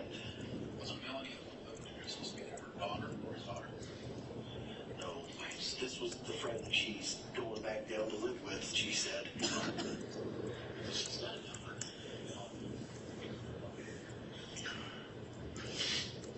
Let's just see if she will call and have Melanie get a hold of Hope and just do a verification. because apparently she's not answering the phone down there.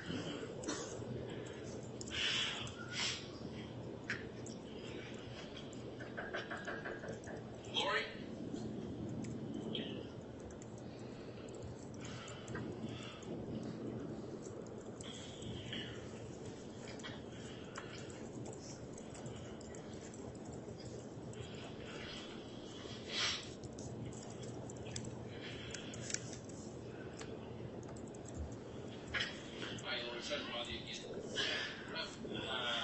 Melon, Well, they were going to Frozen 2 today, so they may be up for this. could you get a hold of her at some point and say, can you please call back the officer that's been trying to call you? Sure. Just, Yes, I think they are at the movies right now. okay, he's been trying to call her or other officer. She's not answering. But if they're at the movie, that's Probably at Frozen 2 right now. Yeah. Because that's one thing he wanted to do. I'm Frozen too. I don't know if I can handle a whole country here.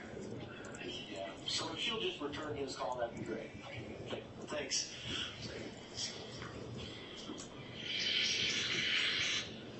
Yes, sir.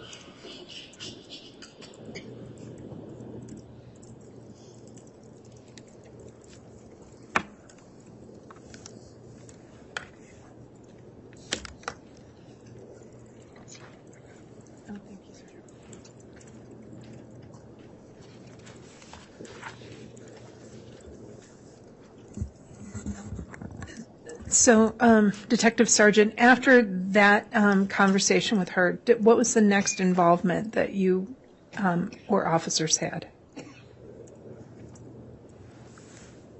What was your next involvement after that conversation? As far as that day? That day. I'm sorry? That day? That was our last encounter with her that day, yes. Did you have any contact with her after that? No. Okay. And then what steps, if any, did your department take in response to that visit? Well, due to the information she provided to us this day, we were able to get a hold of Melanie Gibb, later that afternoon, evening. She advised us that she did not have JJ, she was not in Arizona, and they had not been to the movies. She said she was currently I'll object, Your Honor, to hearsay. Sustained. So did the conversation with Melanie Gibb, let's do this. So given some of the information that you had, did you assess the statements that Lori Vallow made to law enforcement that day? Yes.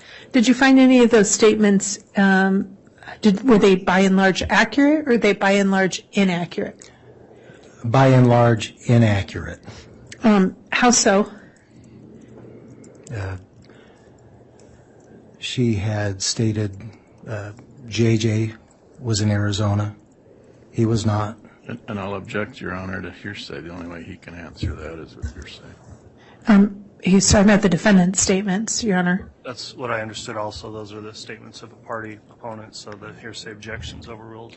Okay. Maybe the witness could clarify who's making the statement. Okay. So what statements of Lori Vallow did you find inaccurate? Lori had told us that her son JJ was in Arizona.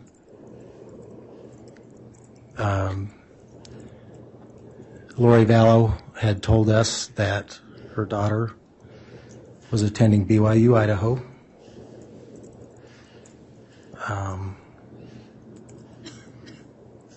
Did you have any information about her relationship with Chad Daybell, and was that consistent or inconsistent with what she told you? Like I before mentioned, we already knew that her and Chad were married at that time.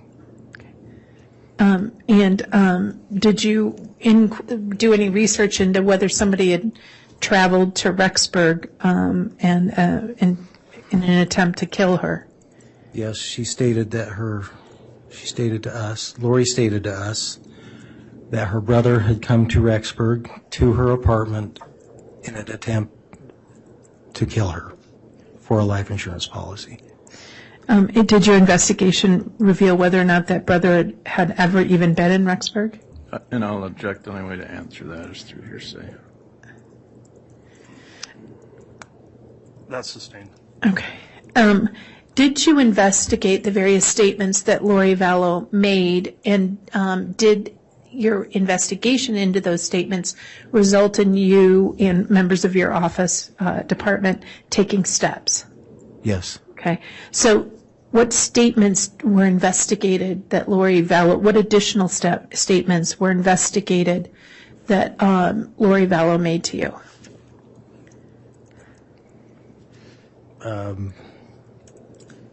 If I'm understanding your question, statements of her life being in danger were looked into.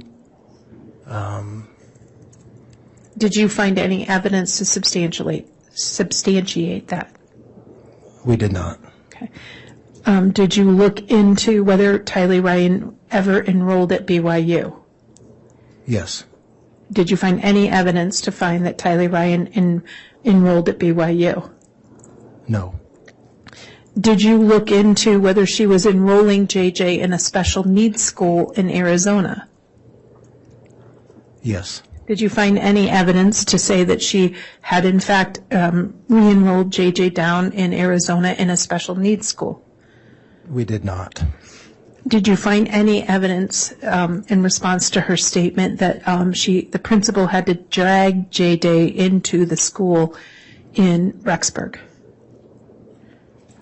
Yes. Okay, so the principal had to drag.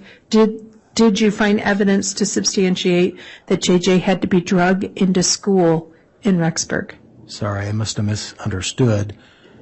We did look into it, and we found no evidence that that was the case. And did you look into where Melanie Gibb was located at the time the defendant was claiming she was in Arizona with JJ? Yes. Did you find whether or not that was true, that Melanie Gibb was actually in Arizona? I'll object. The only way to answer that is through hearsay. I'll overrule that objection. Okay. Will you ask that again, please? Absolutely. Did you find evidence to show that Melanie Gibb was in Arizona at the time Lori Vallow claimed that Melanie Gibb was in Arizona? She was not in Arizona. Okay. So given these various statements, did you also consider the connection to the Jeep that was wanted from Arizona in making any decisions? So Can you rephrase that I know there was coughing. Did you consider the factor that the Jeep was wanted in connection to an attempted homicide in Arizona in connection to your analysis of Lori Vallow's statements? Yes. Okay. Now, did looking at that analysis and investigation lead your department to make any investigative decisions? Yes, at this time. What did you guys decide to do about this stuff? Due to the facts that we had discovered, which a lot of those were discovered later that evening, an effort was made to obtain a search warrant to go back to the residence and search the residence for evidence of J.J. Vallow. Okay. So did your department obtain that search warrant as to the apartments on Pioneer Road? Yes, warrants were obtained for 3 different apartments in that complex.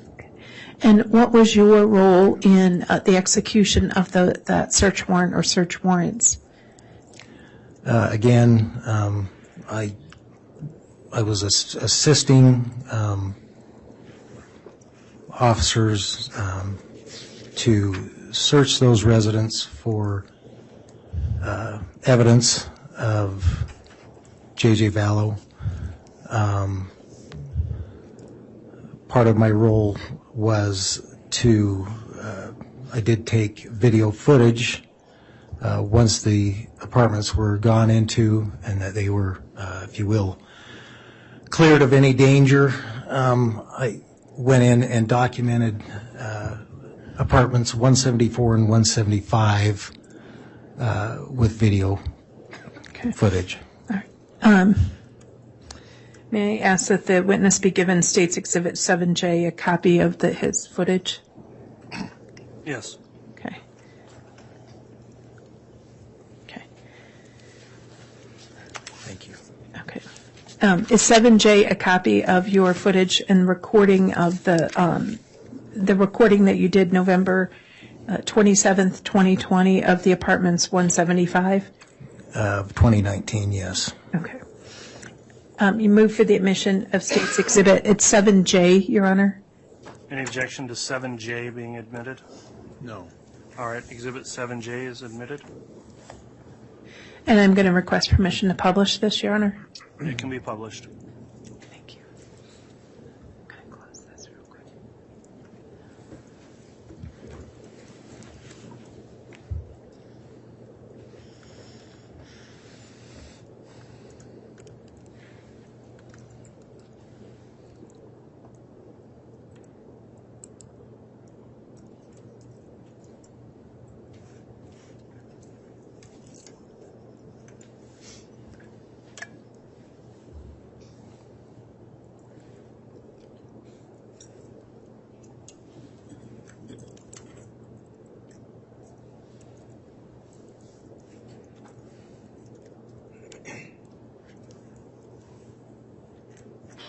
I'm videoing, so I'm doing the whole house.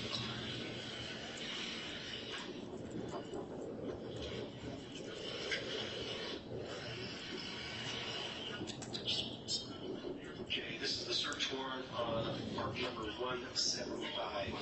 175.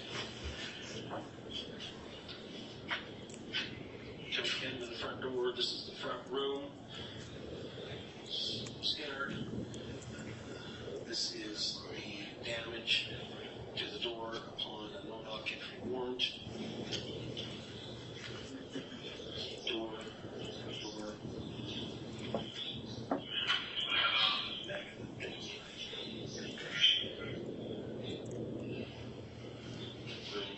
Here's the door jamb. The kitchen area. There was arrival keys that had been left on the counter. A envelope from Amazon. This was on the front porch to Lori Vallow, 565 Pioneer Road, apartment 175, West Orlando.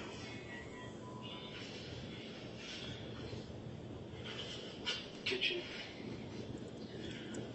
pantry, half bath, garage leading to the door leading out to the garage. This area,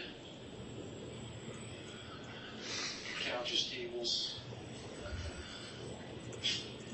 guns located in this area.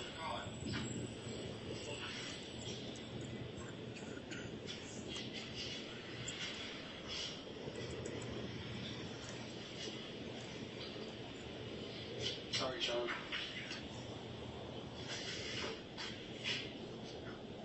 I'm going that way, Rob.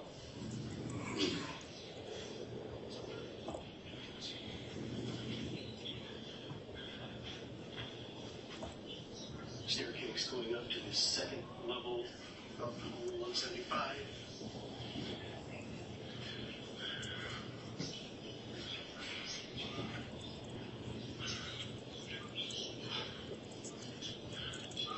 To the left, at the top of the landing, is a master bedroom, bed,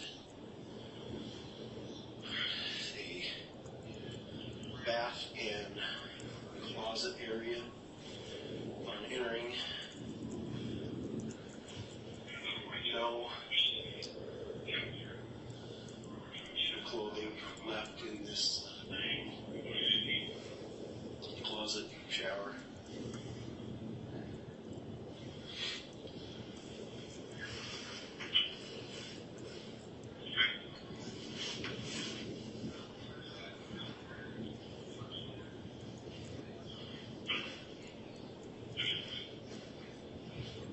Looks like there was some electronic devices on these. At one time I can see dust imprints. What appears to be computers. Here's a printer. On this printer is a lease agreement.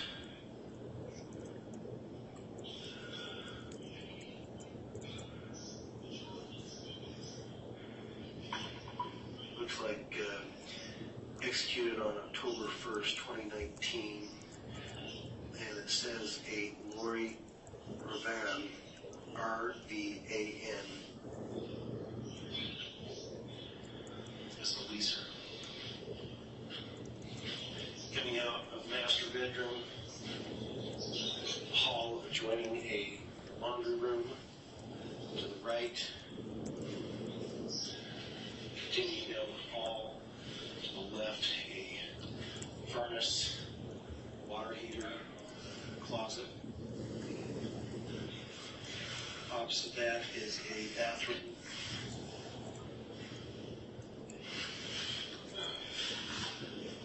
Continuing down the hall, 2 bedrooms. One to the south, one to the north of the hallway. This is the one to the south. A single bed, a double bed, a closet containing a couple coats, 1 empty box, a fan, some empty hangers, what appears to be a bedspread, and this box here that appears to have possibly winter clothes, female winter clothes inside. Continuing to the other bedroom, we have, this is the one to the north. We have a bed, appears to be some bedding on the floor. We have 3 cases here, all containing guitars. Looks like a duffel bag full of toiletry items that would appear to be belong to a male subject due to the cologne and so forth inside. This closet is also fairly barren. Looks like there are 2 samurai swords inside the closet, empty laundry basket, another basket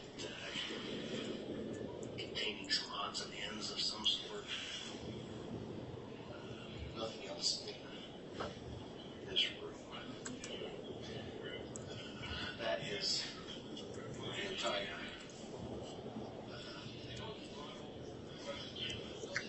aspect of the home.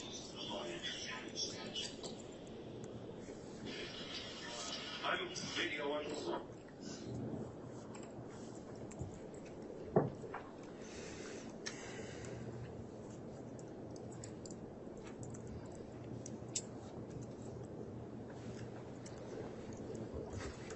Your Honor, we're happy to keep going, whatever the court's intention is. This officer did numerous electronic search warrants.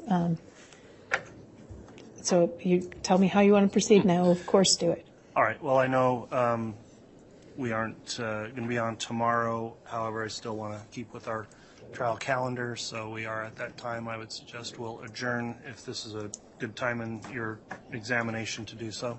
Yes, sir. Okay. So, ladies and gentlemen of the jury, then we will go ahead and resume again on Monday. And with the 3 days now, again, I'll tell you specifically, as I've told you every day before, Please follow the court's admonishment to not talk about this case with anyone else or amongst yourselves while you're on this break. Please do not do anything to investigate the case. Don't look up any of the news coverage of the case. Don't follow any stories that are reporting on the case. I very much appreciate how you have continued to follow this admonishment every single day, every one of you. Your jury service is greatly appreciated by the court and by the parties. So with that in mind, we will recess for the day and we'll resume again at 8:30 on Monday for what I believe should be a full trial next week. Full week of trial, I should say, next week. So with that in mind, we'll adjourn for the day. All right, please.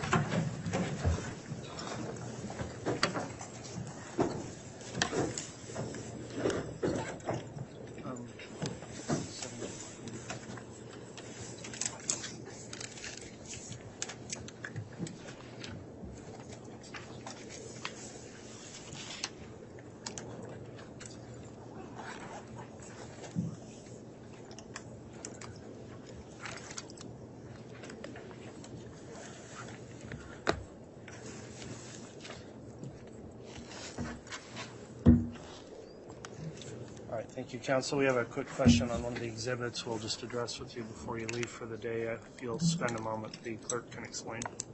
Thank you. That's fine. Sorry.